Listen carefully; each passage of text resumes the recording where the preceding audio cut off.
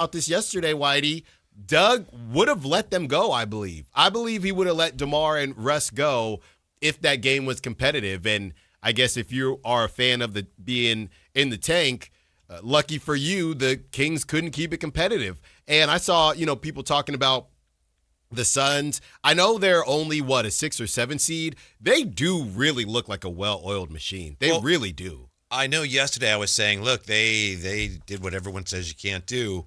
Yeah, but I think we have to give that an asterisk because they did get some pretty good young players back. Yeah. And they got a pick back that they used on Malawach, and I don't even know if he played. I don't recall seeing him. But, they did get Jalen Green. So, yeah, they're one of those middle teams, but they're not really an old team like the team they played last night. Right. Well, and the other thing is there's certain players out there for them that they're hoping that they take a leap. I think the biggest miss for them has been Ryan Dunn. I mean, Ryan Dunn, he was essentially untouchable in certain conversations regarding KD, but obviously, they had to make him an untouchable because they didn't have picks anyway, and he really hasn't done anything. But anytime you miss out on somebody, Whitey, somebody else shows up for you, and how about Colin Gillespie? And I bring him up. You bring him up because you said yesterday, watch Gillespie. Watch him. And I bring him up because he is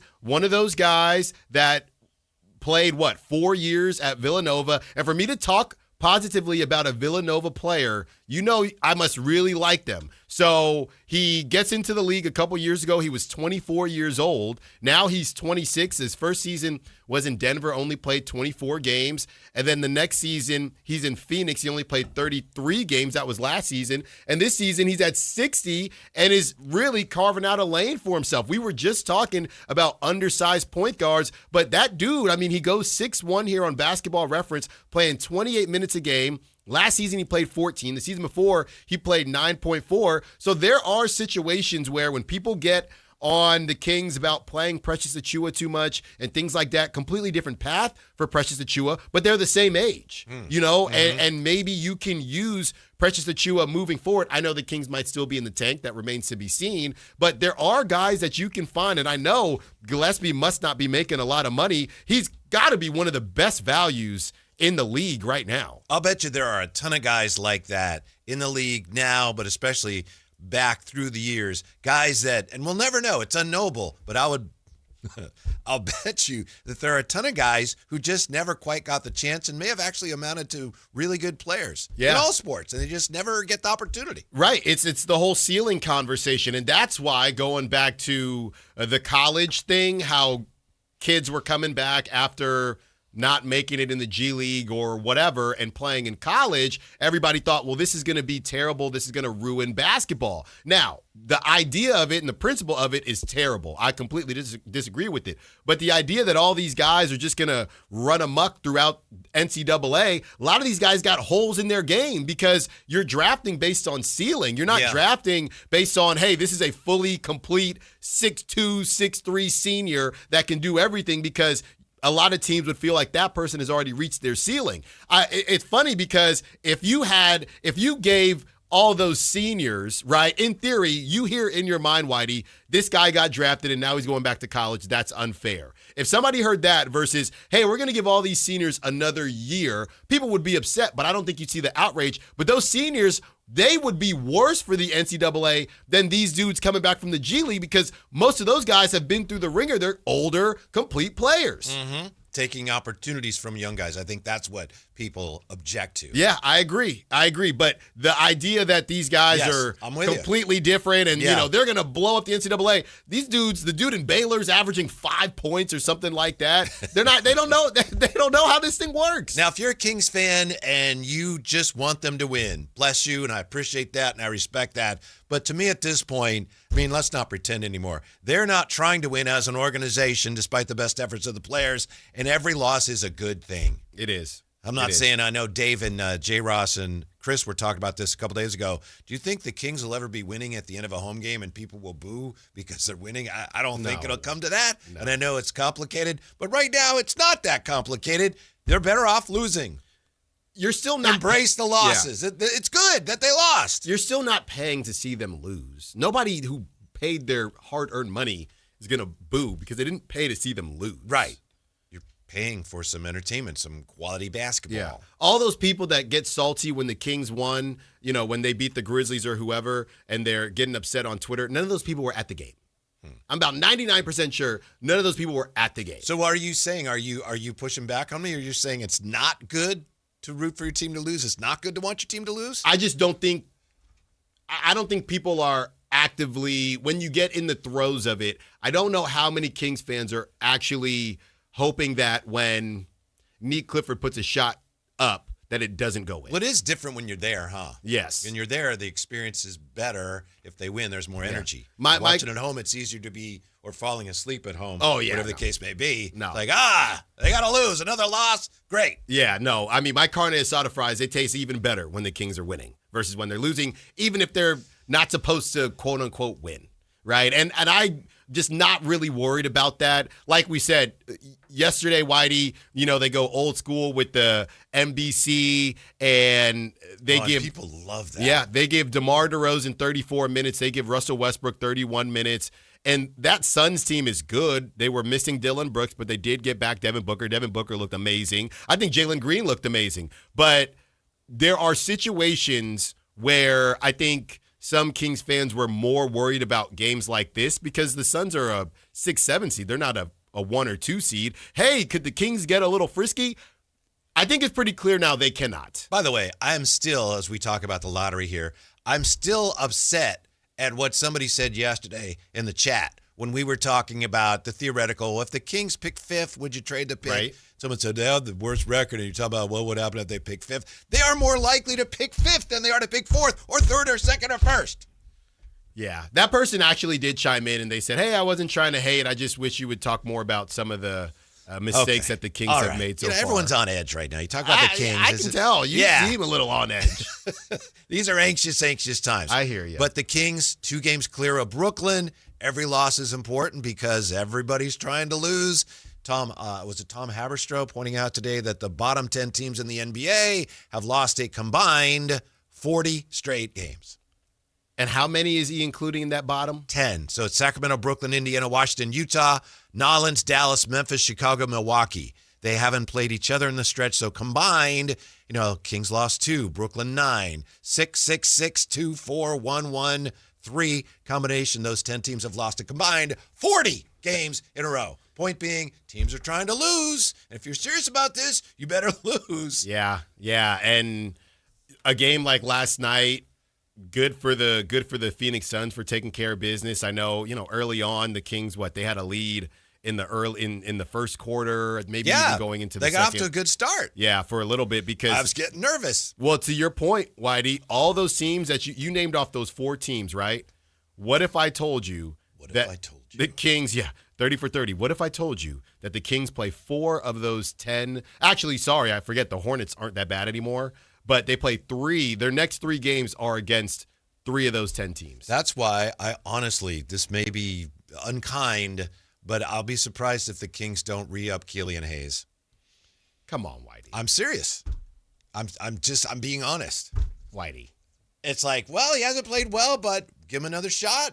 He showed us. Did you hear last night? I could have sworn because I had the sound down a little bit. Mm-hmm. I don't always have the sound up, except when Mark Jones is doing the play-by-play because he's on at 2:30, which we appreciate. It's been a while. Mm-hmm. But I think they were talking about, the Kings love Killian Hayes. Did you hear that? It was early. No. I think it was first quarter. No, because he wasn't in the first quarter. Whenever he was in, I could have sworn. Again, I had it down low, and I was like, "Wait, what?" Anyway, mm-hmm. I think they'll re-up him. Another 10-day. But you're saying that they're going to re-up him because he helps them I didn't lose. say that. I think they'll re-up him because he has been decent as far as assisting the basketball, but he can't shoot. Assist to turnovers, very good. He can't shoot here. Mm-hmm. I don't know what he was doing in Cleveland, but he cannot shoot here. He hasn't. Can we say that? He has. You want to say he can't? I'll say he hasn't. He has not shown that he can. He still could.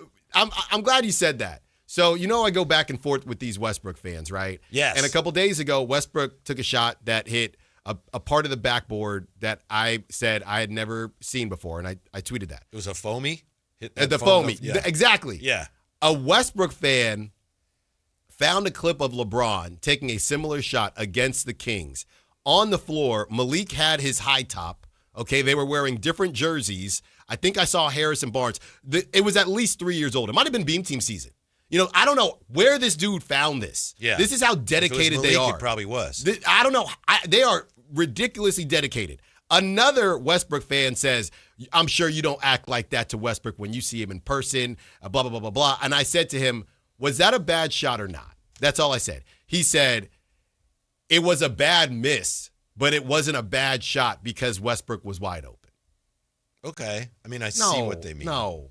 That's the difference. No. You can take. That's why sometimes, especially when you're coaching, somebody misses a shot, but you tell, hey, that's a good shot. Okay, but why is he wide open? Because he's going to be wide. He can be wide open and hit that part of the backboard. Mm-hmm. But I can't go back and forth with them. But when he said, no, it wasn't a bad shot, it was a bad miss. That's what I'm going to say forever now. I've never had a bad shot. I've had bad misses, but I've never taken a bad shot. I will say this. You know that I am not the biggest fan of the fact that they brought in Russell Westbrook. But last night, I again saw how he helps with things right now. He helps in this way. This is very discouraging for everybody, all the losing. He doesn't play that way at all. And I'm not talking about what you're talking about because you're right. He turns the ball over too much. Last night, he had a really good game. But he plays like you wouldn't know if they're up 5, down 15. He plays the same way. And I think there's got to be, especially when you got so many young guys that are trying to figure out, wow, we're losing a lot of games. What does this mean? And you got Russ playing like that. That's got to be advantageous. There's got to be some benefit to that. Yeah. And I had just never thought of that before. Watching him last night, it's like, whoa. I mean, that's all I thought about. He plays hard. Yeah, he plays hard. But, wow, he plays – you never see him play like he's discouraged. Look, hopefully they can soak it all in within the next 19 games. Mm-hmm. But I was the first. I was one of the first. I won't say the first. I was one of the first to say I think they could bring back Westbrook. Now, I hope I'm wrong, but hopefully it's 19 more games of just soak it all in like a sponge. That's what your parents would tell you, Alan. This person's going to be doing a presentation. Just soak it all in. Soak it all in, Al, like a sponge. Okay, Mom, I'll try to do that. That's what these guys need to do, hopefully, for 19 more games. And that's it. Did you see what Christian Braun says about Russell Westbrook? Yeah, if you're not on your P's and Q's, he'll mess around, get a triple-double, you'll lose your spot. What did you learn playing with Russell Westbrook? Oh, man, talk about like a relentless work ethic. That's probably the biggest thing. I think for me with Russ early on, obviously there's pressure play with Russ. Same pressure playing with Jokic. I watched him growing up, obviously.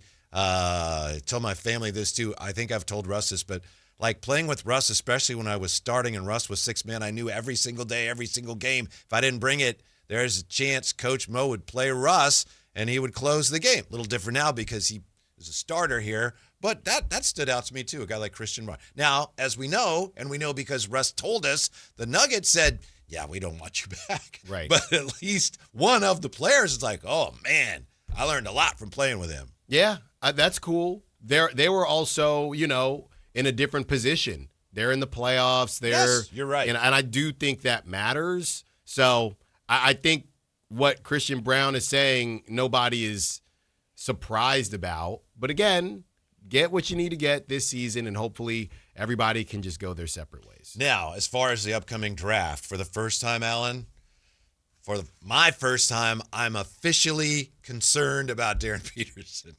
Why is that? Because last night he was 3 for 18. Yeah. Yeah, and I know that he played 34 minutes, and he had a lot of rebounds, and for him, he had a ton of assists. He had 4 assists, 5 steals. But that's the thing with him. And just ever since it became a controversy, how much he's playing, why isn't he playing, is he hurt? He just hasn't played as well in the face of all that scrutiny. Yeah. So I still would take him first, but really interested to see how he responds to all that when the tournament gets here. Well, I think it's going to be funny because this could go beyond basketball at this point, because BYU, people have basically buried BYU. They look bad without my guy. He's going, I think I saw projected to go 41, Whitey, so we got to go get him. We need a shooter, Richie Saunders. You go get Richie Saunders. That's our Colin Gillespie.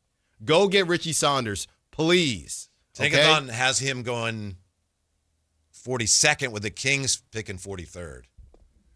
And how tall is he? Well, he's listed at 6'5". Oh, my goodness. You got to get him. You got to go get him. So, Al Styles would probably tell me, he's really like 6'1". No, this is legit. I can tell you this is legit because I've seen really? Richie play. Okay. So it's a little bit different. But ever since they lost Richie Saunders, it's just been the AJ DeBanza show. And it's gonna be funny as this thing gets deeper, Whitey, because it could go deeper than basketball because you're gonna have the Darren Peterson thing that people are kind of wonky on. I could see DeBanza not playing particularly well. The Big 12 is probably the best conference in basketball, in college basketball. So I could see BYU not getting to play very much, right? I could see them losing early in the Big 12. I could see them losing early in March Madness. So they could be done. And then after that, you could have a conversation, well, guys, are we overthinking Cam Boozer? Should it just be Cam Boozer? His team probably is going to go the furthest, and he's going to be seen the most. I thought you didn't like the older guys. He turns 25 September 19th. Who, Richie? Yeah. Yeah, but that's a 43rd pick. That's different. Okay. I'm just saying in the first round, you got to be under 21. You want to know his projected NBA three-point percentage? Oh, I know what it is. It's got to be 38. 384. Yeah. Oh, gee. And I just Somebody off the top of my got head. mad when I said shooting percentages like batting averages. So 38.4. You're right. I told you. I mean, and I didn't even look that up. I know my guy Richie. So they go get him after DeBanza, and, there's a familiarity there. But I think the draft is going to be funny because if both those guys get bounced early or Darren is just kind of, what do they say? He's not the bus driver. He's just in the bus or, riding the bus along with them. It could be a conversation where, are we overthinking the Cam Boozer thing? Should Cam Boozer be number one?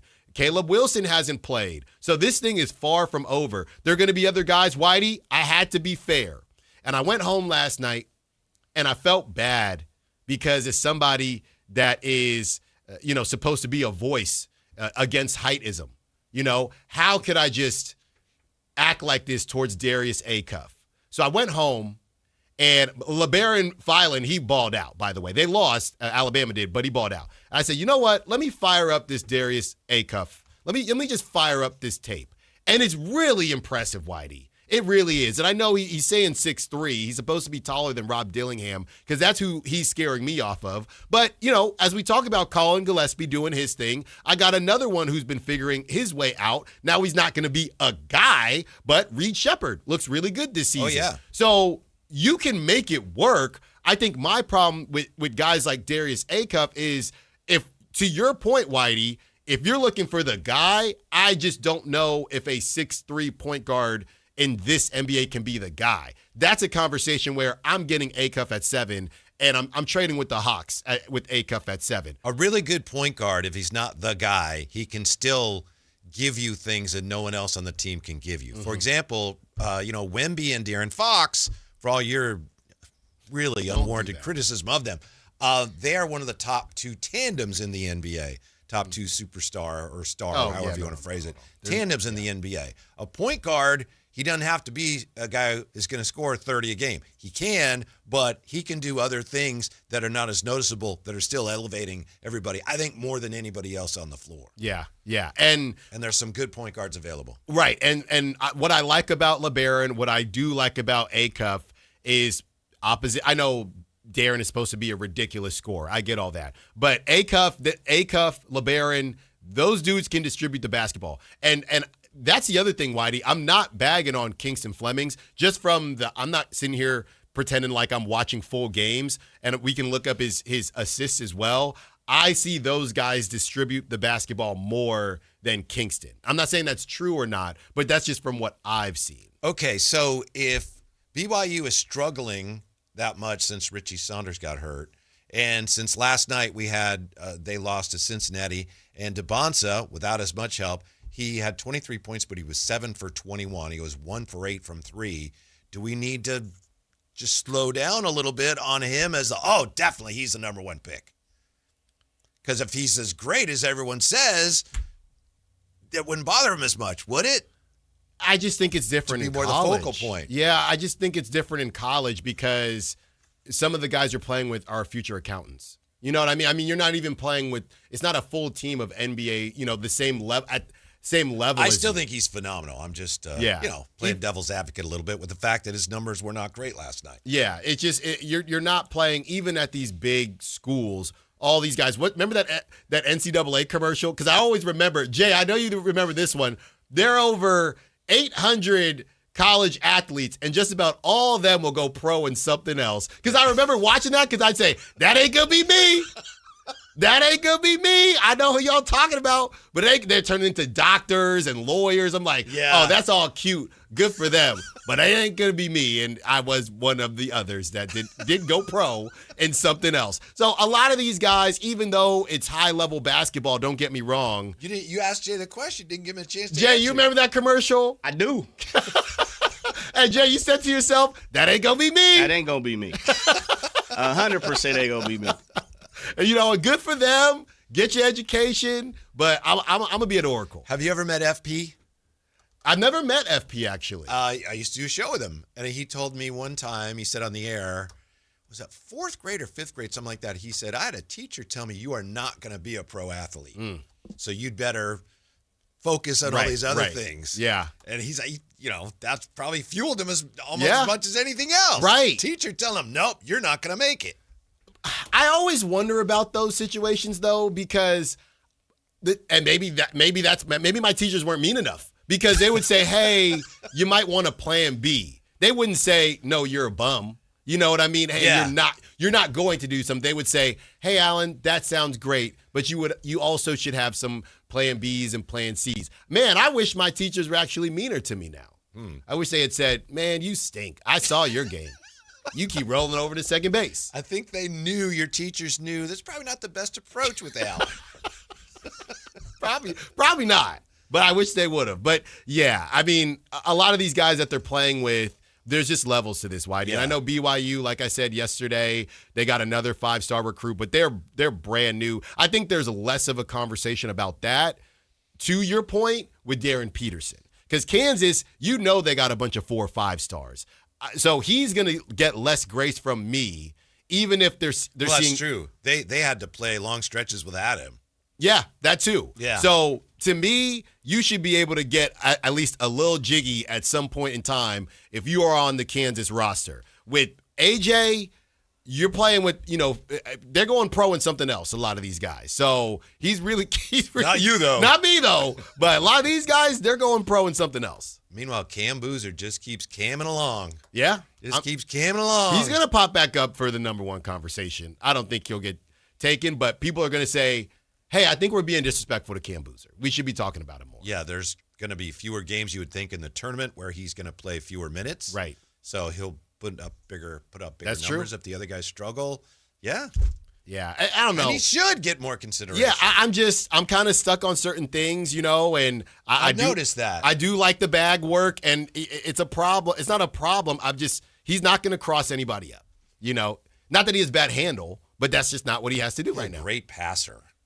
Great vision. Mm-hmm. Great vision. That's one of the things you cannot teach, Alan. No, you can't teach wiggle either. You can't teach somebody to see the floor. And he doesn't have a ton of wiggle, but right now he doesn't need it. Raw strength. I feel like he might need some wiggle at the next level. Mm-hmm. How do you rank the top 3 or 4 or 5 just on wiggle?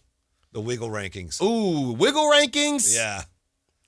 I mean, honestly, I think AJ DeBonta has the most wiggle. Mm-hmm. I knew he was going to get the top spot. I think he's number 1. It's either Darren Peterson or Caleb at number 2. Probably Darren. And, Does Cam even make the top 5? No. Cam, no. Give me LeBaron. I'll get LeBaron in there. Is Wagler a wiggler? No. He's shifty, though. There's a difference between shifty and wiggle. Kingston has some wiggle. He does. But I just need him to stop shooting mid-range jump shots. I just need him to stop doing that. He's a point guard. He gets to his spot. I watch A-Cuff yam on people at 6'3". I don't see Kingston. I'm just not sold on Kingston. 38% from 3.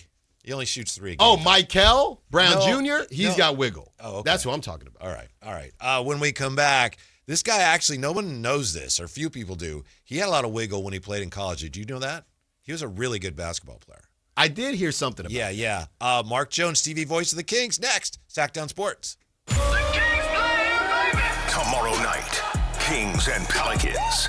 Game night with Scott Marsh and the high flyer Henry Turner starts at 5:30 with tip-off at 7. Listen to your Sacramento Kings On the official home of Kings basketball, Sactown Sports 1140. At Planet Fitness, we're getting strong for the season's biggest games. Join now and your first month is free. Whether you're chasing a buzzer beater or your everyday goals, we've got next-level amenities like red light recovery and hydro massage to help you rebound and recover. Plus, with the PF Black Card, you can bring a friend anytime and access over 2,800 locations. Join now for $1 down, $24.99 a month, and get your first month free. No commitment. Deal ends Friday, March 13th. Planet Fitness. We're all strong on this planet. When you take the time to shop at Folsom Lake Honda, there's one thing you'll always find. Happy people ready to serve you. As a family-owned and operated dealership since 2009, customer service is our #1 priority. Our customers love doing business with us, and you will too. Looking to own or lease? During the spring sales event, drive a brand new Accord or Civic. Visit us today at FolsomLakeHonda.com, your one-stop Honda shop. Folsom Lake Honda, yeah, your one-stop Honda shop. At Big O Tires, we have the team of experts to service all your car's needs. Now through March 15th, get $100 instant savings on 4 select in-stock Nexen, Nitto, or Toyo tires with installation purchase. Disposal fees extra, not going to go to offers. See your locally owned Big O dealer for pricing. Hey, it's Carmichael Dave. I got to tell you, I am so excited to get this decking project started with Trex Decking and Railings. From the first time I stepped foot in the showroom last week, I was so impressed. So many color options, heat-resistant composite deck. What does that mean? That means I don't have to do any maintenance on it whatsoever. They even have a deck designer, so you can go online and see what your dream deck will look like on your house. Just visit Trex, that's Trex.com to get it started. Tell them Carmichael Dave sent you. Want the best movie experience in town? Join Sactown Sports IMAX Pass by visiting SactownSports.com. Sign up today. You can win tickets to see this week's films at the Esquire IMAX Theater. Tune in every Thursday, Friday, and Saturday for the Toyota Tahoe Report with Johnny Mosley and me, Elena, bringing you the latest weather conditions up at Tahoe. Brought to you by your local Toyota dealers. Toyota, let's go places. Country in the Park is back. May 8th and 9th at Cal Expo. Miranda Lambert, John Party, Chris Young, Turnpike Troubadours, Dylan Scott, and more. Line dancing, mechanical bulls, and food trucks. Make it a lucky night out of live country music and dancing for your crew. Tickets start at only $68. Country in the Park, May 8th and 9th at Cal Expo with Residents in Cal Expo and Gornick Academy. More info at CITBFest.com. You live for this. The wins, the losses, the slam dunks, and the buzzer beaters. The dream that this is your team's year. Hope. It's what keeps you coming back. So you represent with anticipation and with pride. Because when everything's on the line, your support means everything. That's why the NBA Store is here to support you. Check out the largest selection of official NBA gear at NBAstore.com. A Fanatics experience.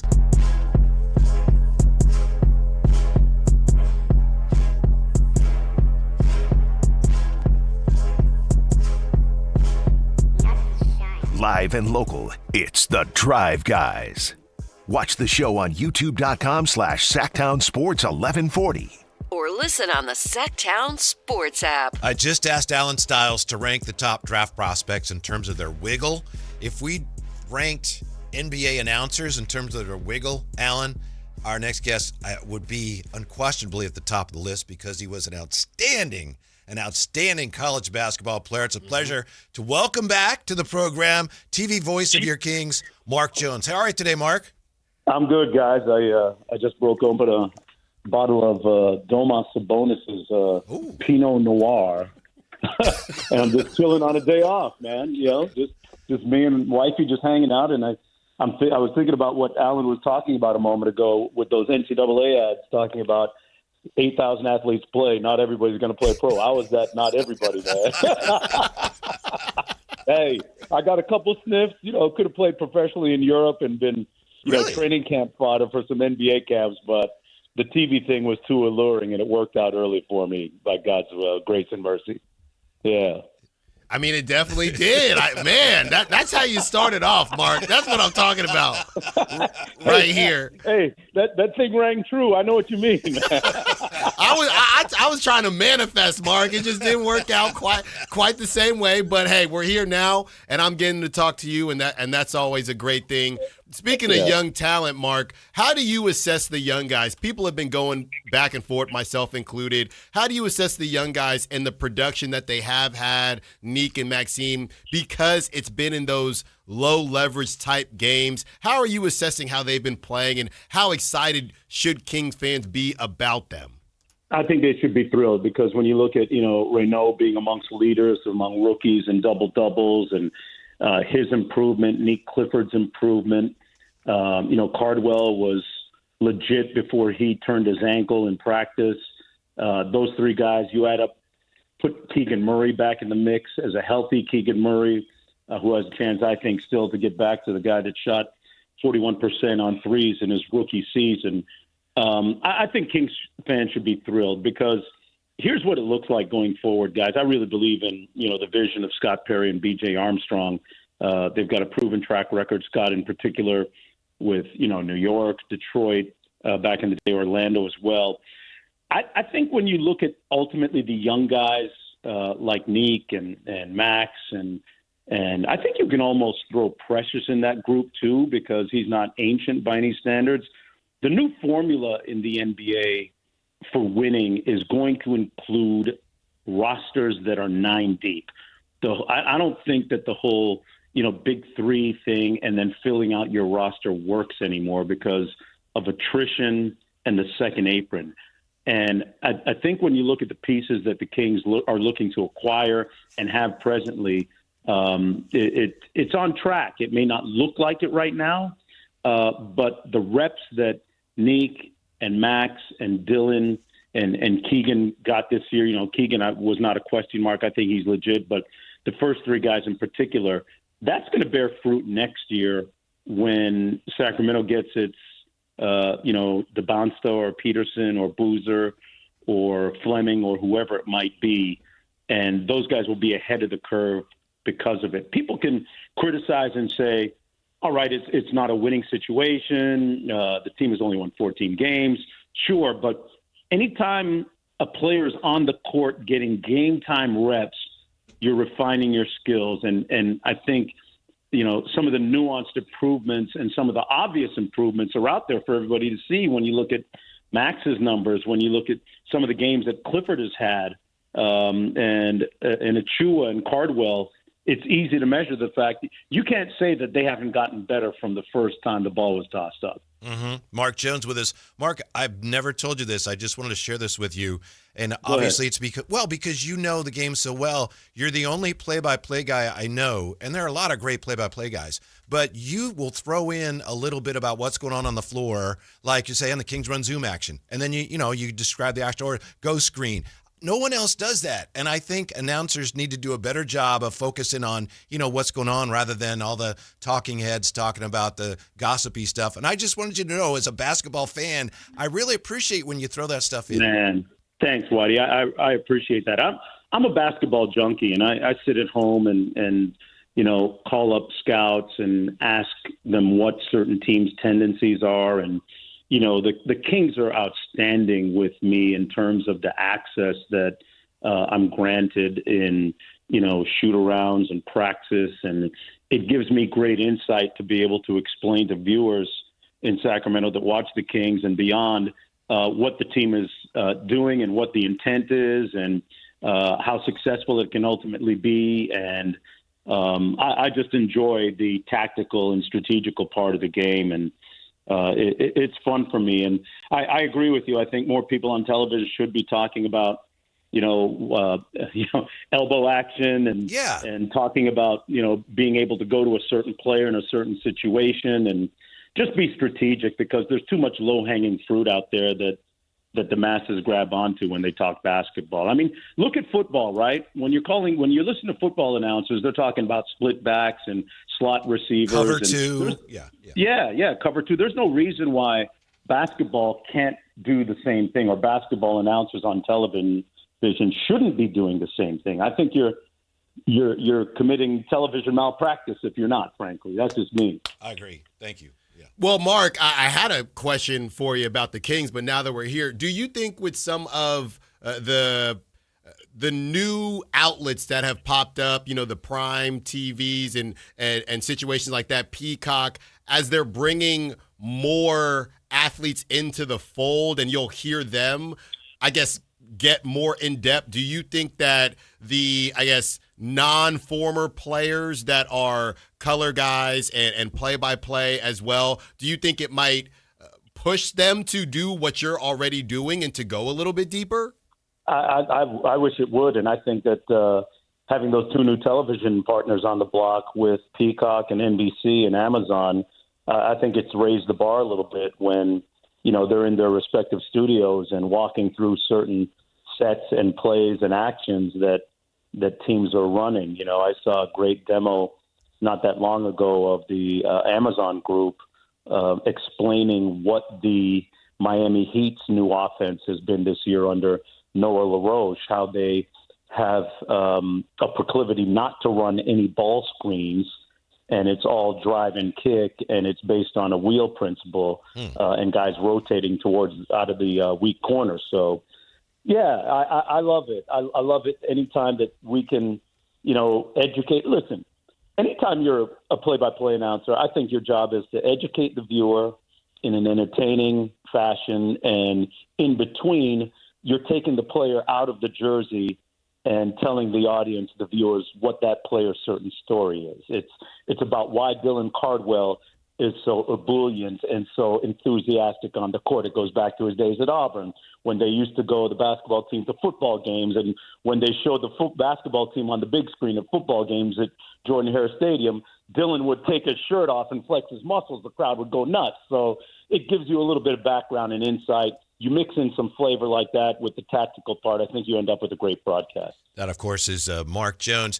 Mark, we hear from a lot of fans, of course, who are frustrated. We're all frustrated. And fans look at the record and they try to figure out what's wrong. And a lot of fans look at the coach. And Coach Christie has, some ways, maybe an impossible job this year. But given that, as you said, some of the young players are playing really well, don't we have to give Coach Christie and his staff some of the credit for that? I really do. I think Doug has done a really admirable job in terms of handling a lot of moving parts, guys. How many different starting lineups have we had this year? And then when you've got, players obviously who are, I'm not going to say the winter of their career, but, guys who might not figure in what Scott Perry and B.J. Armstrong are planning to do in the future, might not fit prominently in the mix, but still in this present moment have to play a prominent role. That's a very difficult and nuanced balancing act for Doug to have to do. And I think he's done as good a job as anybody could do in trying to execute that. And once again, going back to the young guys, if we're grading him on the improvement of, the young players in Clifford and Renault and Cardwell and, Keegan Murray, it's tough to give Keegan a grade this year because he's been injured so much. I have to say incomplete, but he too had shown flashes of brilliance at times when he was healthy.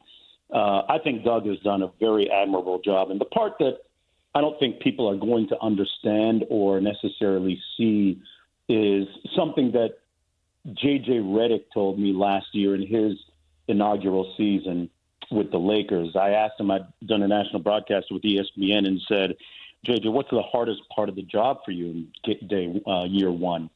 And he said, Jonesy. And he gave me this real exhausted look like, it's not even about the basketball component. It's the human component, the conversations that I've to have with guys about minutes, about rotations, and about managing the game and being able to, go to the end of the bench during a game and talk some guy off the ledge before he starts MFing me to the rest of the team. You know what I mean? So those are the things that I'm not going to speak for Doug, but I can imagine he's dealing with the human part of it as well. So all things considered, I think he's done a very admirable job this year. Very admirable. I'm looking forward to seeing what he does next season. Mark, a couple games ago, you said something along the lines of success isn't linear. You know, there's a lot of doom and gloom right now with the Kings, and I guess anxiety, what the Kings are going to get when the lottery pops out, 1 through 4. Are they going to get 5? When you talk about the young guys and what you've seen, and we don't know what's going to happen with the vets, but do you see a world where the Kings, relatively speaking, could maybe turn this thing around sooner than what everyone thinks? I know there was a whole conversation of the 3 to 5 years and the term rebuild, or wherever you want to take it. But do you see day to day when you're with this team, do you see the bones of something that could be getting built here, and we might not be as far away from, at least competitive basketball than a lot of people may think? Sure. I think it can happen. I think when you look at the 2022-23 season, Sacramento got lightning in a bottle, right? And if it happened then, it can happen again. If it happened then, it can happen again. But I'm not going to bank on catching lightning in a bottle like that Beam team did back in the 23 season. We're at a different place right now. There are different financial constraints that the team is dealing with in terms of, salary. But it only takes that one player or one combination of players that can help propel us from being, a team that's on pace right now to finish whatever it is, 18 or 20 and 62, whatever, to, like you said, competitive basketball. I wouldn't bank on it, like getting back to the number 3 seed in a rush like we did back in 2023. But I think that it's going to happen sooner rather than later. Although I wouldn't be disappointed if it took a couple years, because you want it to be sustainable when you get there. Hey, Mark, we appreciate your time. Before we let you go, I have to ask you, I think it was actually your brother who shared with us that you guys, your dad would give you, make you work on your vocabulary, and we hear that in the broadcast. Are you like one of the great Scrabble players? Do you just crush people in Scrabble? I do pretty well. I do pretty well, man. I like we're loading up on those bonus points. Wait for those really those obscure letters that give you like 12 points, like a Z or an X. But yeah, man, Dad was the late Hugh Vernon Jones was awesome when it came to not giving my older brother Paul and I answers to English questions for homework. He would make us sit and listen to the Latin form of the word and the English version and the Spanish version. And it was painful at times, but I've come to reap the rewards of it and appreciate it a lot, man. And your listeners and viewers, we reap the rewards as well. Thank you very much, Mark. We appreciate it. We'll talk to you soon. Hey, you guys keep up the great work, man. Light the beam. Go Kings. Thank you. Appreciate it, Mark. Wow. So your reflections, your recollections of not all of these athletes. Because they're all going pro, but they're not going to be a pro athlete. Yeah, they're going to go pro in something else. And Mark went pro in something else. He did. He was mentioning Coach Redick. The Luka Redick spat it's a story now, but the Lakers have a couple problems that are actually much bigger than that. We're back with that and more. Drive Guys on Sactown Sports. Tomorrow night, Kings and Pelicans. Game night with Scott Marsh and the high flyer Henry Turner starts at 5:30 with tip-off at 7. Listen to your Sacramento Kings On the official home of Kings basketball, Sactown Sports 1140. Spring is here, and there's really nothing better than hitting the open road in a new Honda. Whether you're shopping new or pre-owned, Stockton Honda has the selection and savings, plus get top dollar for your trade. And while life's roads are often filled with bumps, buying from Stockton Honda couldn't be smoother. Wherever the road you travel might lead, Stockton Honda is happy to get you there. Come in today or go to StocktonHonda.com. Anytime, anywhere, it's all here. StocktonHonda.com. We just want to have enough money for retirement. And travel to visit our grandchildren. I understand. That's why at Fisher Investments, we start by getting to know each other. so I can learn about your family, lifestyle, goals, and needs, allowing us to tailor your portfolio. What about commission-based products? We don't sell those. We're a fiduciary, obligated to act in your best interest. So how do your management fees work? We have a simple management fee based on the value of your portfolio. So we do better when you do better. We appreciate that kind of transparency. We also check in with you regularly to keep you up to date on the markets and your portfolio. Well, what other services do you offer?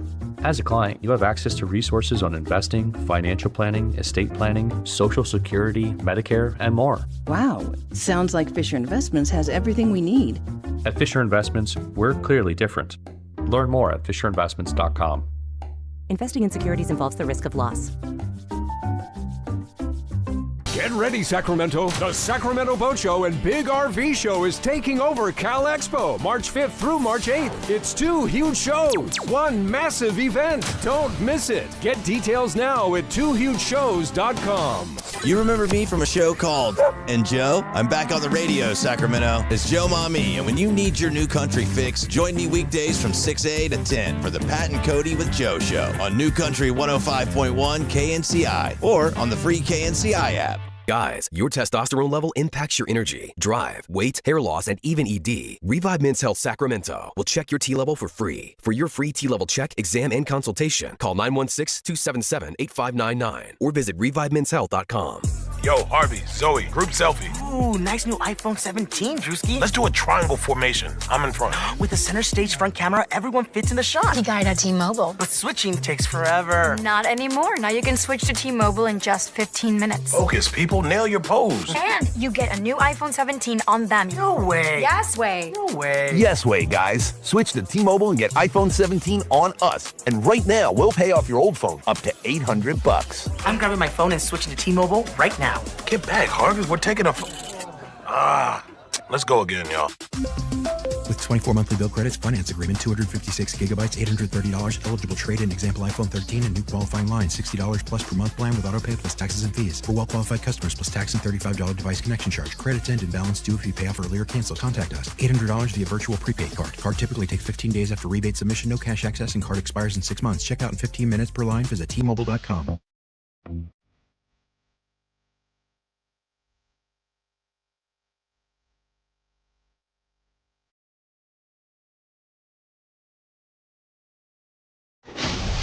The Drive Guys with Kevin Gleason and Alan Stiles on Sactown Sports 1140. Long story short, apparently one viewer had an issue with my wardrobe. I'll have you know, sir or madam, I mean, this is kind of a throwback shirt, kind of a collectible, so I'm good with this. Yeah, we had to get him out of there, man. I mean, it was just weird. It was just weird. Very weird. Very weird. Mm-hmm. You know, so, hey. Mr. Stiles and I are in violation of no dress code. Yeah.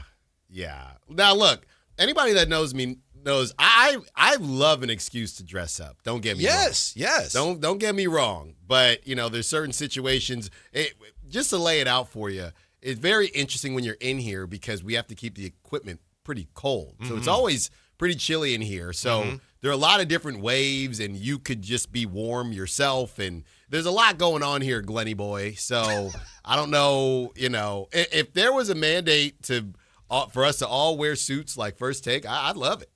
I'd love Take. it. Poor Alan. One of his goals was to be on First Take. Found out. What was it like the day you found out? Canceled. No, not First Take. Around the horn. Around the horn. Around the horn. I'm sorry. Yeah, around the horn. Yeah. Yeah. No, I was sad. Yeah. I was sad. And, you know, because I actually had connected before I even got fully into the business, I had connected with Clinton Yates. Somehow I reached out. He actually responded. And I thought, man, I'm on my way. You know what I mean? And then 2 years later, I'm doing my thing in media. But I was always trying to, all right, I just need one appearance just to cross it off the bucket list. And then I think it was this summer they ended up canceling it. It was a sad. Yeah, I'm sorry. The horn mixed up. I apologize. I mean, Tony Reale. I mean, you talk about a dream. I mean, the job is over now, but I know he's doing something else. But would you have won, Alan? I would have won a lot. But then a part of me just wanted to be Tony Reale, though. Oh, I wanted to mute people You know what I mean? I wanted to give them points. I want the control. So that was, hey, man, when Tony Reale retires, he's going to hand that bad boy over to me. Well, we should set up a around the horn type feature here that you could run. That'd be amazing. When we have Jay and I, and we'll get some of the, as you call them, the digital boys. Get the digital stars. boys in here. Yeah, and you run the show. Oh, my goodness. That'd be great. Uh-huh. I'd love that. For my birthday. Round Allen's horn. Yeah, for my birthday. We could do it, anytime in March. Yeah, and if we don't get to it in March, we'll do it in April or May. Exactly. Belated. Mm-hmm. Wow, that'd be great. Yeah. That was the one, man, around the horn. Every day I'd come home from school, and it was around the horn and PTI. And you I was also locked in. you were hoping you'd host Saturday Night Live? Yeah, if it wasn't the Giants, then it would be, I probably had, I don't know which one I had higher. I think I had SNL higher. And then after that, if that didn't work out. Broadcasting for the Giants or playing for the Giants? No, playing for the Giants. Playing for the Giants. But I could have done, I would have done, the plan was SNL and Around the Horn. Yeah. Because Around the Horn, you just do a hit and you leave. So you're talking about when you were a little kid? Yeah. Like 24? Did I have facial hair yet or no? I can remember talking when I was, 7 or maybe 6. Mm-hmm. People say, what are you going to do when you grow up? I was like, well, I figure I could play baseball in the summer, then football in the fall. There you because go. They're not at the same There time. you go. So it should be easy to do both. Bo Jackson. And I'll go, visit kids in the hospital and stuff. There you go. There's plenty of time to do it all. Yeah. So, dream big. That's what my mom always told me. And, and look, I did all that dreaming, and I get to sit down with a legend every single day. Jay. And that's right. And you're here too. So that's right. fun. I'm along for the ride. We enjoyed our conversation with Mark Jones. Mark Jones was mentioning that he had an interesting chat with Coach Redick, JJ Redick. And you remember yesterday, the day before, I asked if you had seen the video of the exchange between JJ Redick and Luka that happened over the weekend in San Francisco. Yes. Yeah. During the clip in question, it was during a road win over the Warriors. Luka was subbed out of the game. And this story says he walked to his seat on the bench without accepting Redick's fist bump. What this story doesn't say is that Redick grabbed him by the forearm and pulled him towards the bench. Redick followed Luka down the sideline. The two shared a few heated words before Redick walked back towards half court. After Redick cleared the area, Luka got to his feet to bark more at his coach, and it looked like he was going to go after him. Jared Vanderbilt stood up from his seat, clapped his hands, and got It was hilarious. Yeah. He was almost dancing. Yeah. I mean, it was very much, all right, because somebody said Vanderbilt's the MVP there because everyone knew what he was doing, but if you weren't fully paying attention, he tried to play it off. It wasn't as if he was, hey, guys, don't do that. If you weren't watching when it happened and you just saw him get up, you wouldn't even have realized. But if you saw the look on Luka's face as Vanderbilt's dancing in front of him, the look on Luka's face, I don't know. I mean, Luka, his expressions can be very aggressive looking. So I don't know if he was actually that upset, but he looked upset. Coach Redick said, I don't know why it went viral. It felt very normal to me. Because nothing is ever, you know what? No, how about this, Jay? JJ Redick needs to work for the Niners. That's who he needs to work for. Because why are you taking a side swipe at the Niners? Because who have nothing to do with because this. Nothing's ever wrong.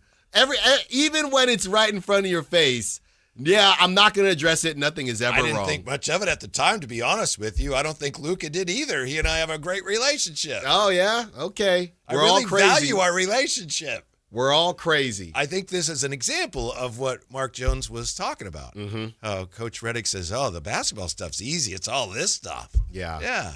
I think those things happen. Not every game, but they happen very frequently. Sometimes you have to rehash them with a player or as a teammate. Sometimes it happens player to player. Well, you know what's funny?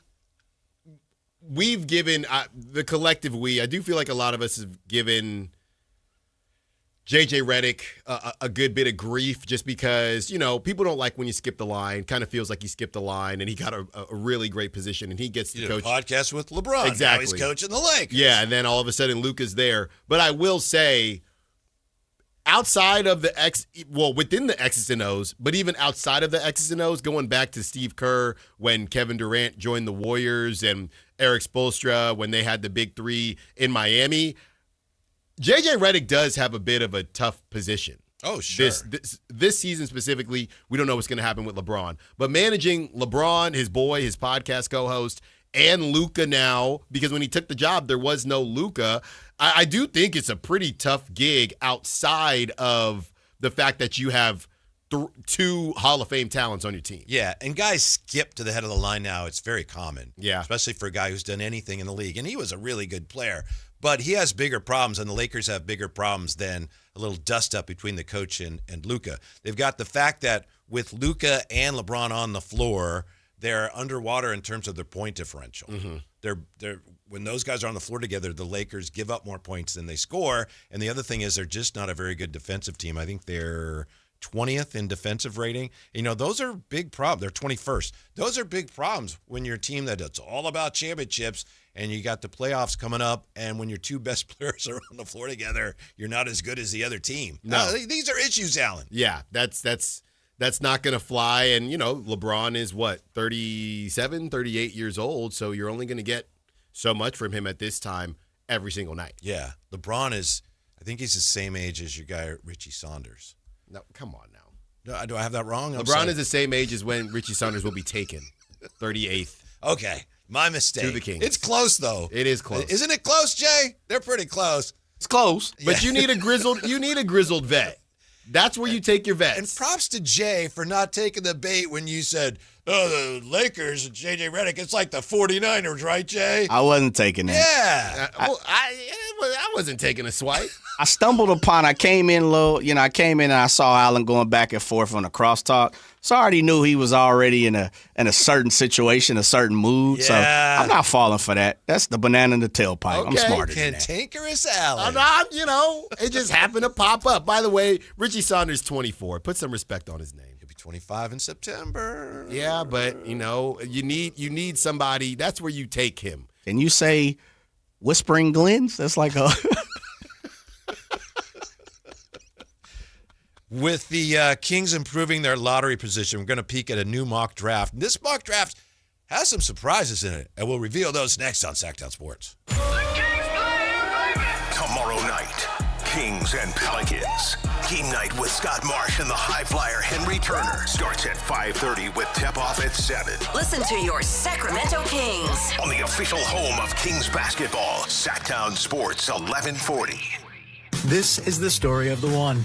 As a safety manager at a manufacturing plant, he does everything he can to keep his coworkers safe.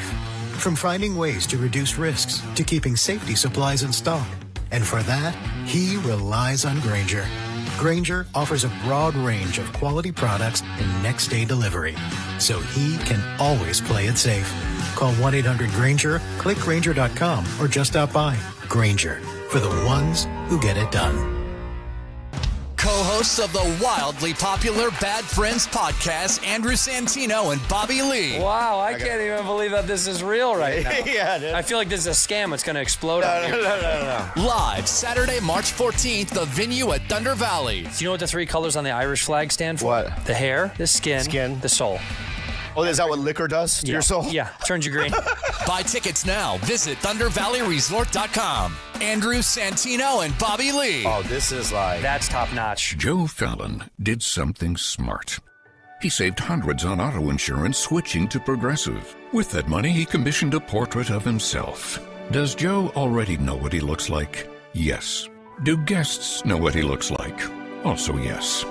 But not as art.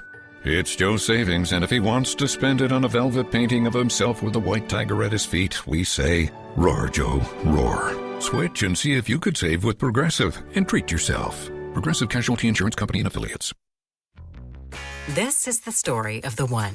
As a procurement manager for a hospital system, she keeps every facility in her network stocked and ready.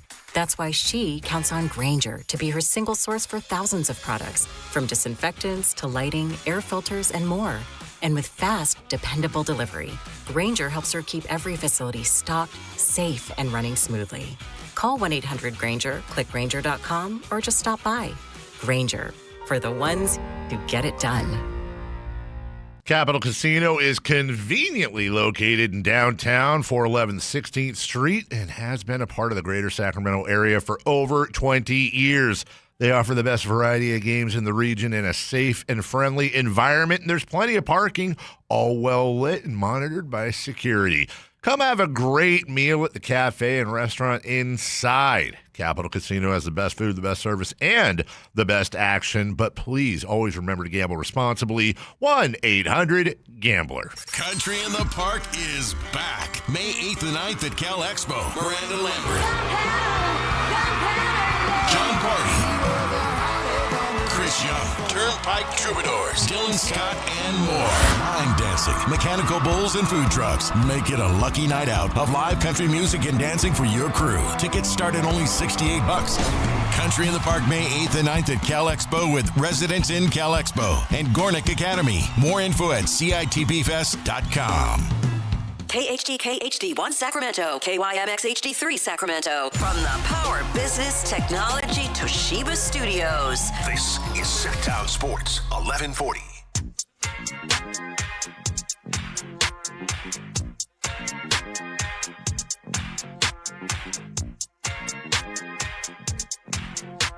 Download the app and listen to The Drive Guys. The Drive Guys with Kevin Gleason and Alan Stiles. On Sactown Sports 1140.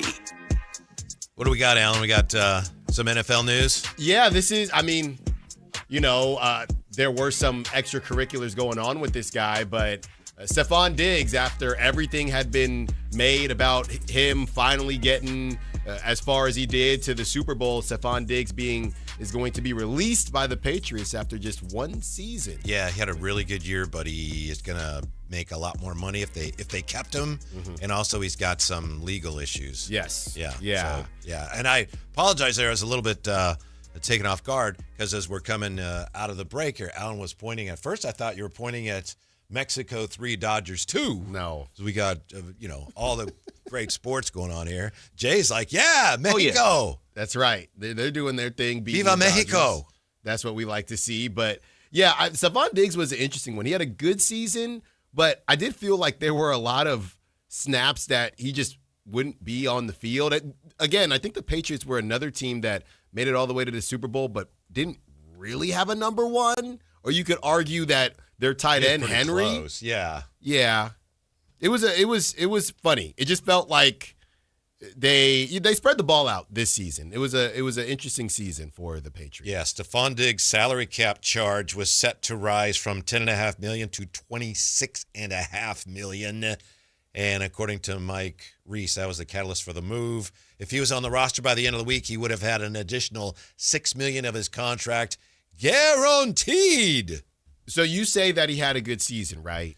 And 85 catches for 1,013 yards, 4 touchdowns. Right. But coming back to this idea of player control, when it was really hot, when it was KD and the Brooklyn Nets and they were all doing it, and people said, you can't do that. Nobody says anything when it's the Patriots. And now outside of the legal stuff that Stephon Diggs has going on, if you just take it on its face, you signed him to a contract, he played well, but you decided, yeah, he didn't play well enough. We're just gonna get rid of him, right? Nobody sees anything wrong with that. Well, I don't have a problem with player empowerment since teams are allowed to do that. Sure, as long as it goes both ways, because people will say honor your contract. Well, this is why some players, but don't it's a care non-guaranteed contract, so they're not dishonoring their contract. That's true. Yeah, it just you play well, and I guess. It almost comes off. You probably saw this coming. Well, it almost comes off, and I don't know if the legal stuff is connected to it, but it almost comes off as if they were never going to promise that to him. And maybe to your point, maybe that he knew that. Maybe he knew that. Mm-hmm. What do you think's going on with Trent Williams? Going to get this done? I don't know. Did you see reports out of NFL media that they're not making any progress? Yeah, and it didn't sound great. He was on the Pivot podcast talking about a lot of different things, saying he loved that podcast. I don't, but I don't even know. It's always it's Jay's boy Ryan Clark, and it's okay. It's the whole crew, but it's not uncommon to see Jay come in wearing a Ryan Clark jersey. Yeah, that's right. Well, no, Jay, didn't you have the lapel? Yeah, the LSU version. You had the lapel, but he was on there talking about a bunch of stuff. He said he would have rather not gone to the Super Bowl than go and lose. And you had, Fred Warner say the exact opposite of that. Then he got into a little bit of trouble with the actual with some fans because he was saying how, man, I don't go out. I think the conversation was more so about Super Bowl, and that this is where it led to when he said, I don't go out. Oh, you got into it with somebody on X, didn't you? I did, because, he was saying, I don't go out. I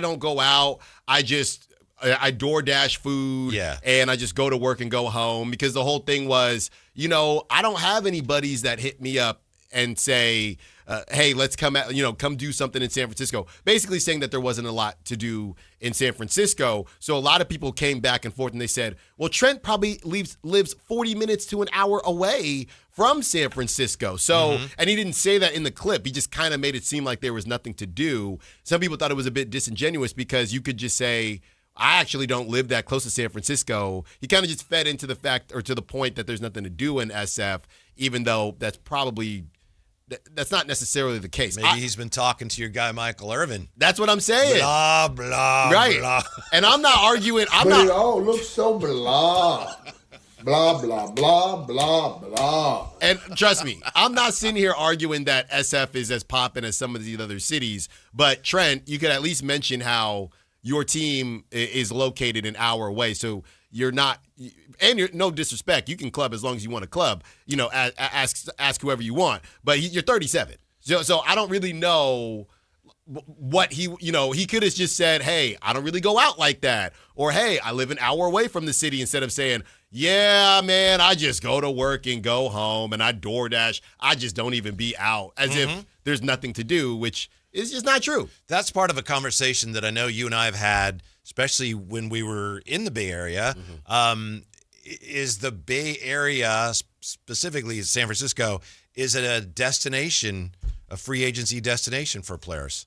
I don't think so. I don't think it is. I don't think so. I mean, the whole KD thing was, he was going to connect with people in the South Bay and, invest in stuff out there. That's what Andre Iguodala, he was all about that. So I get that part of it. But, if you just finished your rookie extension or whatever it is, and you're 26, 27 years old and you're single and you got your pick of the litter, San Francisco is not. Yeah, if you're in a baseball the top player, five. the ballpark, it's a nice ballpark, but it's still cold out there. It's not warm. Not a good hitter's ballpark. You're a football player, your tendons will fry from walking by You the got power EMF. station. Yeah. They're thinking, honestly, no. You know what this is, guys? When somebody's getting ready to sign to the Niners, they're looking at it like me at Temple. Oh, Ambler. Wait, I thought I was in San Francisco. No, you got to get on a bus. Yeah. An hour away. Uh-huh. It's the same thing. So I don't necessarily disagree, but how Trent said it seemed disingenuous. Because if you just don't go out, then you really shouldn't be speaking on anything. Yeah. And the other thing, Jay, speaking of the 49ers, you know that Trent McDuffie has been traded from the Chiefs to the Rams for a whole bunch of draft capital. Yeah. Now, this is what the Rams do that the 49ers are afraid to do. The Rams have, like 4 corners that are going to be free agents. So they go out and they get a great player as a corner. And then as far as the rest of it, they'll figure it out. And I think they still have a first-round pick. The 49ers never do that, Jay. I disagree. When have they done it? Well, Trey Lance. But Meaning, as far as trade-wise, or just going out to get good big names? Spending draft capital on a really good player helps. Yeah, they you don't now. do that. You're right. I was going to say, they've gotten some big names in free agency.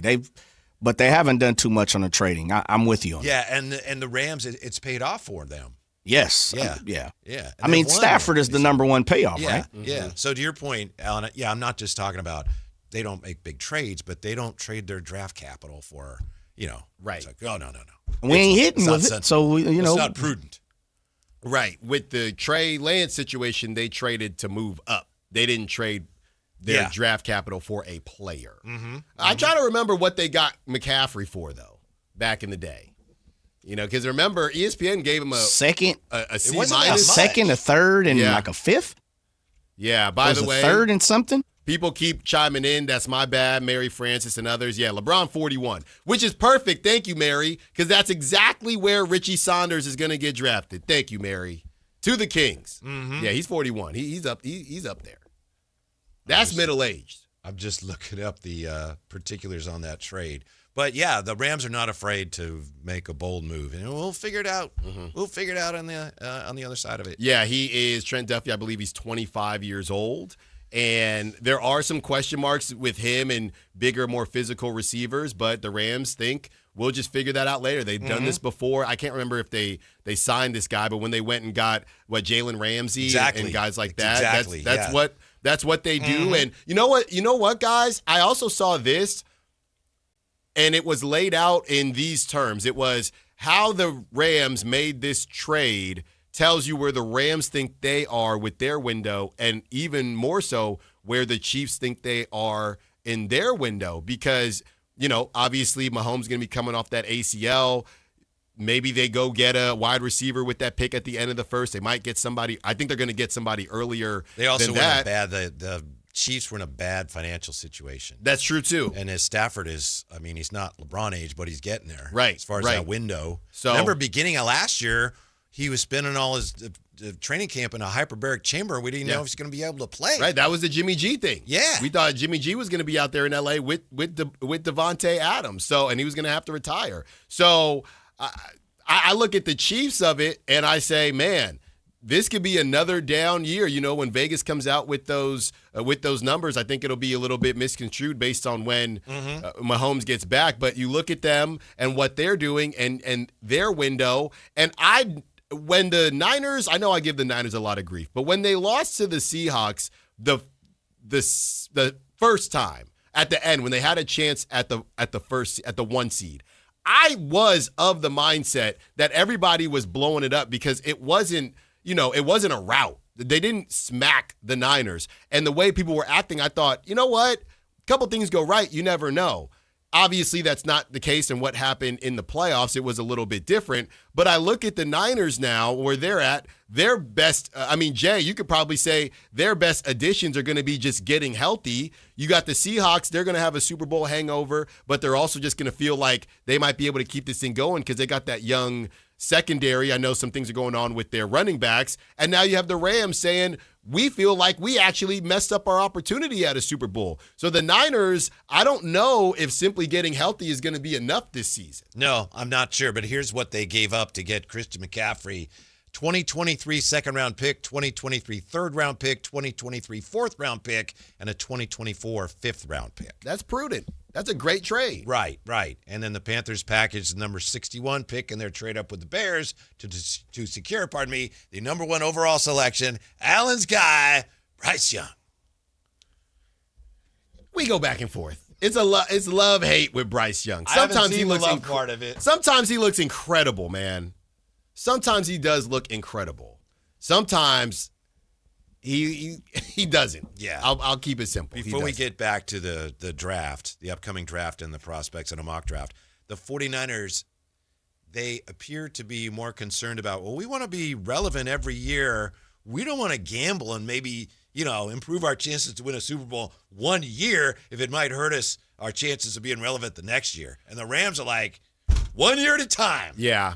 Which was so funny, and that's why, I know I've used this word already, but that's why the whole rebuilding thing felt disingenuous for them. And when you have George Kittle saying, we went 13 and whatever in a rebuilding year. George, what were you rebuilding? You guys got injured and you won games that we probably didn't think you were going to win. You also had a really easy schedule. So now they're selling this was out. Even in a, I'm not going to name names, but even in a down year, you probably can think of who I'm saying. I'm not going to say the name. Even in a down year, the Niners had a chance at the 1 seed. That felt fake to me. Again, Jay, it's like Kyle Draper never left. No, that's not. But Jay. Doing a good job, I will say that. No, Jay, come on now. I am the Niners reckoning. I'm trying to help the Niners. I'm not trying to be a hater. I'm trying to say y'all need to look in the mirror. The Raiders looked in the mirror. They said, Max, go play basketball in your $1 million home. We need Mendoza. Or it might be Ty Simpson now. I don't know. But we stink, Max. We got to get Pete and his son up out of here. Mm-hmm. The Niners, they don't do anything wrong. So it's a little bit different. So I am their reckoning. Them, the media, I am their reckoning. I'm here to help. That's not Draper. Draper was just hating. I'm not hating. Mm-hmm. Why would you want to help the Niners and not yourselves first? Because we are the Sacramento home of your San Francisco 49ers. Of course I'd want the and I get to go to Super Bowl. Bang, bang, Niners. That's right. Allegedly. I'm trying to help them, Jay. Let me help him. From CBS Sports, a new mock draft just came out today. It's put together by a gentleman who's been a long-time college basketball observer and reporter, Gary Parrish. He's got 1, GP, Darren Peterson, Sacramento. Obviously the teams we don't know yet. But 2, AJ DeBonsa to the Pacers. 3, Cam Boozer to the Nets. 4, Keaton Wagler. Whoa. At 4 to Washington. 5, Caleb Wilson to the Jazz. 6, Kingston Flemings to Atlanta. 7, Darius Acuff. Where's LeBaron? Dallas. With the 8th pick, the Memphis Grizzlies select Nate Ament. Okay, now I told you. With the 9th pick, the Bulls go Mikal Brown Jr. With the 10th pick, the Bucks, Jaden Quaintance. I've seen the name. I haven't grinded Kentucky. the film yet. He's been hurt, right, Jay? Hadn't he been hurt? Yes. LeBaron Philon with the 11th pick goes to Portland. See, man, give me that. Braden Burry's 12th to OKC. Give me that OKC deal. Give me that OKC 11 and 16. Give me LeBaron. Let's do it. Man, you know what? The Keaton Wagler thing, who we've been talking about, the Keaton Wagler thing, he's a guy that, as much as we talk about the projections and the athleticism, he's a guy that there are certain teams that are going to say, when I turn on the tape, that dude is just a bucket. And are we going to say no to that just because he doesn't have a crazy vert and just because he's not the quickest to the cup? There might be a team that says, I can't say no to, and I said this yesterday, to that type of Cam Boozer-esque production from a guard position. That's what they're going to say. The thumbnail on him says Wagler is the most surprising story among the freshmen. He was ranked in the class of 2025, 150th. But now is the best player on a ranked Big Ten team and a projected top 10 pick basically everywhere. In a league that's constantly getting longer at every position, Wagler projects as a jumbo lead guard with great positional size at 6'6". I do like the size because there's a Cade comparison there, even though I don't think that'd be great, but I don't know that he's going to be Cade.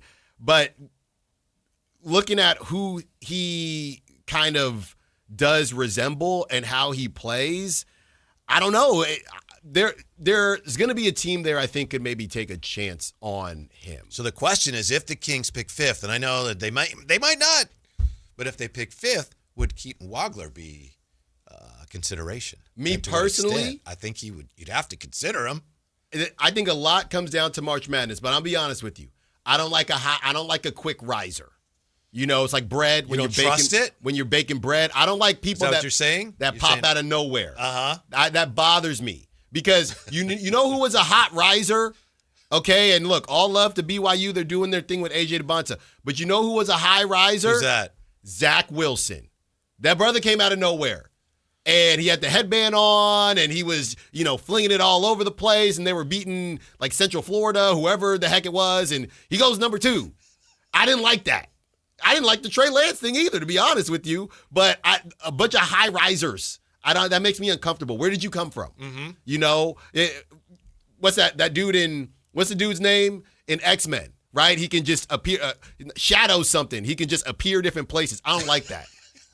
I don't like that. Remember that movie Jumper? That guy's name? Isn't it Nightcrawler? Yeah. Or Jumper. Remember that movie Jumper? Do not. I don't like that. I like to see them coming. Well, here's the thing. The draft you're talking about, you mentioned Trey Lance and you mentioned Zach Wilson. Same draft. Mm-hmm. And I think a lot of people in a lot of sports in that draft, there was a lot more guessing than usual. And there's always a lot of guessing because of COVID. Yeah, that's true. Guys played 3 games or, you saw a little bit of them. So I think there were a lot of missed drafts that go around because there wasn't as much information. And this is the last thing I'm going to say. Yeah. Somebody said, now I sound like Draper. I doubt it's the last thing you're going to say. This is going to sound like hate. But what a dumb draft for the Niners to trade up in. That's the last thing I'll say. Why? What you just said about the fact that... Yeah, but they thought it was that whole... they thought, we love these 3 quarterbacks. There's 3 we love. We're going to trade up. We don't know which one we're going to get, but we know we love 3 of them, and we know we're going to get one of them. They got cornered into thinking we need a quarterback, and there are some quarterbacks here. And they all were bad. Who's the question mark? Mac Jones? Mac Jones. He's a backup. Mac Jones. He's a backup. And, he went, lower in the first, so that's fine, but they all stunk. That was the guy that Kyle wanted and got talked out of it. You know what that reminds me of? When you... Nightcrawler. No, not Nightcrawler. Okay. So the Niners sitting there contemplating which one of these quarterbacks, they're all going to be good, and we want to get the best one, knowing hindsight 2020 that they all stunk, right? That reminds me. Trevor didn't stink. No, but they weren't going to get Trevor. Right. They weren't. Trevor Right. was I like Trevor. We knew Trevor. Trevor we know Trevor. He was comfortable. Mm-hmm. It reminds me of 7th grade. I'm in the spelling bee, okay? And I sat there, Whitey. The word was cauliflower. And I'm sitting there spending all this time. I was in the top 7. All this time trying to figure out if it was C-O-L-I or C-O-L-L-I. Little did I know I was way off anyway. Right. And I sat there, and then I get eliminated, and I walk back to my buddy. I say, it was 2 L's, wasn't it?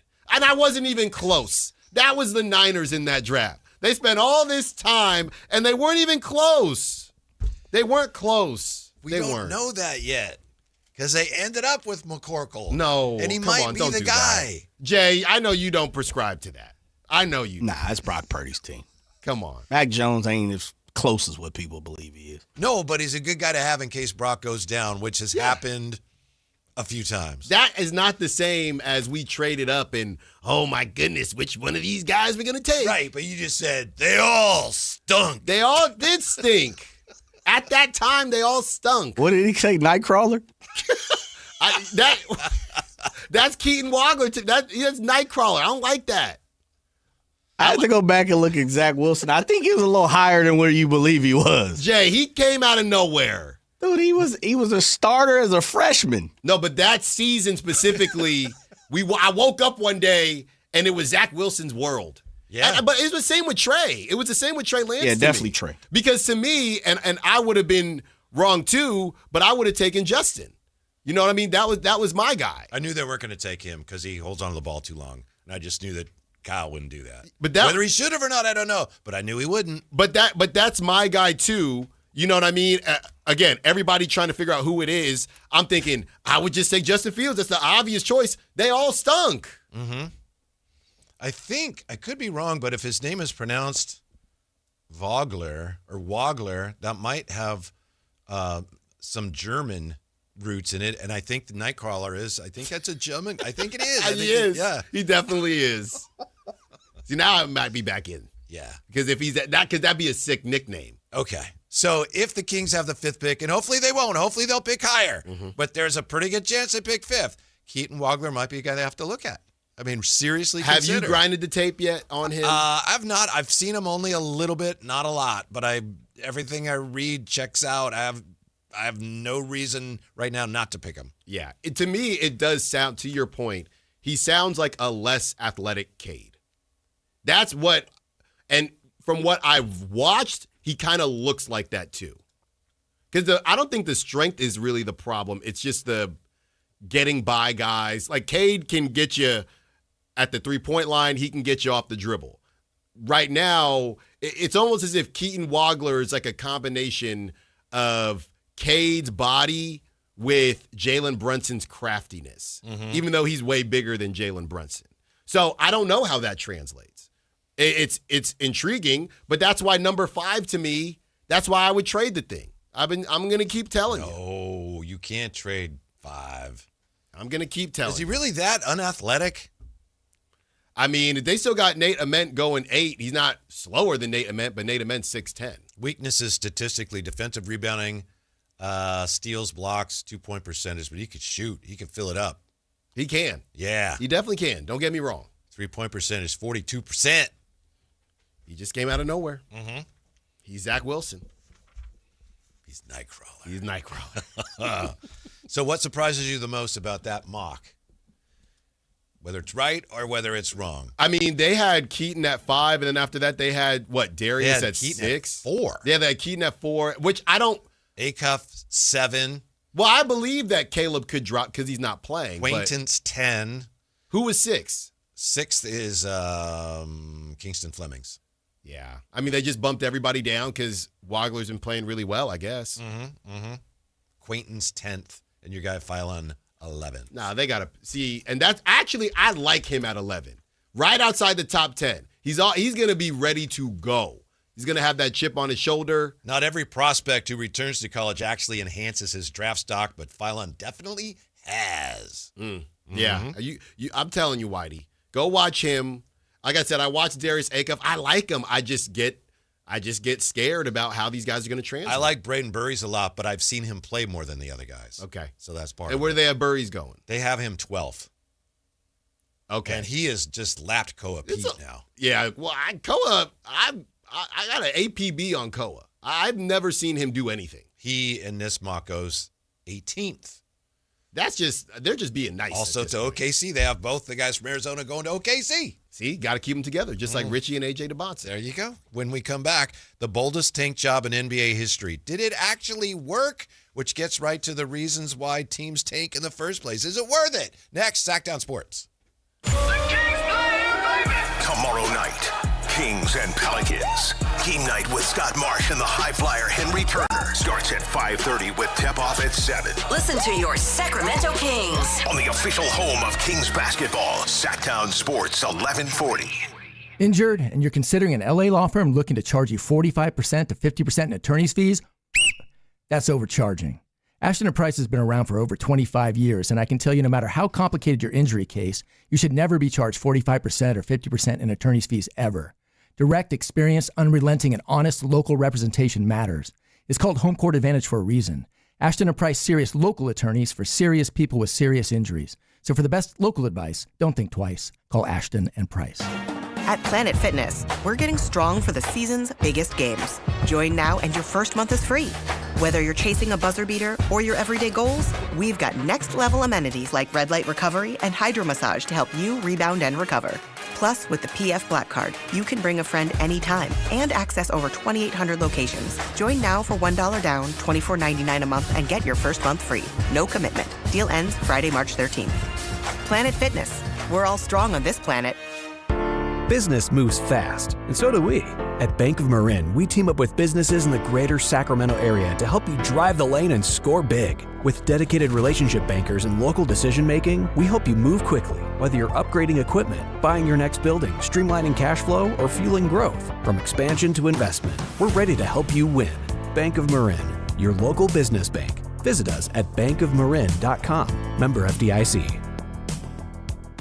Get ready, Sacramento. The Sacramento Boat Show and Big RV Show is taking over Cal Expo, March 5th through March 8th. It's 2 huge shows, one massive event. Don't miss it. Get details now at 2hugeshows.com. Hey, it's Carmichael Dave. I got to tell you, I am so excited to get this decking project started with Trex Decking and Railings. From the first time I stepped foot in the showroom last week, I was so impressed. So many color options, heat-resistant composite deck. What does that mean? That means I don't have to do any maintenance on it whatsoever. They even have a deck designer, so you can go online and see what your dream deck will look like on your house. Just visit Trex, that's Trex.com to get it started. Tell them Carmichael Dave sent you. This is the sound of Lucy, staying on top of her spending.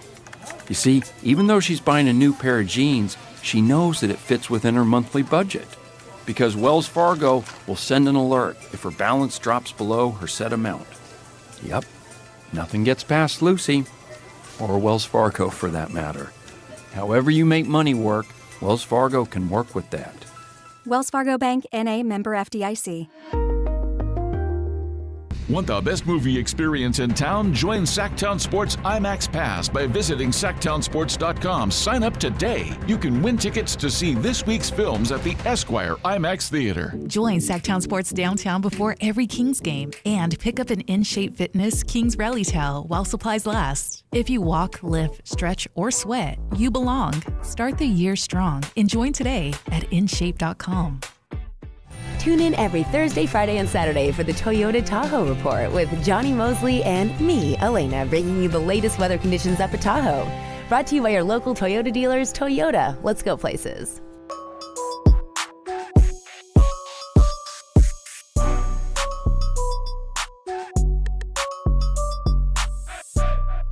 your afternoon home for Kings talk and so much more.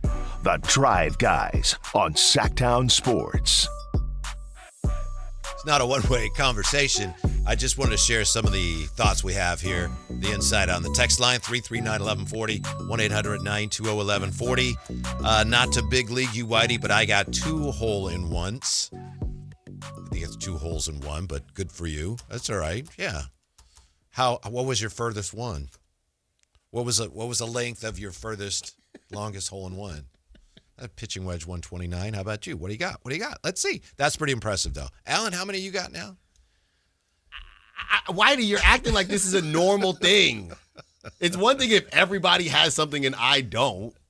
And I don't think a lot of people have hole-in-ones. The love for Alan is incredible. Jim in the 916. I like the idea of a birthday month, less pressure on friends to have to do something right away. Thank you, Jim. From the 530, Alan has been so effing funny lately.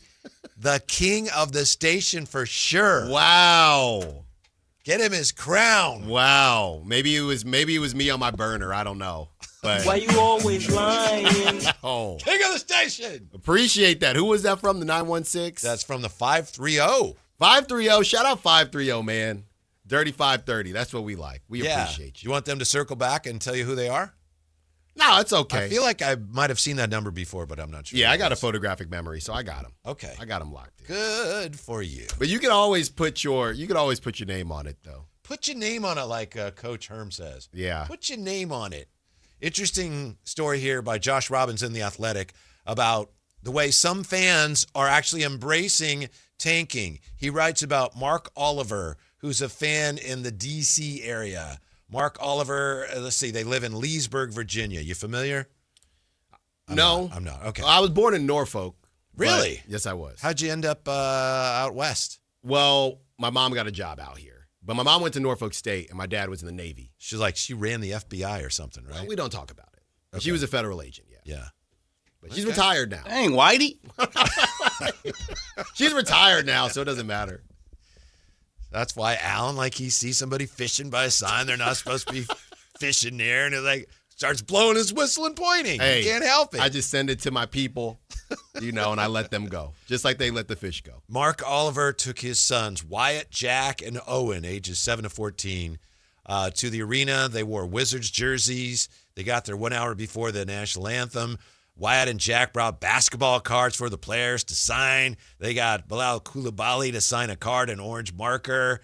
And they really want to see their team win, but not now. And the dad says when you're trying to build any kind of good, sustainable business, you got to make good, sustainable, strategic choices.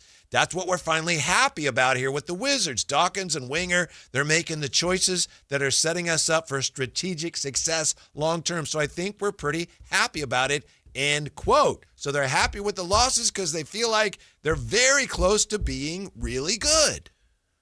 Well, the one thing that is kind of fascinating with them is that AD and Trae Young trade, but clearly they just think, obviously, they're in the tank for one more season and then they'll figure it out. But I find it fascinating, the idea of supporting your team because they're doing what you would like them to do. And to that point, earlier this show, I said, well, nobody's going hoping that they lose. Yes, I know. They were. That's what's so fascinating about it. Yeah, they were going, saying, hey, we're going to support because the organization is doing the right thing by losing. Yeah, because it seems like, well, you can't root for your team and then want them to lose, and they seem to at least think they have it figured out. I think that's a very extreme case. And my argument for why that's a very extreme case is look at the attendance for the Kings last season and this season. 15,009 last night. 15 who? 15,009. It says right there. Okay. Now, it didn't print, but see, 15. What's the capacity again in there? Oh, what is it? 17. Okay. Yeah. Sure. I mean, in a down year to get 15K in there? You know what? When I saw, maybe people were all in line for the carne asada. There's no way there were 15,000 people in there. Maybe. Yeah. No, there wasn't. This is just getting us warmed up for. Maybe they sold them any tickets. I don't know, but there's yeah. This is just getting us warmed up for my favorite activity, which is the A's attendance game. I'm getting ready, Alan. I literally can't stand anything more than that. I don't know why. It's just That drives so you annoying. so crazy. It drives me absolutely insane. So I'm just enjoying this now before it starts. Mm-hmm. So I don't know. I get the sense that fans here aren't that evolved yet when it comes to tanking. Of course, in Washington, they've had many years to deal with it. Yeah. To absorb it and figure it out. It's Right. still fresh to us. And you know what's funny is I do wonder how much they believe in Alex Sarr, because normally you don't start believing in what they're doing until you get the guy, right? Because once you get the guy, hey, even though you're losing, for them to be supporting them, maybe Alex Sarr is the guy. I don't know, but for them to not have a pure, obvious, hey, and I know we went 2, don't get me wrong, but for them to not necessarily have a Wemby or somebody like that and say, no, they're doing the right thing, okay. That's the tricky part to me for Washington and Utah. It looks like they both are assuming we're coming out of it now, we're adding some veterans, and then we'll get our guy in this draft. And then we'll have our guy. Like, maybe. Everybody thinks that they're getting their guy in this draft. Mm-hmm. That's what's scary about it. That's what's very, very scary about it, because we use the example of Darius Acuff, and you said yesterday, Whitey, well, if he's Darius Garland, that's really good. It also just depends which team he ends up going to. Mm-hmm. If you get a Darius Garland type on the Wizards when you already have Alex Sarr and they're really good defensive tandem with Anthony Davis, that would be awesome. But you get a Darius Garland for the Kings, you still have work to do. Yes. So it's not the Darius Acuff and all these names. It depends. I think because of the Wizards making this decision to make that trade and the Jazz making that trade, I do think that this is going to be a very random draft, because the Pacers as well, different teams need different things. Mm-hmm. By the way, speaking of that trade, James Harden and Donovan Mitchell together, small sample size, they've been really good. I get it. Yeah. I get it. It's just, we don't know for sure that that's going to be something that it will be sustainable, but so far it's really working. I don't really have any personal feelings about James Harden as I'm a fan of James Harden or not a fan of James he's Harden. left-handed. He has a beard, so I'm sure you're that's true. It's practically me out there. No, but he was kind of a villain for a little bit, for sure. But I have grown to feel as if maybe coming out here and getting into it with Carmichael Dave and Carmichael Dave saying I wouldn't take him on the Kings. I do feel like James Harden is kind of, because of how he played and the step backs and the foul grifting, I do feel like he's maybe swayed into the conversation of underrated. Did you ever see when they were in the finals against LeBron and Miami, somebody made a James Harden cake with the beard? Did you ever see that? No. I have to show you that. Every time I think of him, it's like I see that it was horrible. You got to eat the beard cake? Yes. Let's see if I can find a picture of it. Be that as it may, would you say that the Sixers process was successful or not? The Sixers with the process when they decided we're going to tank over a number of years consecutively, did it work? Let's see here. The process, it's something that they put into effect here. They'd gone 34-48 during the 2012-2013 season. Then under Sam Hinkie, they won 19 games, 18 games, and 10 games over the next 3 years. And that's what really prompted the NBA to change the lottery, to reform the lottery to what we currently have. They didn't win a championship. They did draft Joel Embiid. They also drafted Jahlil Okafor, Ben Simmons, and Markelle Fultz.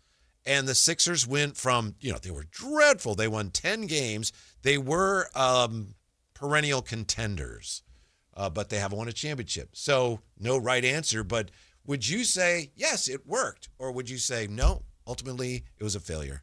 Me personally, I think they expected more from it, but I don't think I can call it a failure.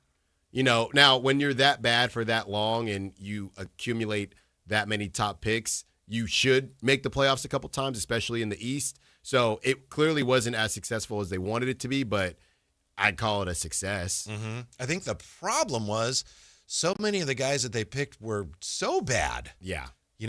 Like Markelle Fultz and Ben Simmons, those were both number ones. But Ben Simmons, I think, what'd you get? A good 5 years from him, though? Before it went south? You thought you were going to get 15 good years. I think the Fultz thing is what killed them. Mm-hmm. Okafor and the Fultz thing. Yeah, they also drafted Drew Holiday, and they traded him away. They didn't realize how good he was. Right. So you're going to – and that's, when you keep getting these bites at the apple and the Wizards are figuring it out the hard way. I mean, imagine – I don't even know – like we said, we just mentioned Alex Sarr. I don't know if Denny is going to be the guy. No, I really like him as a basketball player. But if you had Denny and Alex Sarr. Yeah. When you look at what you have to give up to go through a tanking – how do you know whether it's worth it or not? We'll look at that when we come back. Also, what the NBA needs to learn from the World Baseball Classic. And I've got the States Cup. Wait till the NBA embraces my idea for the States Cup. It's going to be awesome. Tell you all about it coming up on Sactown Sports. Tomorrow night, Kings and Pelicans. Game night with Scott Marsh and the high flyer Henry Turner starts at 5:30 with tip-off at 7. Listen to your Sacramento Kings On the official home of Kings basketball, Sactown Sports 1140. So my friends over at Pure Talk have been sending me customer feedback from consumeraffairs.com, where thousands of people rate and review the top wireless providers. Here, for instance, is a nice note from James in Raleigh, North Carolina, who writes, quote, after hearing Mike Rowe's ad, we made the switch to Pure Talk, and we couldn't be happier. We went from spending $1,200 a year with T-Mobile to $420 with Pure Talk. Thanks, Mike. Switch today! Exclamation point. Pure Talk is saving James $820 a year. And because he literally wrote the words switch today in capital letters with an exclamation point, I'm going to go ahead and dedicate this commercial to him. So folks, take it from James in Raleigh, North Carolina. Pure Talk can give you unlimited talk, text, and plenty of data for just $25 a month on the same 5G service the big guys are overcharging you for. Just dial pound 250, say Mike Rowe. You'll also save 50% off your first month. That's pound 250 to save an additional 50%. Thanks, James. Spring is here, and there's really nothing better than hitting the open road in a new Honda. Whether you're shopping new or pre-owned, Stockton Honda has the selection and savings, plus get top dollar for your trade. And while life's roads are often filled with bumps, buying from Stockton Honda couldn't be smoother. Wherever the road you travel might lead, Stockton Honda is happy to get you there. Come in today or go to StocktonHonda.com. Anytime, anywhere, it's all here. StocktonHonda.com. Yo, Harvey, Zoe, group selfie. Ooh, nice new iPhone 17, Drewski. Let's do a triangle formation. I'm in front. With the center stage front camera, everyone fits in the shot. You got it at T-Mobile. But switching takes forever. Not anymore. Now you can switch to T-Mobile in just 15 minutes. Focus, people. Nail your pose. And you get a new iPhone 17 on them. No way. Yes way. No way. Yes way, guys. Switch to T-Mobile and get iPhone 17 on us. And right now, we'll pay off your old phone up to $800. I'm grabbing my phone and switching to T-Mobile right now. Get back, Harvey. We're taking a... let's go again, y'all.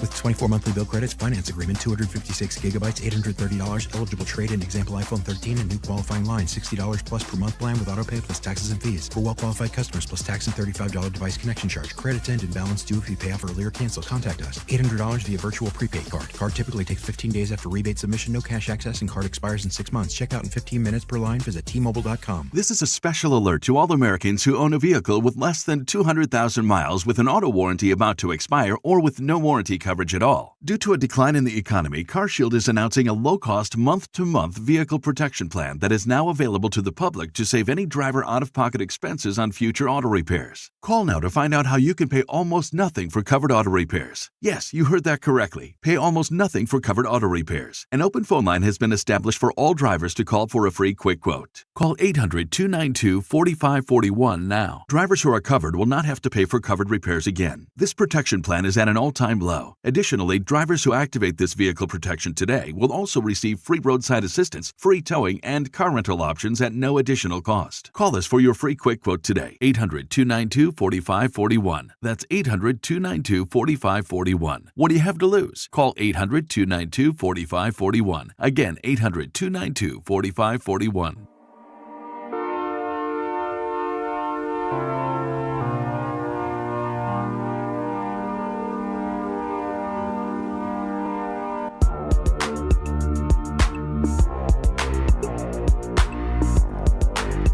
Download the app and listen to The Drive Guys The Drive Guys with Kevin Gleason and Alan Stiles. on Sactown Sports 1140. We've got a lot of great show left, so I don't mean to be one of those guys, but if you missed our conversation with Mark Jones, that was pretty good, Alan. It was good. Yeah. It was good. Yeah, and we've been talking, of course, you and I, about, where the Kings are at. And to be completely honest with you, I had a Precious Achiuwa question, but I thought he had kind of answered it already when he included Precious with the young guys. And it was kind of a similar question that I asked Draper last week or whatever it was. And I thought, you know what? I'm more interested in what he's talking about with the play-by-play than Precious Achiuwa. And that's no disrespect. It's just, we know what it is, right? Precious is going to do his thing in these low-leverage games, and the Kings are either going to give him another contract or he's going to surprise some people more than we expected, and he's going to go elsewhere to a contending team or a team that's looking to actually win some games. And in that moment, as you kind of led us there and Mark was excited to really get in the depths, I just was more interested, honestly, in hearing him talk about that than Precious. And that's no disrespect to Precious. It's just we're going to continue to do this. Sactownsports.com. That should be, if it's not there yet. I believe it's already up. Already there. There you go. Digital boys, best in the biz. Yeah. Best in the biz. Is that Anthony, too? Does he have a hand in that? That was, yes, sir. It was, Yeah. yes. Anthony's huge on that. Anthony's big help to this show in particular. Anthony and our guy, Brendan Nunez. How do you know whether tanking works for a team? The Kings, they can't admit it. You'd get fined. Clearly, they are embracing the tank. Teams do it sometimes over a number of years. Oklahoma City, they did it a couple years, and they came out to win a championship. So I was like, wow, that worked. But short of that, how do you even know? I was asking you about the process. Philadelphia won 19 games, 10 games. They drafted some players. They had Embiid, didn't win a championship. Did it work? How do you know? Because you don't know how much money you're losing in the down years. Do you make it up? It's, how do you know if a tank is successful? I think it's just It's just how long are you in the playoffs? Like for Detroit right now, it's like, yep, worked, right? Even though it took them 5 years? I think it's on the way to working, but if they, let's say next season, they fall. I mean, I think Detroit's interesting because with Duren and Asar Thompson, we don't really know where they're going to land as far as their ceilings. So let's say they hit their ceilings very similar to the Beam team. Cade is Cade, and Cade's better than anybody the Kings had on their team. But let's say Boston comes back strong, and obviously the Pacers come back strong, and next season the Pistons are a 5 seed, right? And the season after that, maybe they're a 5 seed again. I know we talked to Mark Jones. Success isn't linear, but then the question becomes, when it's sustained success, that conversation would be, yes, the Pistons were successful. If your goal was to go to the second round, then go to the Eastern Conference Finals, and then go to the finals, then I would say, well, technically, if that's your goal, then it wasn't. But you were in the playoffs. Here's a good rule, Whitey, and I just came up with this off the top of my head. I don't know if it's fair or not. Incredible. You should be the king of the station. Right you now. should be a playoff team as long as you were in the tank. Maybe that's a good rule. If you were in the tank for 5 years, once you get out, you got to be in the playoffs. You should be in the playoffs for 5 years. Doesn't necessarily matter how far you get. I don't know. If I win a championship, or do I get some? Oh, then that doesn't matter. All right. Yeah. But if you are, if it takes you however long it takes you. So the Kings, they're in the tank for 4 years. I would expect once you get out of the tank, you should be in the playoffs for 4 years. How long were if the Jazz come out this season, or like the Wizards too? Yeah. And look at the Nets too. Right. The Nets. Some of this is not realistic. Like pandemic times, right? When they had Durant and Harden and Kyrie, and he didn't play because he didn't want to get vaccinated. And that's right. Ever since then, they've just been dreadful. Yeah, some of that is not realistic. But I guess it's, I don't know. You could argue once you get your first top 3 pick, who knows? But out the top of my head, it sounded good initially. But some of these teams have been in the tank forever. If you get a shot at a championship over a couple, 3 years, to me, it worked. Because it's so hard, especially for a smaller market team, to put together a roster and to find that star that's good enough as a combination to give you a shot at a championship. So to me, I think that's what you're getting to. I know, interestingly, we've mentioned this. Scott Perry hasn't mentioned a championship once. No. Since he's been here. And I'm not saying he should have. It's just interesting. He talks about sustained success. Is that the way he puts it? Yeah. Yeah. So the end game for the Kings is to be really good over an extended period of time. Yeah, I would say another team that I would throw out there, I don't know how long they were, quote-unquote, in the tank because they made some trades. I think anytime I bring up the Timberwolves, even if I'm not as high on the Timberwolves as some other people, they went to the Western Conference Finals the last 2 years running. They got Anthony Edwards. I mean, he's a top, 5 player in the league. If not, he's for sure top 10. Even if they don't win a championship, to do that out of Minnesota, that is obviously a successful, and I know they didn't have to super tank because they got Anthony Edwards, but to me, that is a successful tank even if they don't win a championship. The Jazz were pretty good. 2017 Western Conference semis, they lost next year, lost in the Western Conference semis next year, lost in the first round, then lost the first round, lost in the conference semis, and then lost in the first round, 21-22. They won 49 games. Since then, 37 wins, 31 wins, 17 wins. This year they have 18 wins. So this been is year 4. So I would say next season, and I wouldn't even say next season. It would be after you make your entrance into the playoffs. So for the Jazz, they might not make the playoffs next season. And obviously, if you don't make the playoffs at all, then it wasn't successful. But if you get in, let's say the Jazz don't get in next season, they get in the season after that, I would expect at least 4 years in the playoffs.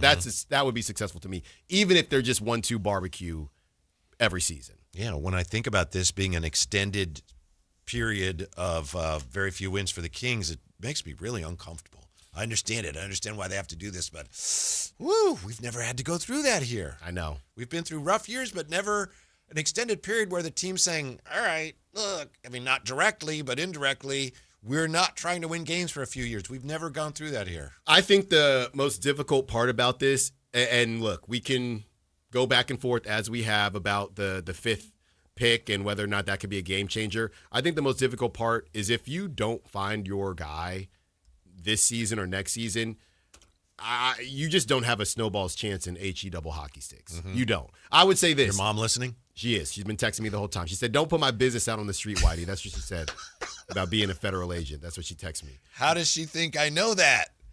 I don't know. I don't know. I told you something in confidence. Maybe over the air, but in confidence over the air. But if I don't know, Whitey, I'm going to tell you this right now. If they don't find a potential top 15 player this season or next season, they're going to have, and they end up moving on from Sabonis and others, I don't see how Scott Perry is here longer than 5 years. I just don't. That seems what reasonable. You need. That's what you have. And that's not on him. That's just luck of the draw. Yeah. By the way, the World Baseball Classic starts today officially. There's a lot of exhibitions, but I think we have Australia against Chinese Taipei. I think it actually starts today. Okay. Yeah. And I was thinking this is pretty good. I'm not the biggest fan of it because I just like my players in camp getting ready for the season, but it works. We saw the game last night in Dominican Republic and people going crazy. It has worked for baseball, whereas some of the things the NBA has tried, specifically the mid-season tournament, it hasn't worked. So I was trying to think, was there something that the NBA can learn from the World Baseball Classic? If you had some sort of tournament, logistically you couldn't have this during the season, but think if you had NBA teams or players of teams of NBA players that were formed by what state you were from. Wouldn't that be a good tournament? If you had California against Texas, you have Southern California, Northern California. I like that. I think that might work. I think they might bring some pride to that. I think you might have to go 3v3. I don't know if everyone's going to have the horses, but I like the idea. I do like it. I know Milwaukee always randomly has a bunch of NBA players. I like it. I think it would work. What, you just bleep the international players? Well, there's just they've tried the international stuff. I guess you can international, Europe, whatever you want, whatever region you want. Right. Yeah. Canada. Yeah. You can get up in there too, but then you divvy up but then I don't know. Certain states are going to get smacked, but it still would be fun. States will not be represented. Rhode Island is not going to have a very strong team. I mean, what do you do, though, so you just don't get to compete? Like, look at Cooper Flag, the main event. I think he's the only event out of Maine.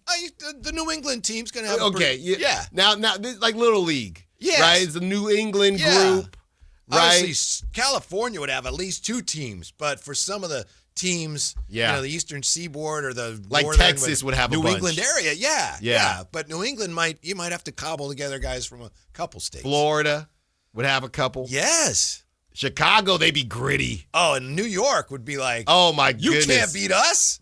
The city of New York would love that. Yes. They would absolutely love that. Uh-huh. You'd have Alvarado, the whole crew, Karl Anthony Towns. I'm in on it. Probably have some Philly guys. Oh yeah. No, they got to be separate. They got to be separate. They don't want to. They don't want to play with New York. No, I know they'd be separate. Oh they'd play yeah, against each other. I don't know what you do with Jersey. They got enough. I think Jersey. I like this. Yeah, Jay, are you in on the NBA States Cup? When do we play it? Might have to play it in the summer. It'd be better if they could replace the in-season tournament with it, but they're not going to do that. I like it. I do like it. I like it. I don't know what's happening. No disrespect. I know Malik's from Arkansas. You might have to do, because they play football out there. Yeah. So you might have to combine some of them. Yeah, we'll do that. And Big Ten country. I don't know what Ohio got popping. So got enough. Yeah, they might have enough. Okay. Have to look. Now, who's Mr. Ohio? You're on board. I'm on board. Daquan Cook. Yeah. Anything is better than the in-season tournament. Anything. I completely forgot that happened again. Who was it? Wait. You don't remember Mike Brown's Oh, that's Knicks right. over That's right. De'Aaron Fox and the Spurs. But that, De'Aaron, he didn't, he wasn't a lot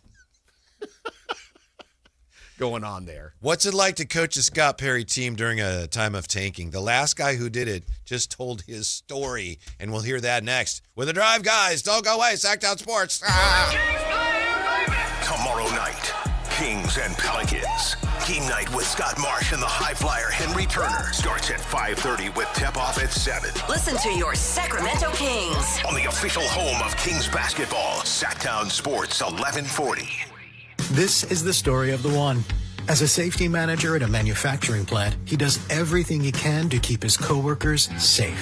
From finding ways to reduce risks to keeping safety supplies in stock. And for that, he relies on Grainger. Grainger offers a broad range of quality products and next-day delivery, so he can always play it safe. Call 1-800-GRAINGER, click Grainger.com, or just stop by. Grainger, for the ones who get it done. Have you tried my Colombian tamales? Yes, but the Mexican tamales I brought are way better.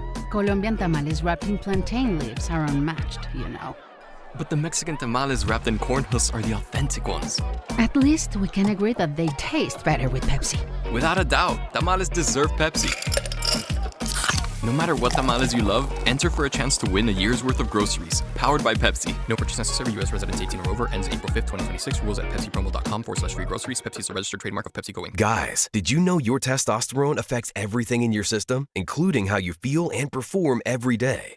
Right now, Revive Men's Health Sacramento will check your testosterone for free. Knowing your T levels is the first step in understanding if you have low T. Your testosterone level impacts your energy, libido, sleep, weight, hair loss, mood, and even ED. Maintaining an appropriate T level can change your whole life. Most men start to see changes in their hormone levels in their 30s. Experience and results matter. So what are you waiting for? Get your T levels checked today by local, experienced, and trusted men's health experts. They've helped thousands of men since 2011. They're so confident they can help you, they even guarantee it.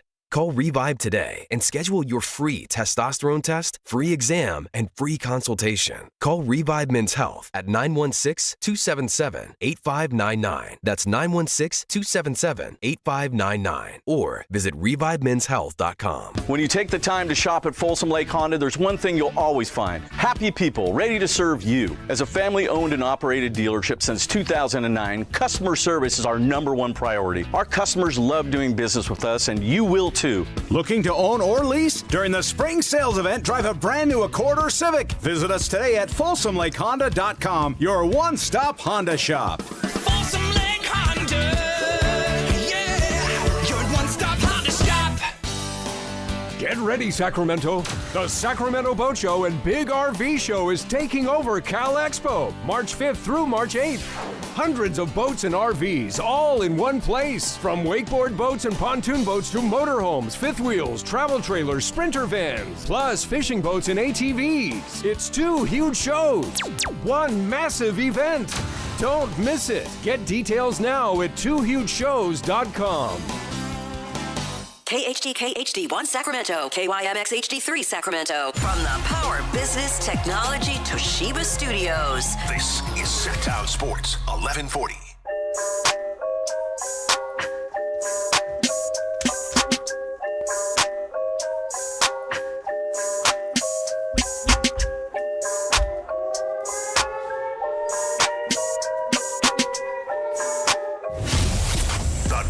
Guys with Kevin Gleason and Alan Stiles on Sactown Sports 1140.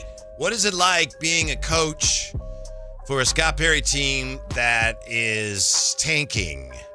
We've talked a lot about how difficult this must be for Coach Doug Christie, the last guy who did it. Take that for data. Data, right? He said data. Mm-hmm. Dave Fizdale. He just talked about that, and we're going to hear what he had to say about that in just a moment. First, Alan, today I had to do a physical therapy thing, and everything's great. And I was really happy with the place and everything. I hadn't been there before. But I get in there, and it was a little early in the morning, and there's signs everywhere. If you don't show up for an appointment, it's $100. I mean, everywhere. Okay. It's like, okay, I get it. No one said anything, but the signs are everywhere, and I understand. Yeah. Well, actually, they did when I signed it. Said, if you're not here, it's $100 if you don't show up. It's like, yeah, I see it there. And they said, of course, if there's an emergency or something, that's fine. So I understand all that. Right. But I was waiting there. My appointment time had come, and I'm still sitting there. Right.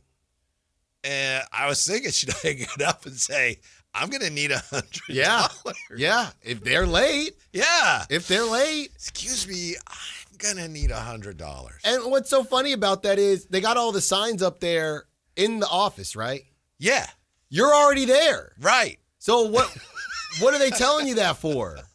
You're already there. Yeah. They're saying, well, next time. Right. Just so you know for next time. And it was great. And the guy everything was great. But I was like, all right, come beat me over the head with this. You better show up thing. Well, I'm here. No, they're the busiest, and shout out doctors, of course, but they're the busiest and you just got to take it.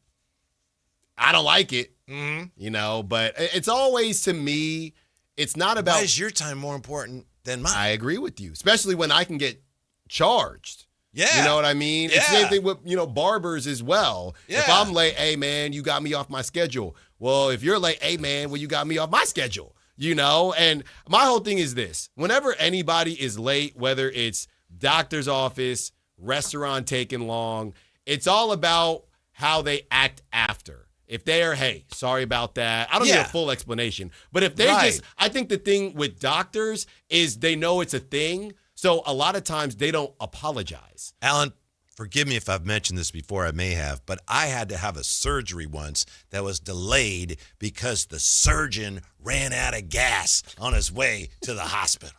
And you believe that? I did. If there's a surgeon that I can't trust to have their gas filled on surgery day, I don't know if that's my pick as a surgeon. I need my surgeon to never go under halfway empty. Right. That's the type of surgeon I would like. That should be a rule of thumb for any surgeon. Yeah. Boy, I better make sure I don't run out of gas. Right. The day I got to cut somebody open. That RTE, when that gets 50 miles remaining, you should probably just go get some gas. And if the light comes on, no matter where I'm getting gas right away. Exactly. Yeah. Exactly. So you knew you were possibly putting me in a bad spot. A really bad spot. But bleep me, you were just going to pray that your fumes would get you there. Right. Ridiculous. Yeah. Because you had to go to who knows where. Yeah. 7-Eleven or right. something. I bet if I ran out of gas. Some Nilla wafers. If I ran out of gas, it'd be a problem. Oh, yeah. That's $100. Yeah. You're going to have to pay up. Yeah. It's your time versus mine. Mm-hmm. Yes. Sactown Sports is giving you the chance to win Kings tickets all week long. 8 in the morning, noon, and hey, it's just after 4 p.m., so it's ticket time. You can pick up a pair of tickets to see the Kings battle the Utah Jazz Sunday, March 15th. You want to listen for the code words at 8 a.m., noon, and 4 p.m. Text it to 916-339-1140 for your chance to win. Alan will share with us the word. You have that chart deciphered, right? So you know that's right. You don't want to read the wrong code word. Today's code word is... Are you checking the date? Clock. Today's code word is clock. CLOCK. Thank you. Yes, there you go. Text clock to 916-339-1140 to be entered for a chance to win, and listen for your next code word tomorrow morning at 8 a.m. Mm-hmm. Right between Dave's latest dissertation on can you put peanut butter on a hot dog? You know, my thing about s'mores. I'm not making that up. That was a real thing today. Wait, excuse me? That was a real thing today. What was it? Can you put peanut butter on a hot dog? That's going too far. You know what? I love Dave. I love Dave. You know, wow. Mm-hmm. He's getting it done. Yes, he is. I miss the food talks. I might just text him, hey, man, what you making right now? You know, why don't you send me a pic? That's what I want to see. Mm-hmm. Yeah. Speaking of picks, the Kings are angling to make a high pick in the draft, which means tanking this year. Send your segue. Yeah, what do you give me? That's a 4. I'll take it. That wasn't bad. I'll take it. So what's it like being a coach in this situation, specifically a coach who is coaching under Scott Perry? The last guy who did it spoke out just last day or so, David Fizdale. He was coaching the Knicks when Scott Perry oversaw, I'm going to say their tank. I'm not saying that derogatorily. That was what they did, and it worked, and they ended up in a good place. So I don't want people. I don't want people to think I'm saying Scott Perry's done this before. Well, he has done it before, and he did it well. But what was it like for the coach? Here's some initial thoughts. This is with, let's see. What podcast is this? Do you guys know? I apologize. I saw it, and if you don't know, it's okay. Don't remember. Yeah, okay. We'll get that. David Fizdale on tanking with the Knicks with Tim Hardaway and Porzingis being best players on that Knicks team. Kristaps was on the ACL. They had just gutted it to a place where our best player at that time was Tim Hardaway Jr. and Enes Kanter. And everybody else was just kind of like, just players on the roster that they were seeing if they could emerge again or if they could get better again. Emmanuel Mudiay, Trey Burke, guys like that. Lance Thomas was on that team. The plan of that we came up with, I was all in on that, and I was like, this is the deal. This is the way to go about it. It just didn't come to fruition. Losing all them damn games, donating my record, to get Zion Williamson or Ja. And we ended up, look, the one thing I say, and it's turned out to be true, RJ Barrett has been the most steady of all of them. Yeah. And we got him at 3. That was on the Run It Back pod, Coach Fizdale. Interesting the way he talks about sacrificing his record or donating his record to the cause. Yeah, and that's what we've said about Doug. Yeah. That's what's happening right now.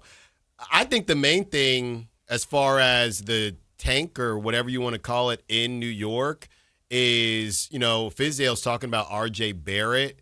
And whenever a conversation starts and your best pick is not on that team anymore, I don't know how many people are going to feel good about that pick. Now, you got OG Anunoby back, and that was after you were able to pull off the Jalen Brunson deal. But can we keep it 1,000? I mean, I know Jalen Brunson went to Villanova, but if Jalen Brunson's pops is not on the coaching staff in New York or he doesn't have an affinity for the Knicks, can we talk about what else they've done besides that?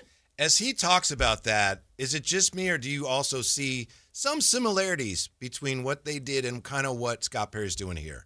Yeah. And that's not a criticism. I think Scott oddly had more talent or has more talent here. Mm-hmm. So, it was, I think, cleaner in New York because they knew they didn't have any guys out here. And obviously the whole contract conversation out here, it's much more gummed up. Here's more from David Fizdale on the Run It Back pod, explaining his thoughts behind RJ Barrett being good and how the Knicks thought they had an out to their tank, and it just didn't come to fruition. And then that summer, our people seemed to have thought KD and Kyrie for sure was coming to us.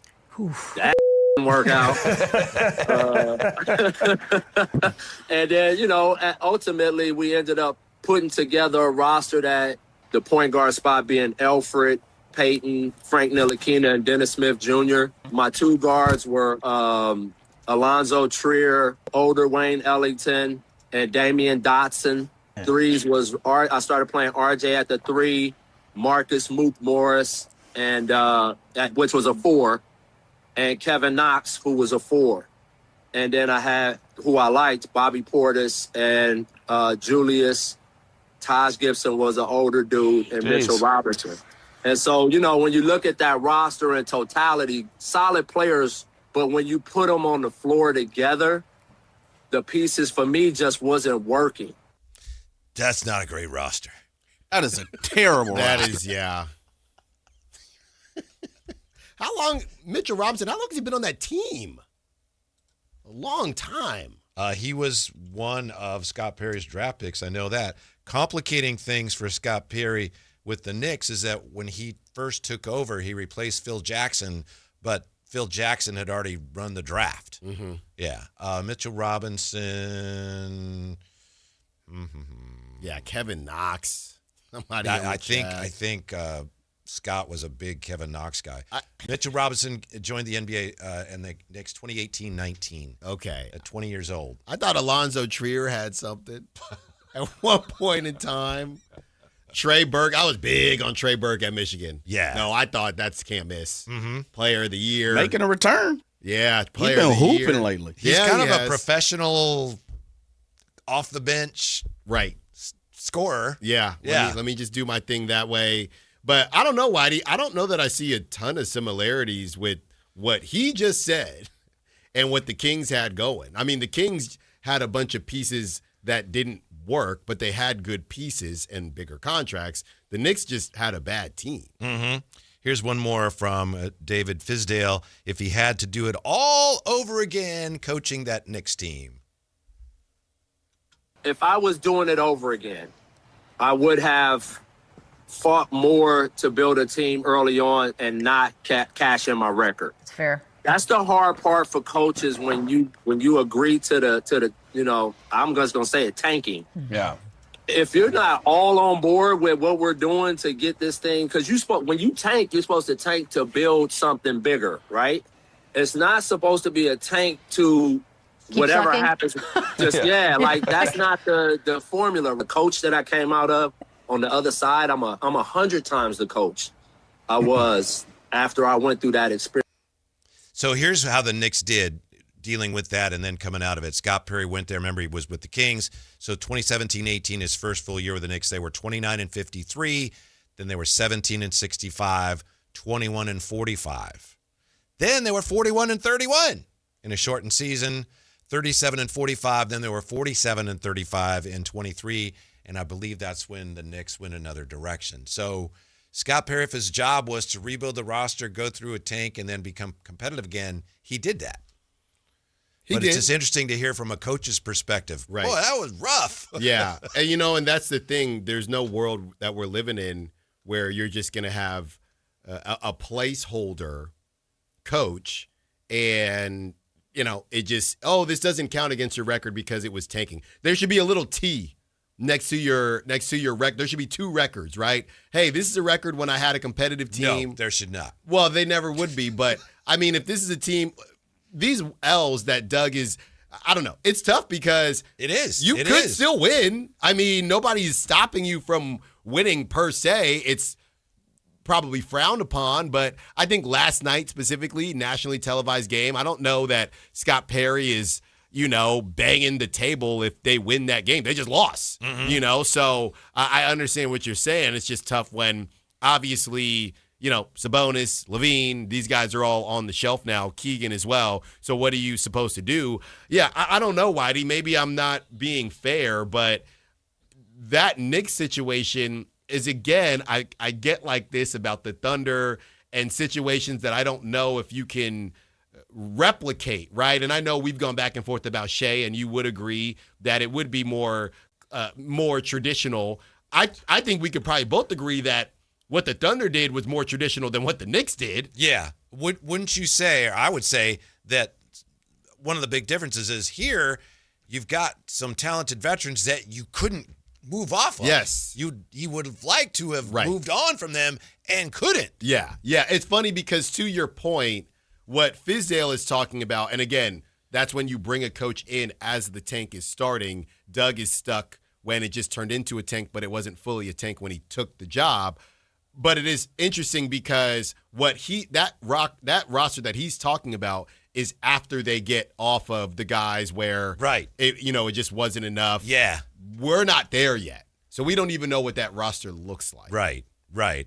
So they're just a lot further away from where this is supposed to end up. I just remember, but I don't remember exactly when. I remember Coach Christie after a game. I want to say it was early this year. I could be wrong. But I remember somebody was asking him about his record and said something about under 500. And I remember he said, well, I'm not under 500. I don't remember the exact specifics, but it was clear, I think, beginning of this year or towards the end of last year. And the reporter, I think, was talking about, the team. But and I understand it. These guys are competitive. Coach Fizdale there was talking about my record. That's the only stat a coach has. Yeah. And so I know that they're very mindful of that. And then to have a competitor like Doug Christie, who's just had to see, his record blow up, and there's nothing he could do about it. I'm sure that's incredibly difficult. Right. Well, and going into the season again, I don't know that they were planning on tanking. Doug wasn't. To your point, maybe Scott Perry was, but Doug wasn't. And the idea of, hey, maybe I can survive here and we get lucky a la the Mavs, but my record doesn't have to take a crazy hit. Well, that's out the window because 500, that is long gone. Whitey, you know what it is? That was me when I went to Chip this weekend. I mean, you're sitting there, okay, this is my third shot. I just got to get it close and maybe I can leave with a bogey. That was about 3 chip swings and you leaving there with an 8 with the snowman. That's literally Doug just watched his scorecard blow up. And Doug is a really good golfer, so I'm sure that doesn't happen very often. But Doug had to just sit there, and I get it, he's the one coaching, but as guys weren't healthy and the team just didn't work out, he just had to kind of sit there and watch it happen. 2017-18, Jeff Hornacek was the coach. So 18-19, David Fizdale, 17-65. 2019-20, David Fizdale, 4-18. Bye-bye. That was it. Mike Miller took over. And that was after 2 years? This was in the second year. Okay. Well, yeah. Are we in the second year with Doug? And how long was Mike Miller the coach? He finished up that year at 17-27, and then they hired Tibbs for 1, 2, 3, 4, 5. He was there the next. I mean, the playbook is right there, Whitey. Playbook is right there. Except some of that I don't know that, because they moved on from Scott at some point in there. But yeah, there are. You're right. I mean, there are. I'm just saying. Yeah. If they want to get conversations. But in Tibbs' first year, they were 41-31. See, if conversations, and I don't know that the Kings could turn around that quickly. But if they say, hey, we don't know what's going to happen this summer, we're going to bring back Doug, and Doug knows that it's an option. No, I think that, but I think throughout, I don't know that he makes it throughout next season. Based on what that turns into. Well, yeah, that's the playbook. playbook. I mentioned that.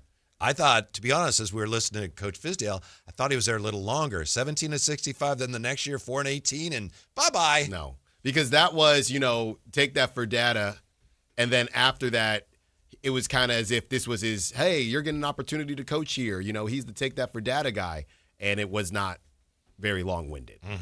339-1140, 1-800-920-1140. Mike on Sactown Sports. Hey, Mike, you're on with the Drive Guys and the king of Sacramento radio, Alan Stiles. What's up? Hey, guys, thanks for taking my ride home. I was really disappointed when they let go of Mike Braun. I thought he did a great job steering the Kings in the right direction. But, and I love Doug Christie, but you guys actually think this team is better off with Doug Christie than Mike Braun? And do you think Doug Christie is going to be the coach throughout next season? I think Doug Christie, he has a shot because they're not trying to be a better team right now. That's the complicating thing about it. Thanks for the call. They're not. How can you hold it against a coach when you put together a roster that he's not supposed to win with? Yeah, and these are two different questions, I think. because the first one, would they be better off with Mike Brown? I mean, this isn't a slight at Doug. Mike Brown's just been a coach for a longer period of time. I honestly don't know how much better this roster would be right now. They're not Mike losing Brown. because of the coach. They're anymore. Losing because they're trying to lose. Not anymore. I would separate the beginning of the season and now. I think they did. I'm not sorry. I hear you. I'm not putting the early losses on Doug, but I'm not separating him from those losses the same way I can separate the losses now from Doug. That's all I'm saying. Because they were making play. They were trying to do it. But after the trade deadline, yeah, I'm okay with separating them from Doug. I'm not going to do that prior to the trade deadline. Let's see. How about Jason? He's been on hold. Hey, Jason, thanks for hanging. You're on the drive, guys. What's up? Yeah, I got a question. You guys are talking about the draft and all, and I understand all that. But my question is, what's the timeline for, like, you saw last night Precious doing, a good job in the game. I thought Westbrook was, all right. When we're going to start talking about contracts for them two, I mean, I understand about tanking and all, get the draft pick. But, we're going to need veterans back on on the team next season, which everybody said we're not going to do so well. So I was just wondering, like, when do we start talking about re-signing people? Well, I think to be clear here, he wants to bring them back. So I think the reason we haven't talked about it is I think that'll probably be pretty easy to do. I don't know that there's anybody on the team that I think Precious you might fight with a little bit, right? But Precious with somebody Achiuwa, else after this season is an unrestricted free agent. Yeah, I don't know that's, to be completely honest with you, I just don't think that's very high on the Kings' priority list. No, I don't either. I know I would anticipate that's going to be something where people are going to go, "Why? How do you let him go?" And I think he's already looking for greener pastures. Yeah. I hope he stays, and they should consider keeping him around. But is he a big part of what they're doing next year? We'll find out. My guess is he'll be gone. Precious is still young enough to try to get one. A lot of these guys, if you're not a true star, you're trying to get that one pretty healthy contract, right? Yeah. I would say Keon is about to get, you might get more than one, but all these guys are looking for that one real healthy contract. Whitey, your guy Guy Santos, he got 3 years, what was it, $15 million. That might not seem like a lot. I have to admit some. he is my guy. I know he is. That might not seem like a lot to some, but for somebody who was in the G League with the Warriors forever, that's a beautiful day for Guy Santos. Precious is in that conversation right now. So to that point, if Precious thinks it's better to do another year in Sacramento and put more on tape, then he'll stay. If he thinks it's better to get to a contender, and whichever path he thinks is best to find a way to that 3-year, $20 million deal. It also depends on how much interest he's been able to generate through his play this year. Right. I think you might get to keep Precious for another year because if he is trying to make cash, I'd be more confident I'm going to get playing time here than if throw out a fringe playoff team, Whitey. Mm-hmm. If the Suns or somebody come calling and I think I'm going to play a bit and then I don't, and now I'm kind of stuck in a minimum contract world forever. Everybody talks about how hard Russ plays, and with very good reason. I don't think we talk around here enough about how hard Precious Achiuwa plays. Mm-hmm. And I think one of the reasons he's playing so hard this year is because he realizes I'm going to be a free agent. Yeah. And it doesn't really matter. He's doing what he's supposed to do. Yes. We can go back and forth on, well, he's doing it against a bad Grizzlies team, whatever. What is he supposed to do? And if he realizes, okay, when are you guys going to be competitive again? Mm-hmm. How many years? 1 or 2 more years? Why would he, unless nobody else wants him, why would he come back? I think that's a good point, Whitey. If after this season, which I think would be looked at as a great season for Precious, if from what we've learned, Precious has only 1 or 2 other offers out there in their minimum contracts or whatever, then Precious is saying to himself and his agent, hey, respectfully, nobody cares that your numbers are ballooned on the worst team in the league. So we might have to sacrifice 5-10 minutes a night, but it's probably worth it if we're on a better team. Or not even the minutes, but we might have to sacrifice some of that production, but you'll be on a better team. and it gives you a better chance to get noticed for whenever that next contract is. Where's Precious from? Just trying to figure out where he will play in the States Cup. Let's see. I'm not sure. He might be. Well, it says he's Nigerian. Yeah, okay. Yeah. He's from Nigeria. That's right. He was born in Nigeria. Oh, all right. Yeah. Well, there you go. But with these new rules, I mean, he went to the University of Memphis. Maybe he can play for Memphis. Maybe he can play for Tennessee. Yeah. Precious is a guy that, you know what? Whatever you want to do, we'll do it. Yeah. Your call, right. No, big fella. You let us know. Yeah. Hey, man, I don't want no problems. You know. Did the Warriors GM just take a swipe at Jonathan Kuminga? Kuminga Watch, part 17. 85. When we come back to Sactown Sports.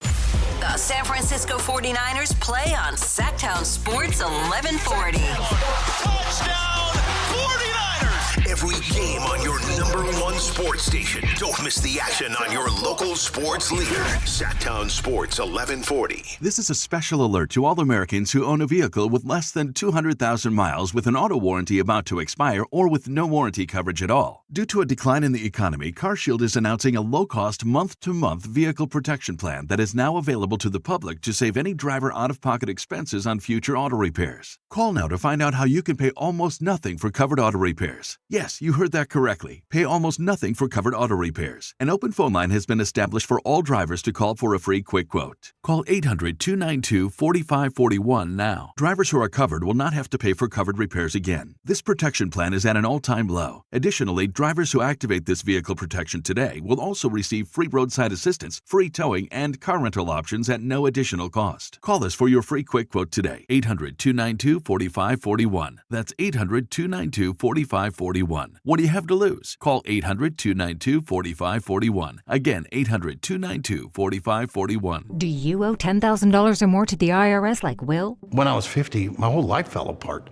I lost my job, I lost my wife, I lost the house, I lost pretty much everything except for my life. When the IRS came calling, I just didn't have it in me. I felt like Wile E. Coyote, just waiting for that IRS anvil to drop. Then Will found Tax Relief Advocates. I heard their advertisement on the radio, I wrote down the number, and I made the call that changed everything. The IRS gave me a bill for $40,000. Tax Relief Advocates got that down to $3,200.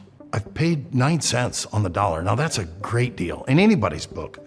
If you owe 10 or even hundreds of thousands of dollars to the IRS, don't lose hope. Do what Will did and call TRA for a consultation. But for me, the real win is I got my life back. Visit TRA.com or call 800-488-2578. 800-488-2578. That's 800-488-2578. At Fisher Investments, we may seem like other money managers, but we're different. Are you really that different than the rest of us? We are. As a fiduciary, we always focus on what's best for our clients. What services do you offer besides investing? We have a team of specialists in financial planning, estate planning, and more. Your clients rely on you for all that? Yes, we ensure clients receive unparalleled service at every step of the relationship. Okay, but you still sell commission-based products, right? No, because we believe that's a conflict of interest. We prioritize service over sales goals. So, then how do your fees work? We have a simple and transparent fee that's a percentage of our clients' portfolios. So we do better when our clients do better. Wow, we're more different than I thought. At Fisher Investments, we're clearly different. Learn more at FisherInvestments.com. Investing in securities involves the risk of loss.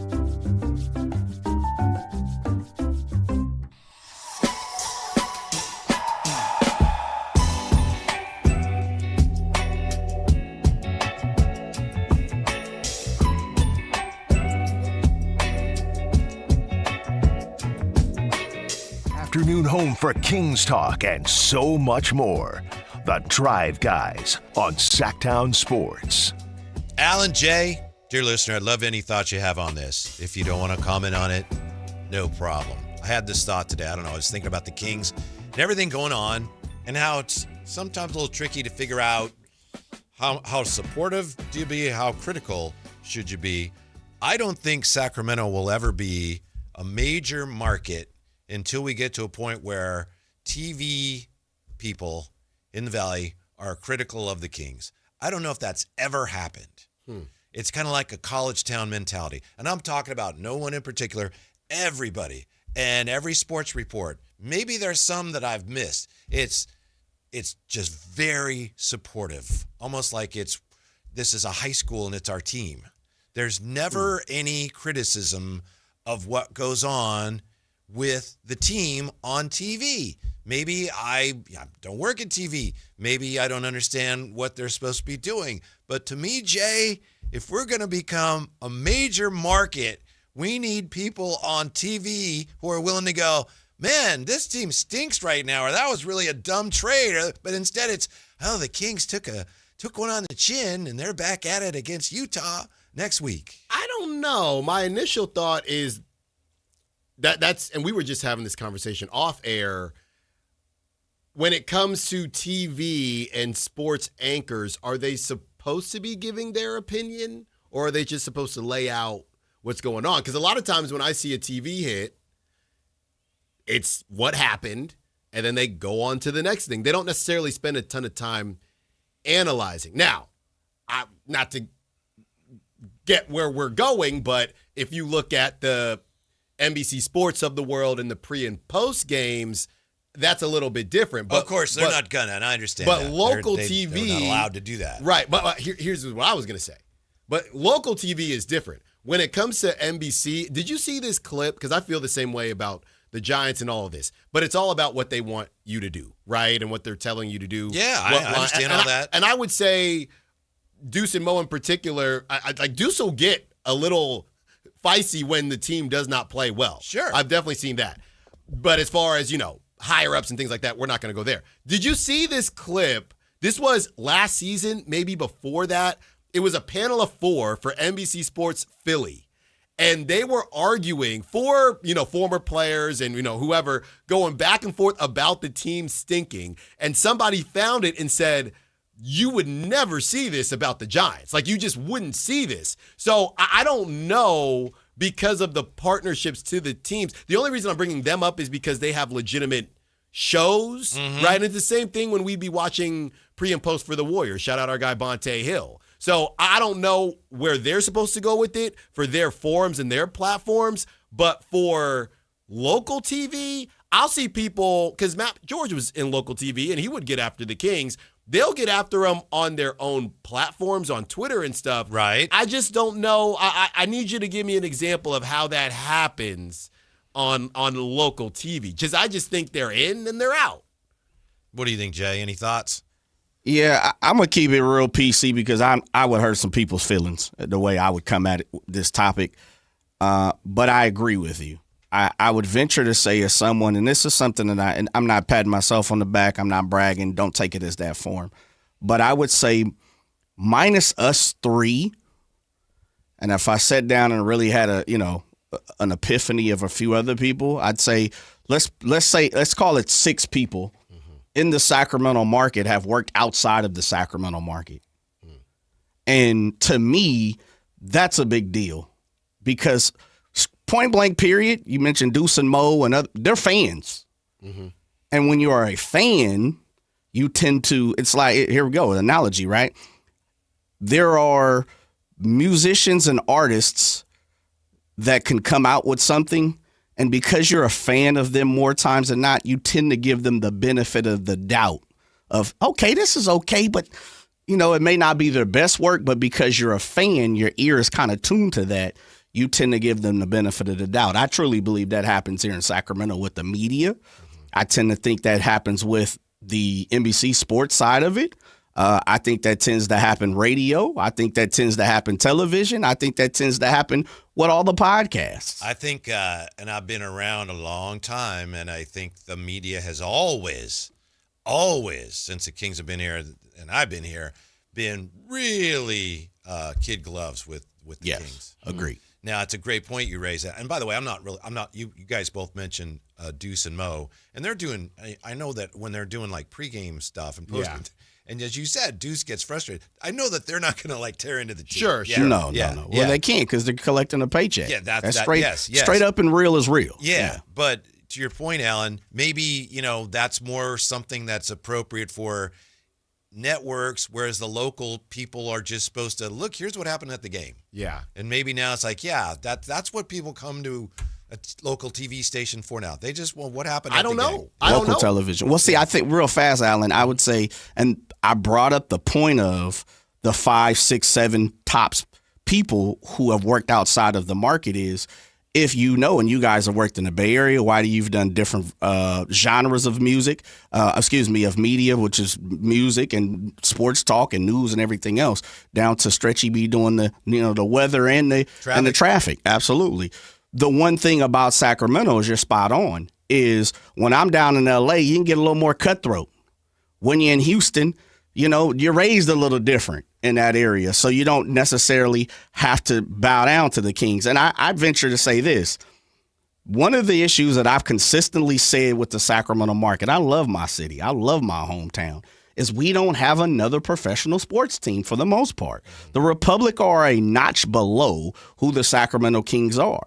When you look at the Philadelphias of the world, it doesn't even have to be the biggest markets. We're just talking about cities that have two, even Charlotte. You look at Charlotte, you have, the Panthers and you have the Hornets. You don't have to bow down to one of those teams, right? Because you have another one. And so that's where I'm saying is I started with the whole point of it is most people have never been outside of the market who work in Sacramento. So they don't even know that. And what Alan is saying, industry standard. That's what you're saying, Alan. I don't even know the industry standard of how you go about these things. Yeah. Because Sacramento, industry standard is as you said, Whitey, you put the white gloves on and you just kind of baby them a little bit.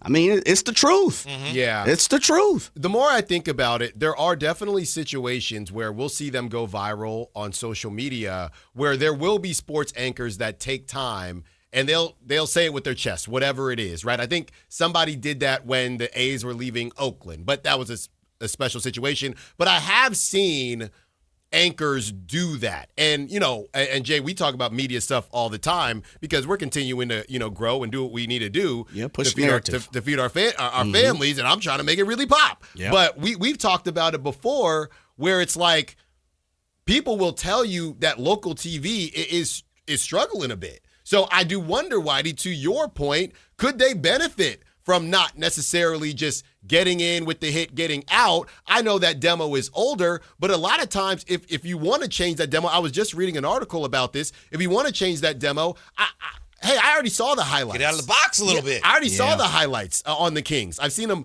12 times. I watched the NBC post game, and then I saw it on social media. If I'm turning on local television, then you need to tell me something different or give an opinion. Maybe that's not how it typically has been, but things are changing. The other thing I wanted to say quickly is just I think this whole thing has been completely convoluted when it comes to content creators and the fact that a lot of content creators are fans. So now nobody knows when it comes to journalism versus non-journalism. Everybody thinks that, well, there's people in San Francisco and they'll get flack. Well, you didn't grow up a Niners fan. Who cares? Right. So what? I cover the Niners. I don't need to be a Niners fan. But I think to a degree the market dictates that. If fans gravitate, to your point, let's say you've got fans on whatever outlet, they're talking on radio, TV, whatever. If other fans are like, that's what I like, oh well. Sure. It just as long as we have the both, and we just don't have enough sometimes of the journalism, which is going to ask tough questions, and we're going to tell you what's really going on, whether you like it or not. Now that's like, nobody wants that anymore. Yeah, and maybe it's not just about TV. I know that's where it started, but it's also about the articles that come out. And, again, you want... I didn't mention any print. No, I know. Yeah. You are, but I didn't. No, but I think that they do get a little spicier than TV specifically. And I appreciate them for that. But going back to how things can get so convoluted, guys, I posted our clip a couple days ago about Jonathan Kuminga, right, when we were joking about the rebounding, and it actually did really well. And somebody hopped in. I wasn't joking about I know you weren't. Go ahead, I know you weren't. And somebody hopped in and said they said, well, you guys got spanked in 2023 and you're still salty. Well, actually, I was covering the Warriors at that point, number one. But number two. And you're a Bay Area I kid. covered both teams in that series, actually. That's right. Really? Yeah. Yes. Right. Dang, spectacular stretch. But the funny thing is, people will see that I am a radio host or a content creator, whatever you want to call it, for the Kings, and they think, well, he must be a fan. I respond, I didn't send it, but I'm thinking, brother, or because I was talking about the handling of Kuminga, and they said, well, what about Halliburton, and what about Luke? Yeah. I'm thinking, brother, I'm not in the front office. I didn't trade. I didn't sign nobody. What does that have to do with the fact that y'all messed up Kuminga, in my opinion? So the whole thing is so screwy now to where everybody thinks, well, anybody that covers, you must be a fan of this team. When growing up, to your point, Jay, and you, Whitey, that wasn't the case. We talk about our guy, Jason Dumas. He finally got back home. He was out all over the place in South Dakota. Then he came to the Bay. He's from Philly. Now he covers a team that he is a fan of, but that took a decade of covering teams that he did not care about. You learn to care about them, and that's okay. They're need adopted. it all. They're adopted. Right. We need it all. Yeah. You make a great point. You pull up another market too, Whitey, which is fantastic, which is the Niners. You've consistently talked about if you want to get into the podcasting / reporting journalistic game and come the unconventional, don't go to school route, you talk about the 49ers because the 49ers, the faithful, they love that type of coverage for the team. They love the fan. Soft coverage. Soft coverage. Yeah. They have very soft coverage with the 49ers. Soft, deep shell coverage. Yes. They do. The cover three is the cover three. Over the top, right?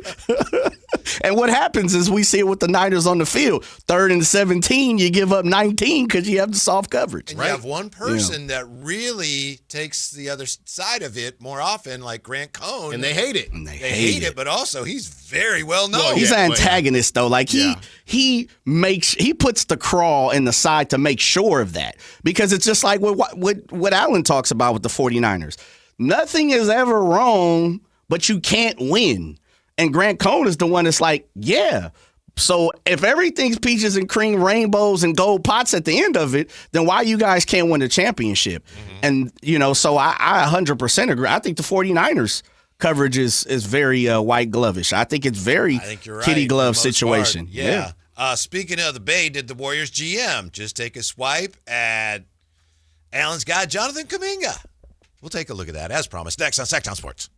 The only place you'll find Malik Monk is Sactown Sports. Oh my, what an athletic move that time by Malik Monk. Hey Sacramento, it's Malik Monk and you're listening to the home of the Sacramento Kings, Sactown Sports. Your local sports leader. At InShape, we have a place for every kind of mover. The Sometimer, the early riser, the after-work grinder, the yogi, lifter, bodybuilder, walker, runner, swimmer, spinner, stretcher, rower, climber, jumper, dancer, boxer, sauna seeker, recoverer. Basically, if you walk, lift, stretch, or sweat, you belong at InShape. So whether it's your first time or your first time in a while, start the year strong and join today at InShape.com. Find a location nearest to you. When you take the time to shop at Folsom Lake Honda, there's one thing you'll always find. Happy people ready to serve you. As a family-owned and operated dealership since 2009, customer service is our #1 priority. Our customers love doing business with us, and you will too. Looking to own or lease? During the spring sales event, drive a brand new Accord or Civic. Visit us today at FolsomLakeHonda.com, your one-stop Honda shop. Folsom Lake Honda. Yeah, your one-stop Honda shop. When a person is seriously injured, there's no substitute for the personal legal relationship offered by the local NorCal firm of Ashton and Price. From the first attorney meeting, every important decision is made with a direct consultation with, and I can't believe I have to say this, a real, live, experienced, flesh and blood local attorney. It's called Home Court Advantage for a reason. Ashton and Price, serious local attorneys for serious people with serious injuries with no fee until we win. For the best local advice, don't think twice. Call Ashton and Price. Card collectors know there's nothing as special as a rare one-of-one card. And now you can hear a very rare one-of-a-kind sports card show right here on Sactown Sports. Whitey Gleason here inviting you to join me and Mr. True Sports Cards himself, Emran Pilati, for the True Sports Card Show every Saturday morning at 10 on Sactown Sports. It's the only sports card radio show in the nation. For all your hobby needs, get to True Sports Cards, 6661 Stanford Ranch Road in Rockland. And for hobby, insight, and fun, join us for the True Sports Card Show Saturday mornings at 10 on Sactown Sports. Get ready, Sacramento. The Sacramento Boat Show and Big RV Show is taking over Cal Expo, March 5th through March 8th. It's 2 huge shows, one massive event. Don't miss it. Get details now at 2hugeshows.com.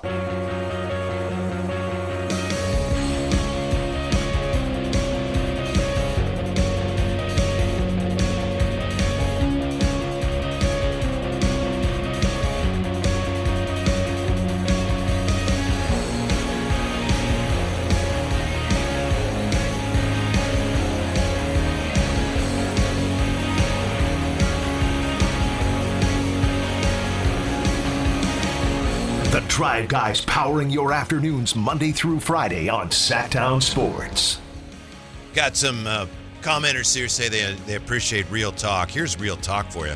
We're giving away a family 4-pack of tickets for opening night of Hot Wheels Monster Trucks Live Cal Expo, March 20th. That's Real Talk, Alan. March 20th. Yeah. Real quick, Whitey, you said Gravedigger. You know the American tradition is Bigfoot, right? Is it? Is Bigfoot still around? I'm not sure. It gotta be. I just know Kenji, he has his truck. He's like, what is that? And it's a Hot Wheels big truck, Gravedigger. The 2 most famous monster trucks, Bigfoot, Gravedigger. Easy. I think so. I would agree. Yeah. Mm-hmm. Does your daughter have does she have cars and trucks? She loves the garbage trucks. Like every Monday, yes, we take her outside and she waves at the garbage truck. She has a toy garbage truck. Yes. She'll, we don't do a lot of screen time, but she'll just watch the garbage trucks on YouTube. Yeah. I guess it's a thing, though. Kids like the trucks. Yes. Do you remember, I don't even think they have them anymore, at least in our area, street sweepers? Mm-hmm.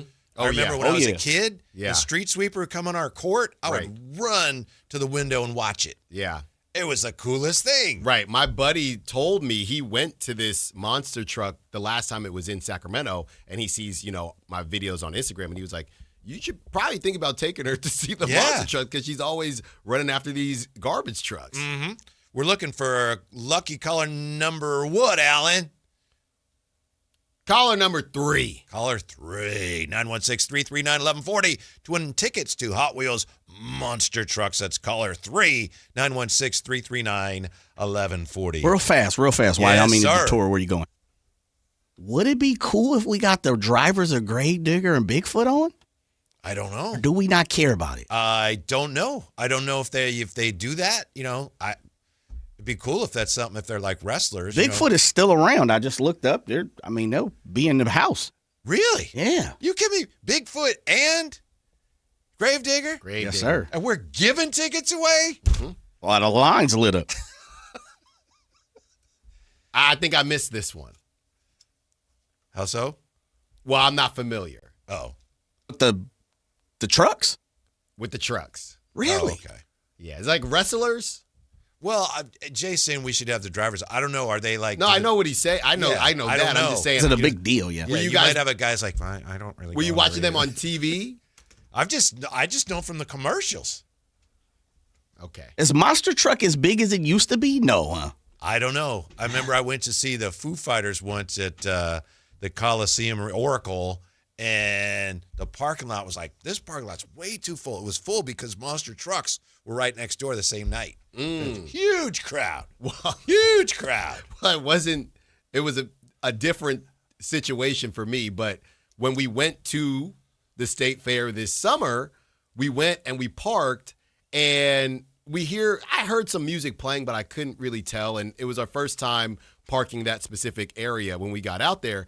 And all I can say is, the demo didn't look like the fair demo, and they weren't necessarily dressed like you would dress for a state fair. So we were very confused. Long story short, we get out the car, and Jay, it was DJ Shaquille, whatever, DJ Yeah, Shaq I remember Diesel. that. It was his music The festival.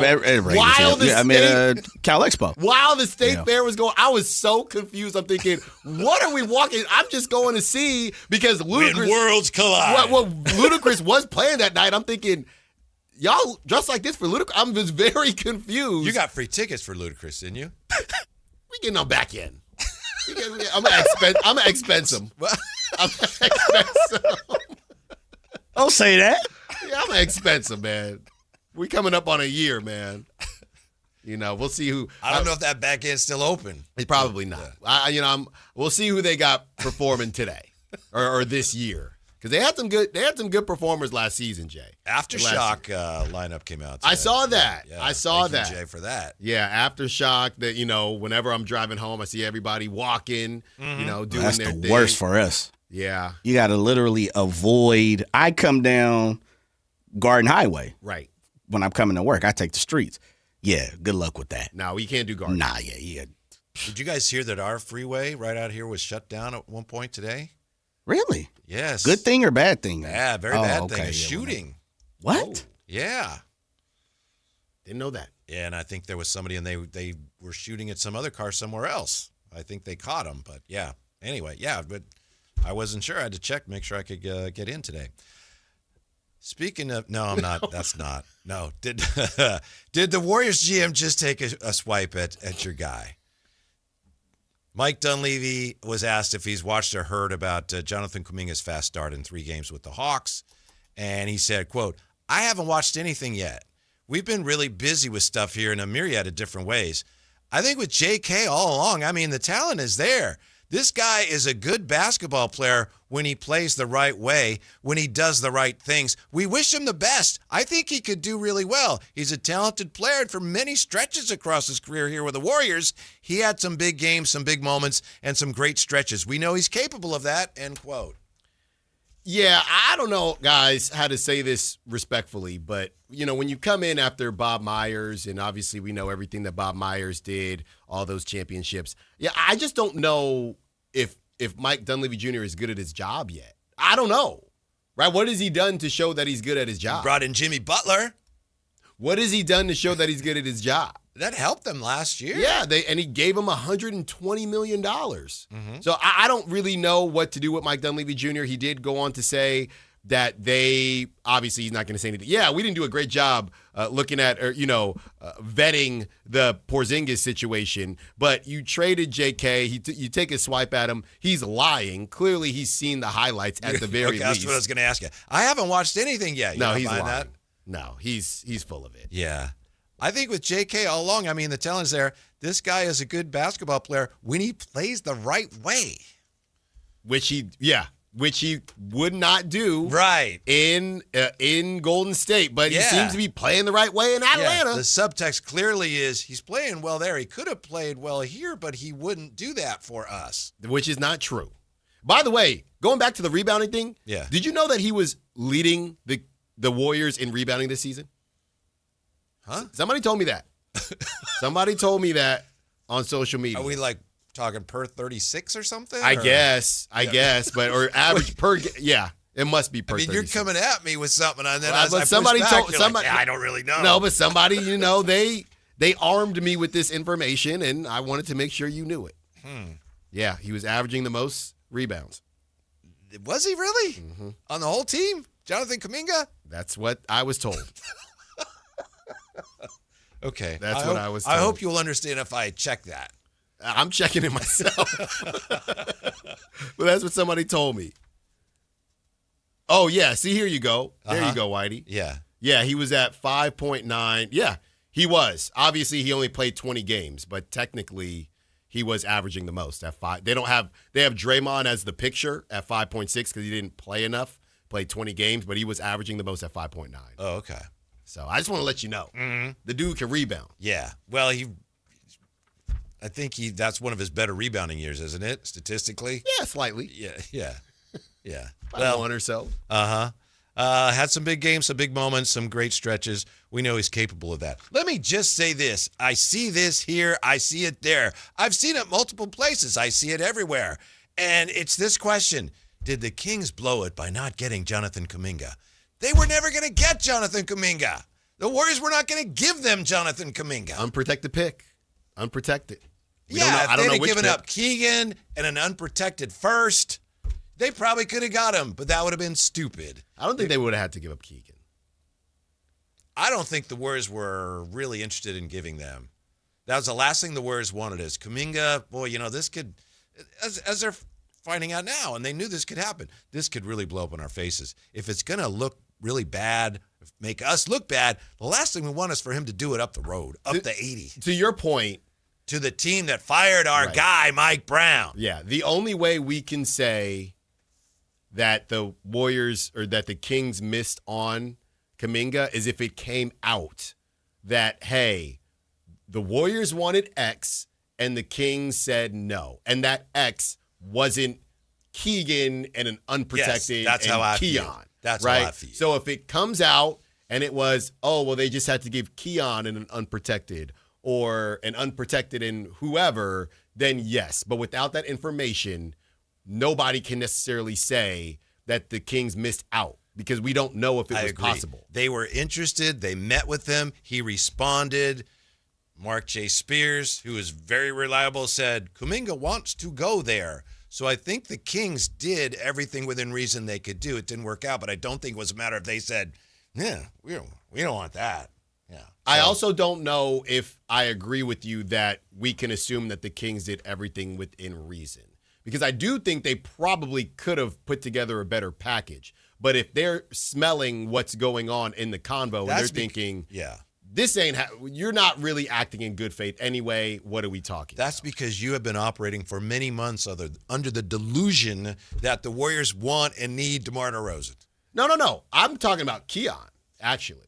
I'm talking about Keon. Like, if it came out that the Kings unprotected the pick and the Warriors still, because the whole thing was like a telenova. We were getting all the information, right? I know. Turns out the Kings did unprotected pick. Warriors still said no. Mm-hmm. Hey, Kings actually tried to throw in Keon Ellis and an unprotected pick. They still said no. Then it would be easier for me to say, okay, the Kings did everything. We don't know that, but I also agree with you. They probably didn't even get there because they sniffed it out that the Warriors weren't acting in good faith.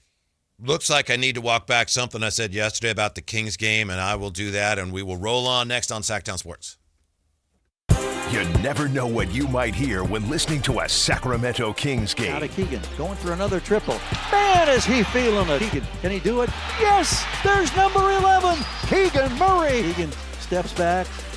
He just knocked down his 12th three-pointer, a Kings franchise record. He's got 45 points. Never miss a moment of Sacramento Kings basketball with Sactown Sports and the Sactown Sports app. This is the story of the one. As a safety manager at a manufacturing plant, he does everything he can to keep his coworkers safe. From finding ways to reduce risks to keeping safety supplies in stock. And for that, he relies on Grainger. Grainger offers a broad range of quality products and next-day delivery, so he can always play it safe. Call 1-800-GRAINGER, click Grainger.com, or just stop by. Grainger, for the ones who get it done. Cashback is not available on gas in New Jersey and Wisconsin. Couponing. Wow, you didn't strike me as the coupon type. Just trying to stay ahead of inflation. Gas, groceries, everything. It's all more expensive. I need to save wherever I can. Have you tried Upside yet? Upside? What's that? It's a free app that I use that pays cash back for every gallon of gas I buy. You've got to buy gas to get around anyway. Might as well get paid for it. Come on, does that really add up to anything? I've already made around $200. The extra cash helped pay down my bills, and I even had a little extra left to treat myself. And the Upside app is free? Totally free, and the cash back is real. You can transfer the cash right to your bank account. I'm downloading Upside right now. Download the free Upside app now to earn cash back every time you buy gas. Use promo code ENJOY to get an extra 25 cents per gallon on your first tank. You can cash out anytime right to your bank, to PayPal, or a gift card for Amazon and other brands. Just download the free Upside app and use promo code ENJOY for a 25 cents per gallon bonus on your first tank. That's code ENJOY for a 25 cents per gallon bonus. Meet Morgan Jones. Morgan is about to step into a world unknown to most, thanks to Progressive's Renters Insurance, a place of fresh linens and turn-down service. You see, Morgan temporarily vacated her apartment and has gone to a hotel because a pipe burst in her apartment. A pipe that made her sense of reality and apartment ceiling all come crashing down. Luckily, Morgan checked into Progressive's Protection Zone. Get a quote at Progressive.com. Progressive Casualty Insurance Company, affiliates, and third-party insurers. Jackson Hewitt knows taxes are complicated, and with multiple jobs and tax forms, they're like Sonata complicated. Our no-surprise pricing keeps things simple. Jackson Hewitt does your taxes for only $149 or less. And since we know all the new tax codes, you could get thousands back. So what are you waiting for? Hurry. File with Jackson Hewitt today for only $149 or less, guaranteed. Limited time offer for new clients on federal returns. Participating locations only. Terms at jacksonhewitt.com/149. Spring is here, and there's really nothing better than hitting the open road in a new Honda. Whether you're shopping new or pre-owned, Stockton Honda has the selection and savings, plus get top dollar for your trade. And while life's roads are often filled with bumps, buying from Stockton Honda couldn't be smoother. Wherever the road you travel might lead, Stockton Honda is happy to get you there. Come in today or go to StocktonHonda.com. Anytime, anywhere, it's all here.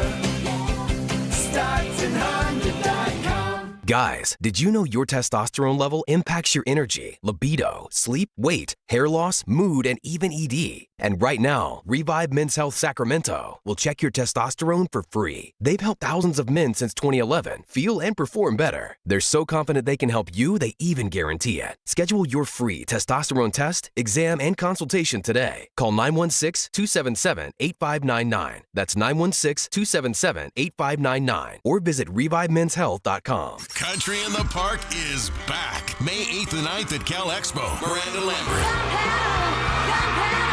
John Party. Chris Young. Turnpike Troubadours. Dylan Scott and more. Line dancing, mechanical bulls, and food trucks. Make it a lucky night out of live country music and dancing for your crew. Tickets start at only $68.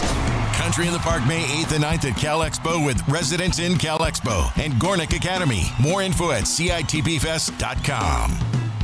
KHD1 Sacramento, KYMX HD3 Sacramento. From the Power Business Technology Toshiba Studios. This is Sactown Sports 1140.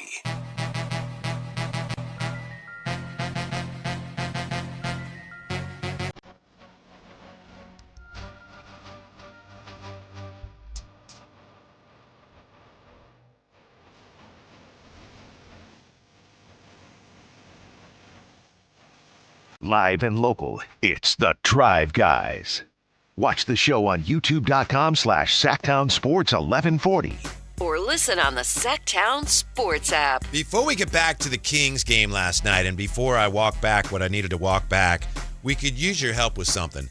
Alan and I are having a little disagreement. It's not a matter of opinion, but if you've ever been out to Sutter Health Park and you've seen the wiffle ball field, and Alan's been out there a lot more than I have. He's been out there a lot more, and he's going to be out there again, right? Or can we not say that? Or maybe, I don't know. Yeah. I'll be out there Fridays and Sundays. Kind of 1-1 or what?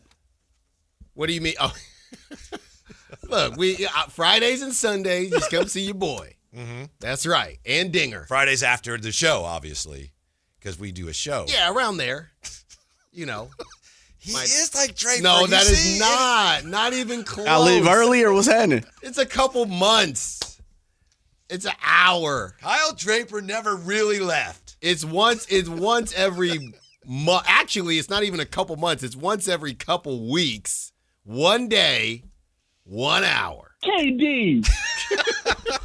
I have to start calling you Mercedes man. Well, until I wish I was Draper like the that. Mercedes man. I wish I was. We may or may not have something brewing that would be a very interesting wiffle ball game. And we're wondering where the best place to have it would be. And you seem to think you could have like an adult wiffle ball game in that. And I was out there once, like knocking kids down and stuff when they step in the box. My recollection of it is it's too small. But yeah, it really comes down to, how much contact are we making here? In the air, yeah, if you get one, it doesn't take much, but there's grounders, there's things like that. I don't know that every pop fly is going out though. But maybe I'm wrong because I have not played wiffle ball like that. Yeah. Okay. Well, if you happen to know, just you can shoot us a text or call us or just let us know because that would be a great place to have it if it's that'd be perfect. Suitable. And I know people. I know people out there. You mean like Dinger? Dinger could be there. Dinger's pretty awesome. Dinger is the best. We get a lot of people out there. We get a crowd. I play better with the crowd. If it comes together the way we're talking and Jay has been working, I would say there'll be a crowd, wouldn't you, Jay? Yeah, definitely. Yeah, we'll definitely make it happen. Mm-hmm. I mean, first of all, you got Allen out there. That's what I'm saying. So we're good. I'm mic'd up, of course. Yeah. How can you hit the ball when you're videotape or you're recording? Well, no, I guess my wife's gonna be busy that day. Okay. She's gonna be recording everything. Pretty sure we could get you somebody else some digital there, brother. Gotta get a babysitter. Do you have a GoPro? I do not. Really? Mm-mm. That surprises me. Yeah, I know. I should get one. My daughter, when she was in San Diego, she'd take her dog down to the beach a lot. She would find GoPros that people would have on when they're surfing. And then they'd fall. And she literally, I think they actually looked at one and traced it back to someone and got it back to them. But it was, they'd wash up in the, right, in the and you can't look surf for and it. stuff. Yeah, yeah. So yesterday we were talking about that Kings game last night being on national TV, and I mentioned that it was throwback night for NBC. Right. Yeah. And I know I had said, that's fine, whatever, no big deal. But apparently people loved it. Mm-hmm. People just went over the moon about it, at least on social media. I don't know what the ratings were. They had the first game, of course, that for us was on Peacock. Then they had the Kings game, and people were raving about Bob Costas and Mike Fratello and Doug Collins and Hannah Storm. And they had a really cool Kings feature at halftime, too, kind of a throwback to when NBC had the NBA, and the Kings were really good then. So I got to walk that back. People loved it. So, okay.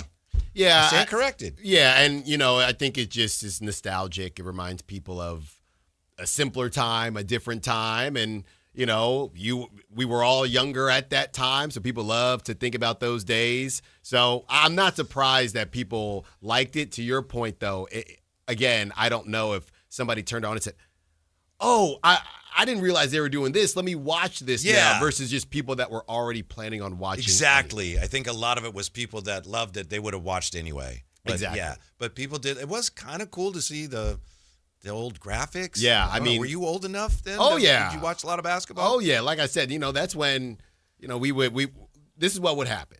Okay. And Jay, I know you watch these shows, but this is how it would happen. The Kings were in the playoffs because this is not 90s, right? This is like 2000s. Started in the 99, but then into the right. Yeah. So this is how my day would go. My dad was getting ready for work at the post office, so he got to iron his pants. Okay, so he's ironing his pants. Well, I'm telling you. So both your parents were federal workers. Yes, they Okay. were. Yeah, and basically, first we'd watch Hercules. Okay, Was that difficult for Dad? He was a mailman. Your mom ran the FBI. well, she didn't run the FBI. Oh, right. And he didn't serve mail either. Oh, okay. He didn't drop off the mail. Okay. He was at the post office. Yeah. So we're watching Hercules. Everybody loves Hercules. Then after Hercules, Xena, Warrior Princess would come on. Yeah. And then after that, it was time for Kings Lakers. And my dad was a big Jordan guy, so he wasn't a huge Kobe fan. So in turn, we'd be rooting for the Kings. So I'm very familiar. That's where I fell in love with Bobby Jackson. Really? That's where it all went down. Mm-hmm. I can smell the starch now. We this is how things have changed over the years. We got season tickets around 2000, 2001, and both our girls were playing basketball at the time, and Kings games were a huge event. They were so much fun to watch. And there'd be like a big game, and, I could get media passes for some of these things, but for the family to go was tough. So we got season tickets so that we could go to playoff games and we could go to the big games because you wanted to go. Those were huge events. Yeah. If you didn't have season tickets, like, good luck. Right. That's how in demand everything was then. And you know what? Life is a flat circle, or time is a flat circle, and the Kings will be back. Mm-hmm. The Kings will be back. You saw Dave's video that he was, promoting with his son, who said it's going to take a lifetime or something. Oh, I ran across that. I didn't actually watch it, but I know what you're talking about. Yeah, so, Dave's kid is much older now. So it's about that time for the Kings, 3 to 5 more years, give or take, not committing to anything. They'll be back. I would love for the Kings, and hopefully they're on this track, to have new success that is sustainable, that allows us, Jay, I think Jay's with me on this, allows us to put that great Weber era in its place, but say that was part of the Kings' history. It wasn't the whole thing. Yeah. Because I'm as guilty as anybody right now. What are the Kings like? 2002, man, we got screwed. Yeah. And I know the Beam team gave us a shot at that, but then that fell apart. So I just hope they're able to have some success that we can put up on the mantle along with Mitch Richmond and along with the Chris Webber teams, you know? Mm-hmm. And I'm not trying to go negative here because it's we're headed in a positive direction. But the way you said that, Whitey, just because we still do talk about 2002, because the reality is we should have already done that with the Beam team. Yeah. And I think that if you look at all the teams that have, more specifically the Western Conference than the Eastern Conference, if you look at teams that have made it into the playoffs, not via the play-in, right? So if you look at teams that were a top 6 team, how often have those teams not made the playoffs within the next 2 seasons? What the Kings did was so rare, so Kangs, that I think that's what burned so many people. We were talking with our guy yesterday, Seth, about, he's got the podcast about superheroes, right? Hall of Justice. Yes, and how there's all these different dimensions. The Kings found the only dimension where things go this poorly for them. I think if they do, you could look at 50 different dimensions, and the Kings do not find themselves in this position.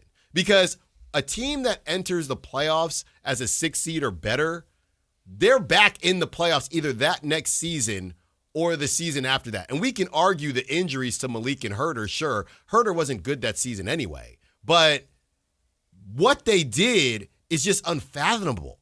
It's ridiculous. Yeah. Here's what really drives that point home for me, Alan. And you've pulled me back down that dark path. I didn't mean to. When I was trying to find a pathway back into the sunlight. But I didn't mean to.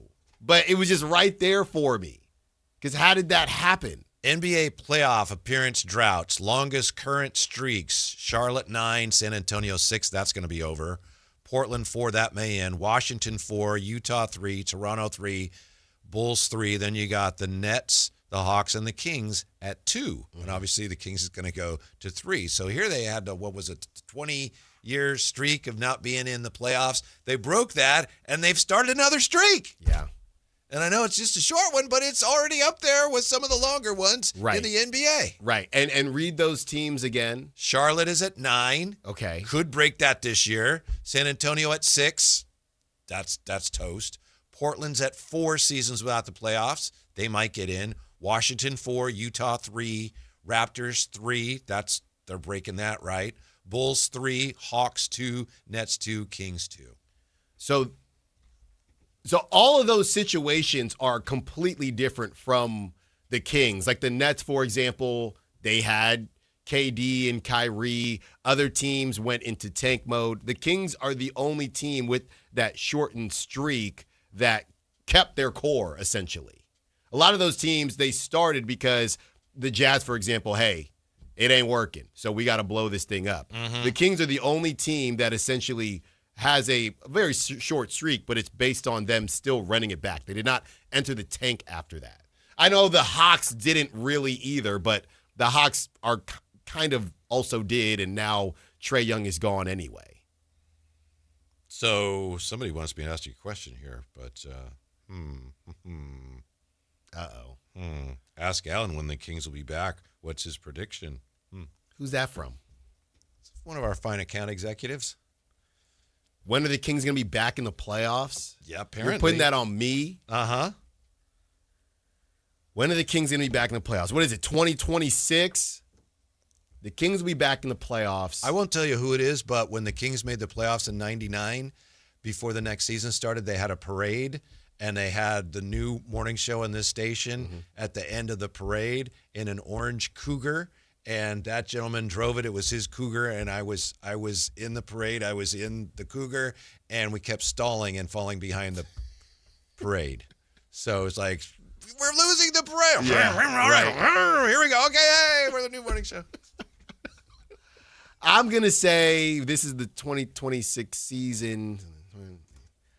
Whitey, I can't say 2030. I got to say 2029. 2029. You could be in the play-in in 2028, though.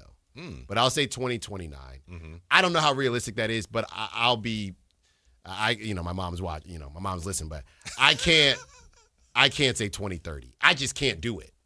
Mentally, I can't say 2030. So I will say 2029. Which player available in this draft do you think would give them the best chance next year to really propel things? Not necessarily the player who will be the best player long term, but who next year will be the best player.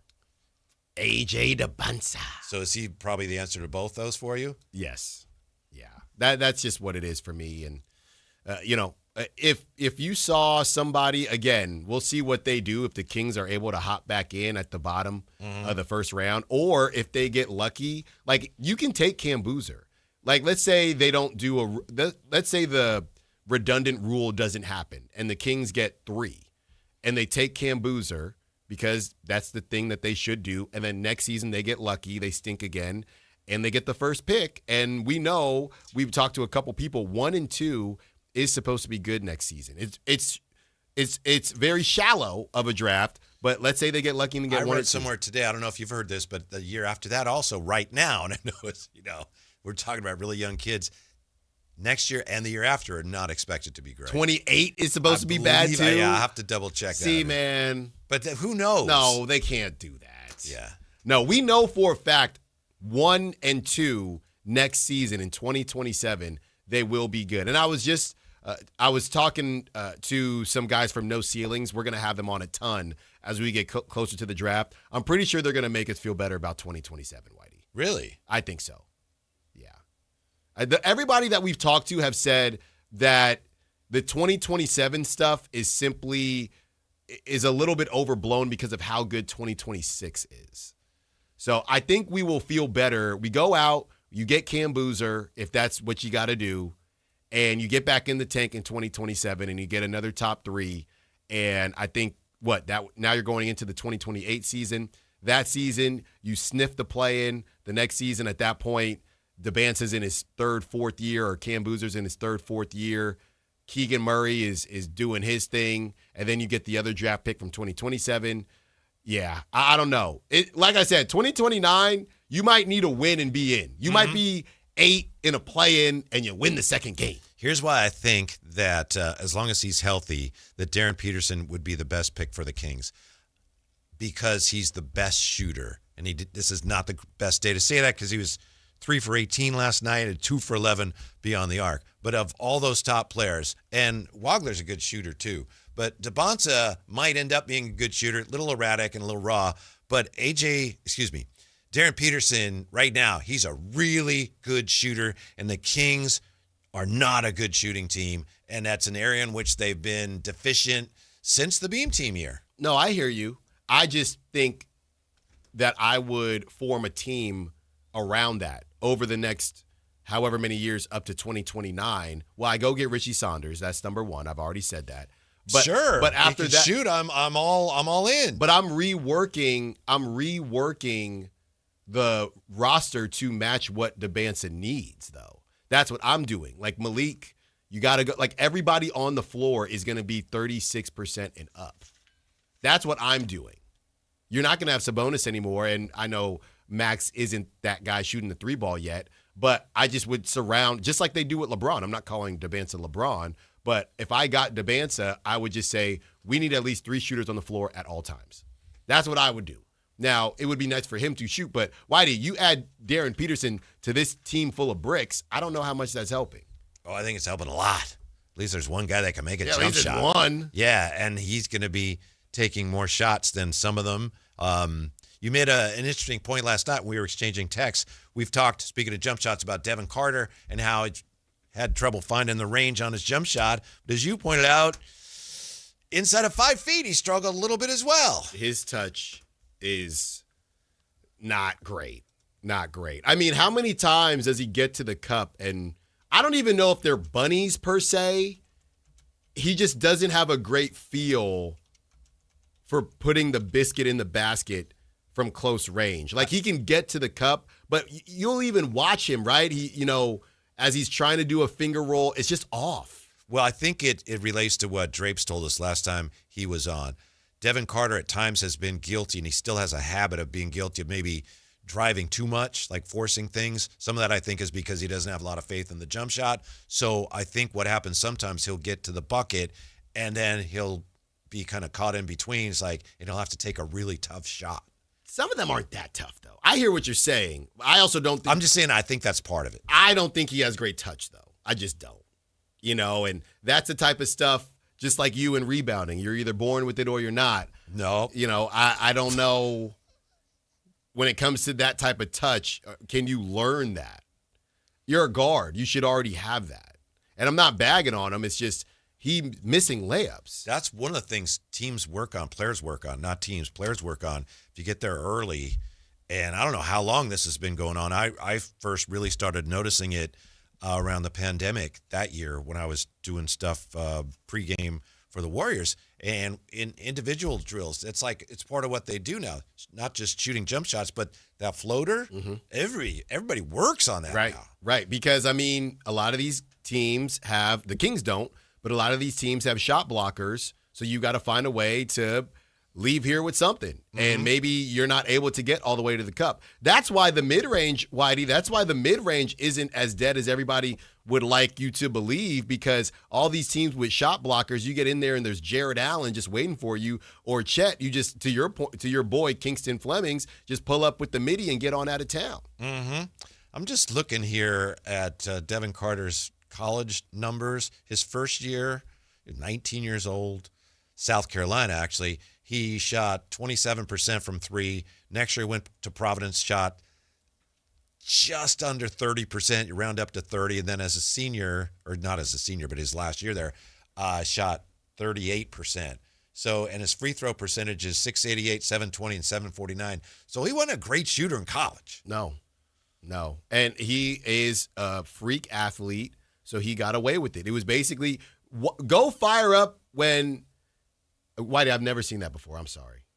Allen, A-L-O-N, the pitching coach for the Rockies, A-L-O-N. I've never seen that. You don't like that? It makes me uncomfortable. I'm not going to lie to you. But anyway, I never saw that before. I think it's pronounced Allen. I think we got to check that. But that's one of those things, Whitey, if you go home, not you, because I know you've already done it, but if anybody is curious, well, how does Devin Carter's numbers look like that in the G League? Go look up his G League highlights. It is him out athleticizing people. Mm-hmm. It is him with putbacks. It is him getting to the cup and maybe missing, but then getting his own rebound and putting it back up. He's not out there boogieing on dudes. And to be honest with you, that's how a lot of these 4A guys look. And 4A is a term that we'll use in baseball when somebody does good in AAA but can't figure it out in the bigs. A lot of people use that in the NBA as well. That's how a lot of these guys look. They're better physically or athletically, but when they're put in the same space with other physical and athletic players, they do not look the same because finesse has to come into it, and they don't have that. You may be onto something. I had noticed that, but as you were talking here, because you do tend to go on, so I knew I had time to look something up.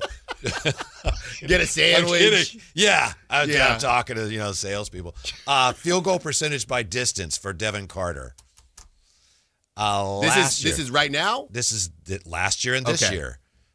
0 to 3 feet last year. This year he's at 806. Last year, 0 to 3 feet, it was 579. Now, I don't have a lot of numbers to compare that to. We can certainly get them, but 0 to 3 feet last year, 579.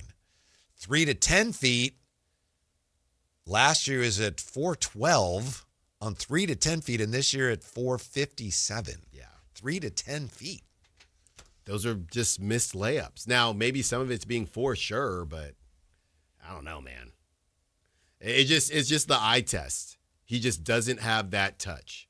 When we say, and I'm not trying to put him in the same conversation with some of the greats, but a lot of these point guards, they just have a certain touch where they can get certain angles, and Kyrie and Steph. And again, I'm not comparing him to them, but even when you fire up some of these guys coming into the league, fire up Darius Acuff, fire up some of these guys, and the angles that they're finding on the backboard to get these tough finishes as smaller players, it's necessary.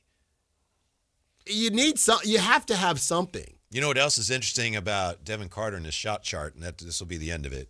The Kings have a number of guys that maybe take too many mid-range shots. He doesn't take them.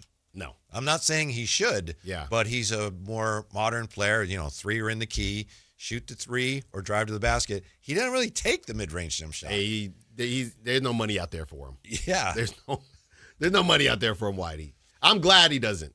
He's got to figure out, just like you say to me with Maxime in the three, just focus on the other stuff. Devin does not need to be working on mid-ranges right now. Maxime had a great game last night, Alan. Say what you will about, but it was, he had 18 and 10 and 4 assists. Don't make me go to your plus minus. I don't like to do that, but I will if I have to. I want to hear it. He was plus 3. Woo-hoo. They lost by 11. He was plus 3. Nick Clifford had 10 points, 5 of 13, but Maxime Reynaud played really, really well. Yeah, he did. And, they were switching other guys. Iguodaro was in there. Mark Williams couldn't handle him. Mark Williams, how many highlight dunks is he going to need? Mark Williams was yamming on everybody last night. 3 for 6. Minus 10. I like to do plus minus on Allen because you like to do plus the only minus language that he understands. Yeah. I mean, did it look like to you that Maxime outplayed the other centers? Did it look like that to you? It didn't look like it necessarily at the time, but if you look at the big picture, he did. When you look at the plus or minus, he did. I don't usually check that. I don't usually look at that. When we come back, maybe the 49ers really don't want to trade Mac Jones. Interesting news on the Niners and McCorkle next on Sactown Sports. The San Francisco 49ers play on Sactown Sports 1140. Touchdown 49ers! Every game on your number one sports station. Don't miss the action on your local sports leader. Sactown Sports 1140. Power Business Technology is proud to be a 100% independent, locally owned and managed Toshiba copier dealer. Local ownership cuts out the red tape, allowing ourselves to never be too busy to personally answer the call when our clients need us. Recognized for excellence in service execution, training, and customer service, we're proud to be named a Toshiba ProMasters Elite Dealer since 2021. Contact us today for all of your business printing needs at 844-POWER-BZ. That's 844-769-3729. Or visit us at powercopiers.com. When you take the time to shop at Folsom Lake Honda, there's one thing you'll always find. Happy people ready to serve you. As a family-owned and operated dealership since 2009, customer service is our #1 priority. Our customers love doing business with us, and you will too. Looking to own or lease? During the spring sales event, drive a brand new Accord or Civic. Visit us today at FolsomLakeHonda.com, your one-stop Honda shop. Folsom Lake Honda, yeah, your one-stop Honda shop. To 15-year-old Harper, buying an $80 vintage rock t-shirt is a great investment. To Harper's mom, this logic has a few holes in it. So she helped Harper open a Wells Fargo Clear Access banking account. With no overdraft fees and tools to track spending, Harper's learning, one heavy metal tee at a time. However you make money work, Wells Fargo can work with that. Terms apply. Visit wellsfargo.com/deposit disclosures for fees and details. Jackson Hewitt knows taxes are complicated, and with multiple jobs and tax forms, they're like Sonata complicated. Our no surprise pricing keeps things simple. Jackson Hewitt does your taxes for only $149 or less. And since we know all the new tax codes, you could get thousands back. So what are you waiting for? Hurry. File with Jackson Hewitt today for only $149 or less, guaranteed. Limited time offer for new clients on federal returns. Participating locations only. Terms at jacksonhewitt.com/149.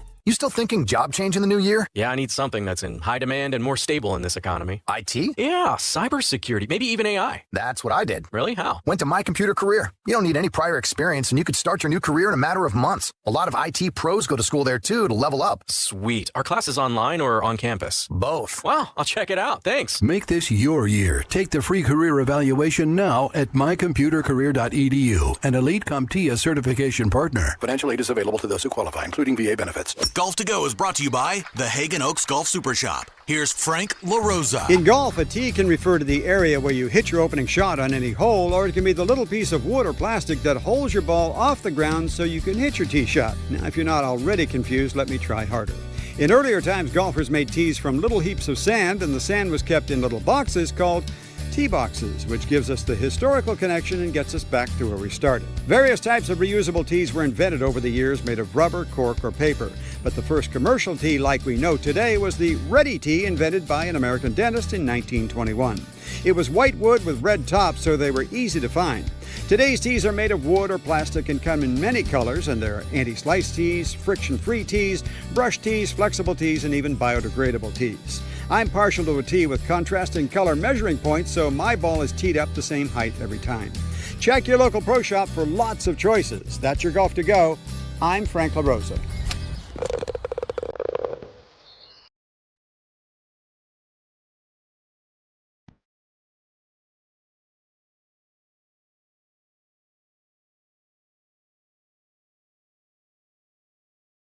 The Drive Guys with Kevin Gleason and Alan Stiles on Sactown Sports 1140. Alan, what are we to make of this? According to Jeff Howe, friend of the show, right, Jay? Friend of the show? Yeah. Good friend of the show. Absolutely. Yeah. According to Jeff Howe, the 49ers have been engaging teams in discussions about Mac Jones, and the 49ers are asking for a first rounder for McCorkle. A first rounder? Yeah. You know what this is? This is what you were just talking about. The Warriors not wanting to give the Kings Kuminga. They do not want to trade Mac Jones. That's what they just told us. Mm-hmm. They're not serious. They're not serious individuals. Yeah, I know that there were reports out of the combine that there wasn't a lot of interest in Mac Jones. I wonder if it's just that there wasn't interest because, hey, how much for him? First rounder. Yeah. Hey, we tried to move him, but we value him. So that's what it is. And I don't know. The reality of it is Brock has been dinged up. He's had nerve stuff with his arm, the toe thing. It might be just nice to see. It's smart. It does make you a better team. You know, let's see him on the team as a backup. Right, and you can have a conversation. You can have a conversation even during the season once injuries, happen, and naturally they're going to happen. But I think they want to see. Can we get Brock for 5 games straight with no issues? And maybe we can think about trading Mac Jones. Mm-hmm. Right? I don't think they feel comfortable doing it right now. Mm-hmm. And there was stuff last season where Brock didn't necessarily miss time, but, it was kind of questionable. He had the great game in Seattle when he had the rib thing. There's just always something. Yeah. I know we were talking yesterday about the smaller quarterbacks and seeing over the line. I know he's listed at 6 foot or 6'1", but he's not very thick. He gets a lot of passes batted down, too. Yeah, he does, and that's what we were talking about. But he's not very thick. So when he's getting crushed by these linemen, it's not as if, Jalen Hurts, they're probably around the same size, but Jalen Hurts can squat a truck. Jalen Hurts and he's been dinged up too. But, yeah, I think if you're the Niners, if somebody wants to give us Whitey, I know you got a couple, classic, Rolls Royce at home. Your wife says, I got to get rid of one of the Rolls Royces. There's no room in the garage. Yeah. And you say, okay, I'm selling it for $3 million. Now, I don't know what Rolls Royces go for, but it's vastly overpriced because you don't actually want to sell it. Yeah. Right? And it's going to sit there. Mm-hmm. And that's what the Niners are doing with Mac Jones. I think a better example for me would be my 1972 Topps Kareem Abdul-Jabbar car, which is currently available on eBay, and no one's buying it. And maybe I got a price a little high. Maybe I don't really want to sell it. You don't. Yeah. You don't. And when I get my Paul Skeens card up there at $20,000, it's just going to sit there. Uh-huh. Or somebody's going to say, I need it. Yeah. There also were reports that other teams, or at least one team, was a little skeptical of Mac Jones. And somebody has been wondering around the league, some people wondering, was that Mac or was it just, again, the system? Yeah. Somebody was quoted in a story by Matt Barrows and Vic Tafer as asking, well, if you trade for Mac Jones, does Kyle Shanahan come with him? That's I mean, what I saw from Mac, I know there's only one Kyle Shanahan, but these quick pass schemes, you do know what Mac does well, right? If it's a system where if you have a bad line, can't get Mac Jones. Well, what are you going to do if you don't have Trent Williams in? And why aren't the 49ers just saying, look, we need you. Yeah. Let's settle this. Well, they can't get a hold of him because he doesn't come out of his house. All he does is DoorDash, and he just goes to work and comes home. I think he wants to. I don't know how much he wants to stay. I don't know. After that interview that he did, just feels like he might think that there is a better. I think he really wants a ring. And I feel as if he might think there's a better place out there to try to get a ring. Now, I know he likes money. So if the Niners want to pay him that money, he'll stay. But I think in his heart of hearts, he might be thinking, if I can get somewhere else, I don't know that he has any type of loyalty. If I can get to the Rams or somewhere, I think I have an even better chance at winning one. I'll do that. Wouldn't the 49ers, they could fit him under the cap. They could do it. And apparently they're trying to rework his deal. So all right, we'll give you less this year, and then you get more down the road, and our cap situation will be a little more manageable this year. But if he says, no, I want it all now, wouldn't you just have to say, all right?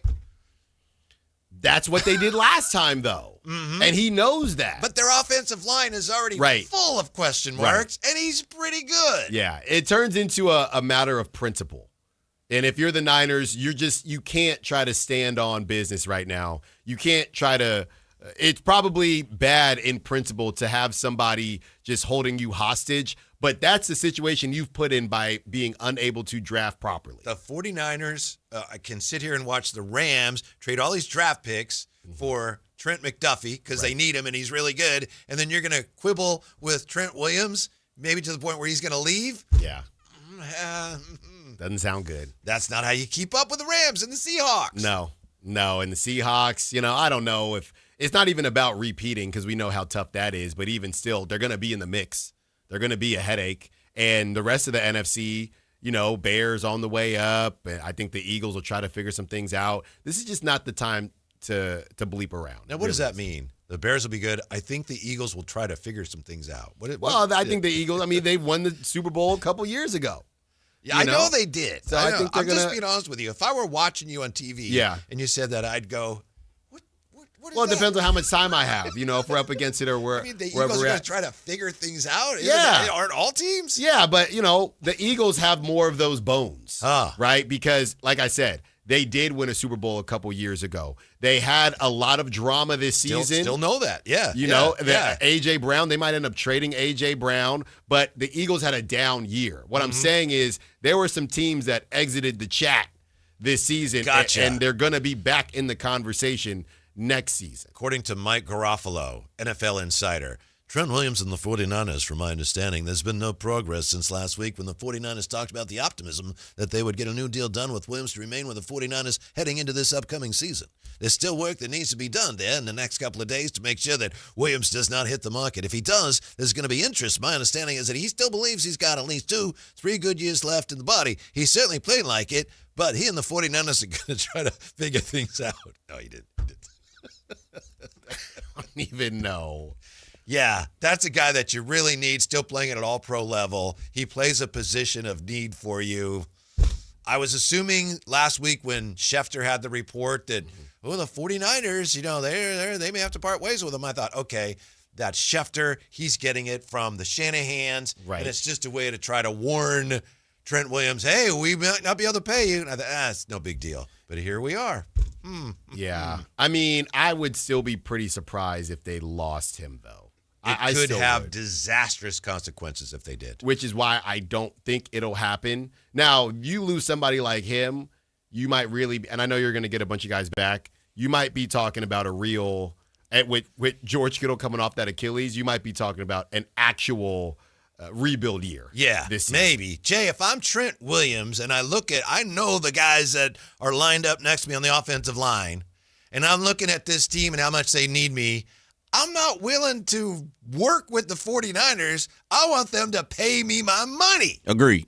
And I think Allen's already said he's kind of held him hostage twice since he's been in a 49ers uniform. So, yeah, I'm with you. I think he just has to say, look, I'm on the end of my rope when it comes to my career. Yeah. Not to mention not to be like that, he may start to kind of get into some, personal issues here soon. There's been some things over the last couple of weeks where people have had some personal conversation. Had some thoughts on his personal lifestyle right now. So, he may be playing to that too. May need a little extra cash in the kiddie pool. Yeah. So you never know. But I'm with you. I think the 49ers can't play hardball that long, but I think they're going to ride it out to the draft. Yeah. I think that's where they're going. Well, free agency starts, of course, next Wednesday. Yeah. Yeah. Now, how about Stephon Diggs? If you're the 49ers, you need a wide receiver. Nah, he going got the too wrong much way. baggage. Yeah. We going the wrong way. Well, that didn't take long. There's 2 thumbs down immediately. That is not it.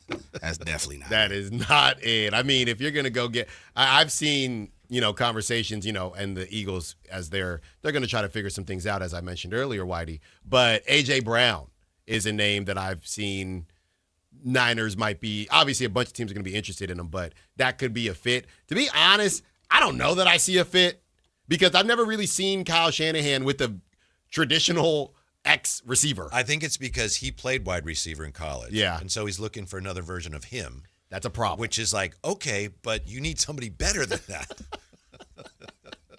Right? I don't think Times 5. I don't think he's doing that. That sounds like an Allen. That sounds like something I would say. Look at the guys they've had play wide receiver they've brought in, and you tell me I'm wrong. Yeah. I mean, Ricky Pearsall, he's doing a TikTok right now. I can guarantee you that. By the way, 22 days until opening day in baseball. How many days until football starts? Panthers will meet the Cardinals in the Hall of Fame game on August 6th, Janelle's birthday. 155 days from now. 155 days away from the Hall of Fame game. 22 days away from opening day. Bryce. Yeah. Bryce Young. I must admit that I'm hoping you got something on the back end of that paper. 22 days. Anything else? You want to do the 22s? Yeah. You got that? There's only two. There's only two Really? number 22s in baseball who've had their numbers retired. Wow. Who you got? One of them is on a team that you don't like. Oh, yeah, we ain't picking him. And he's on a team that you like a lot. That's my guy. Yeah. Figured that was one. Who's the other? Jim Palmer. Ooh, give me Palmer, baby. Jim Palmer and Little Will Oreo action. Clark. Yeah, give me a little. I'm going with Jim Palmer. No, come on, man. Will the The Thrill. great righty. That's sweet left-handed. One of them is a Hall of Famer. The other one is not. That's Jim Palmer, baby. He's in the Giants That Hall little, of Fame. that little weak Ring of Honor. Yeah, Ring of Honor. That's what it is. Yeah, that Will thing. Clark, one of the sweetest left-handed You guys don't even swingers. watch the numbers. The pigeons all over those numbers Oh, up there in the come on, rafters. Yeah, that's because there's not space with all the rings. That's the problem. Speaking of baseball, did ESPN get their MLB top 10 list right? I got 2 baseball players here. I can't wait to see what they think of this list next on Sactown Sports. Download the Sactown Sports app. Sacramento sports in your pocket. This is Sactown Sports 1140. This is a special alert to all Americans who own a vehicle with less than 200,000 miles with an auto warranty about to expire or with no warranty coverage at all. Due to a decline in the economy, CarShield is announcing a low-cost month-to-month vehicle protection plan that is now available to the public to save any driver out-of-pocket expenses on future auto repairs. Call now to find out how you can pay almost nothing for covered auto repairs. Yes, you heard that correctly. Pay almost nothing for covered auto repairs. An open phone line has been established for all drivers to call for a free quick quote. Call 800-292-4541 now. Drivers who are covered will not have to pay for covered repairs again. This protection plan is at an all-time low. Additionally, drivers who activate this vehicle protection today will also receive free roadside assistance, free towing, and car rental options at no additional cost. Call us for your free quick quote today. 800-292-4541. That's 800-292-4541. What do you have to lose? Call 800-292-4541. Again, 800-292-4541. Get ready, Sacramento.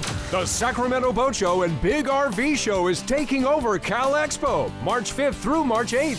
Hundreds of boats and RVs, all in one place. From wakeboard boats and pontoon boats to motorhomes, fifth wheels, travel trailers, sprinter vans, plus fishing boats and ATVs. It's 2 huge shows, one massive event. Don't miss it. Get details now at twohugeshows.com.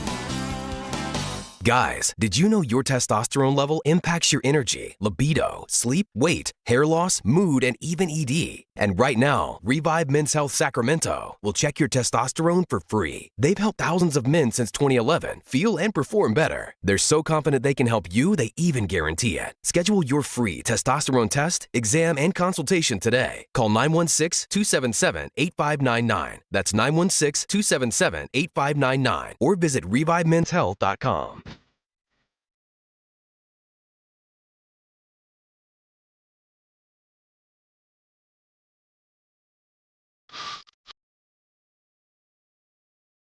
The Tribe Guys powering your afternoons Monday through Friday on Sactown Sports. Alan informs me that there are some Russell Westbrook fans, or at least one, trying to get him out of here so we can go play with a contender. But there's a problem with that, isn't there, Alan? It's too late, brother. It's too late. The deadline has passed.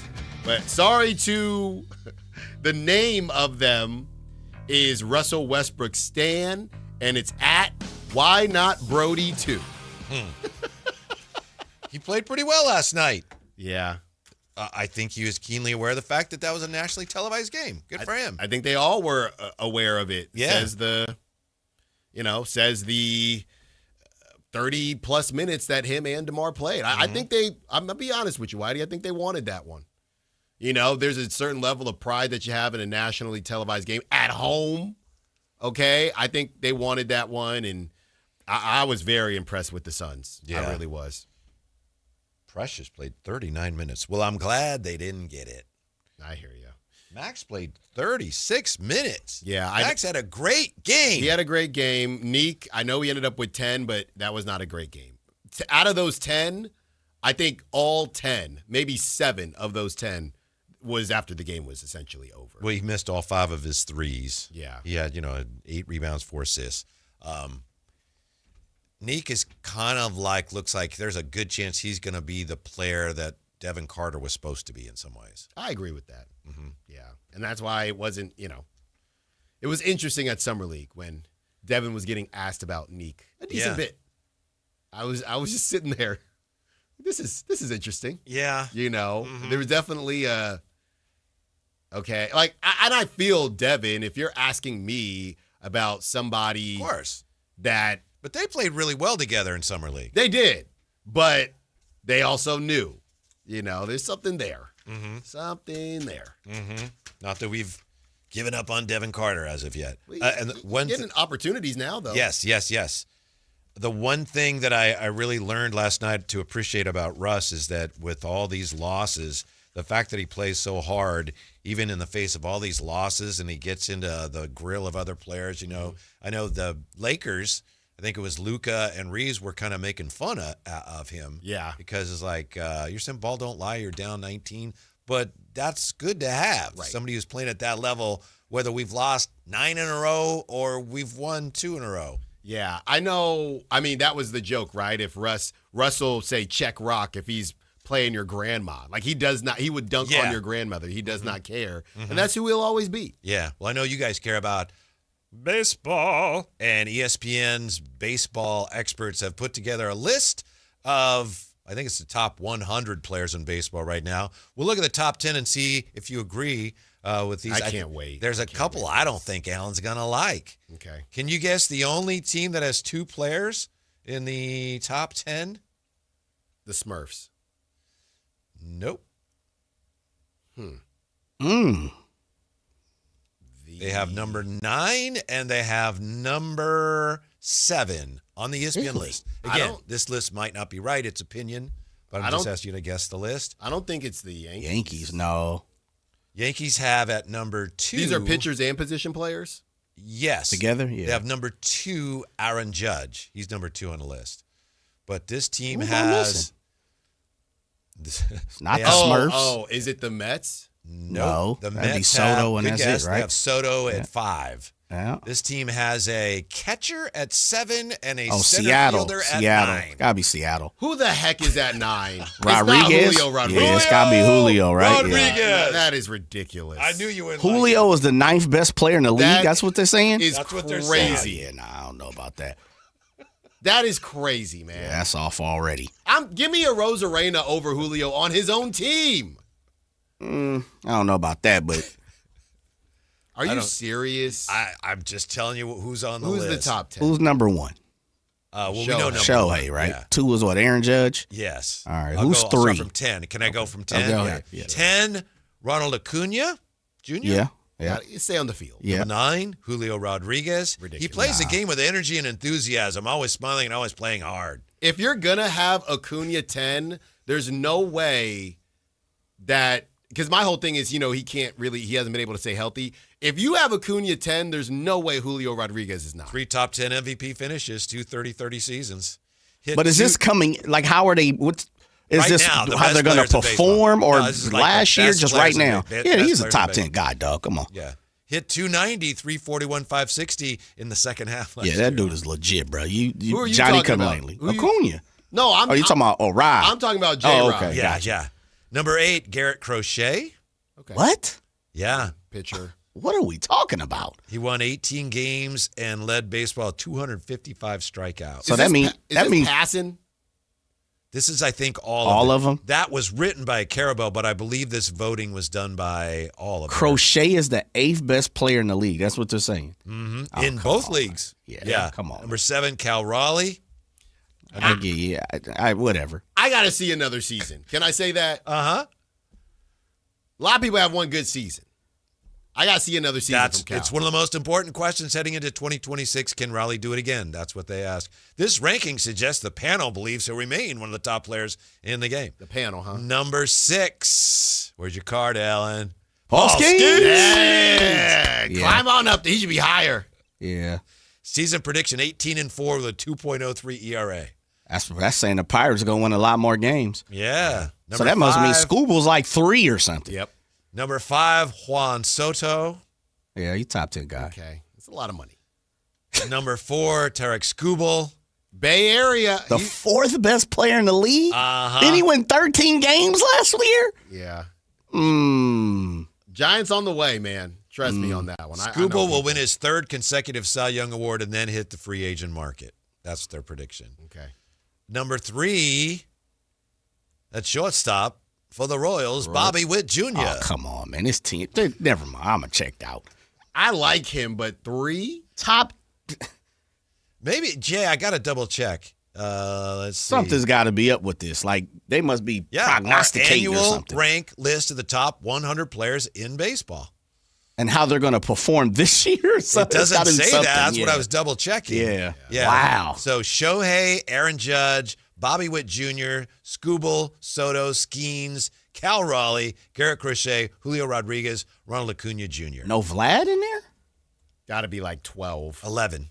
Yeah. Yeah. And let's see how far we have to go. Tatis, 14. Kyle Tucker, 15.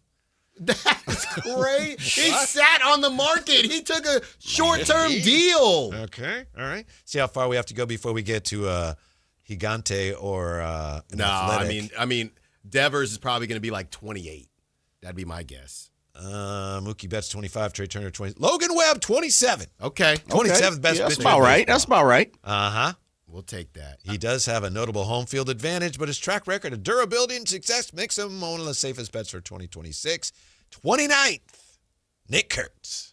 I don't mind that. Yeah. You know I love Nick Kurtz. If this ranking seems aggressive for a player with only 159 days in the big leagues, consider the company he keeps in baseball's best statistical neighborhood. And then it goes into WRC adjusted or something. But I'm telling you right now, and Jay, it's going to be a bad day for you. Okay. Because Tarek Skubal, born in Hayward, California, he's going to the Giants. Well, that 13-8, that's fine. What do you go? 13-4, 13-6, 13 and something. I'm telling you, he's headed to the Giants. Playing on a great team. Where's Ellie De La Cruz? I think he's 25, I want to say. He had a weird year. He did. 24. I know they went to the playoffs. Where's Mookie? Mookie's 25. You know who kind of fell off? What happened to O'Neal Cruz? He was supposed to be the one. The Pirates? Yeah. Can't do anything but hit home runs. Yeah, right? yeah. 13-6. Well, they moved him to center. They got him out of short. I think I saw him today playing for the Dominican. Yeah, 13-6 Tarek Skubal was. 2.21 ERA. By the way, Nick Kurtz last year against right-handed pitching compared to Ohtani. Ohtani hit 283, 416 on base, slugged 661 against right-handed pitching. Nick Kurtz, 336 average, 439 on base, 714 slugging. Insane. That's crazy. Insane. Now, look, this is what, and I know you're with me, Jay. I always like to see guys their second season. They call it the sophomore slump for a reason. They're going to have the notes on them, the scouting report. How does he look?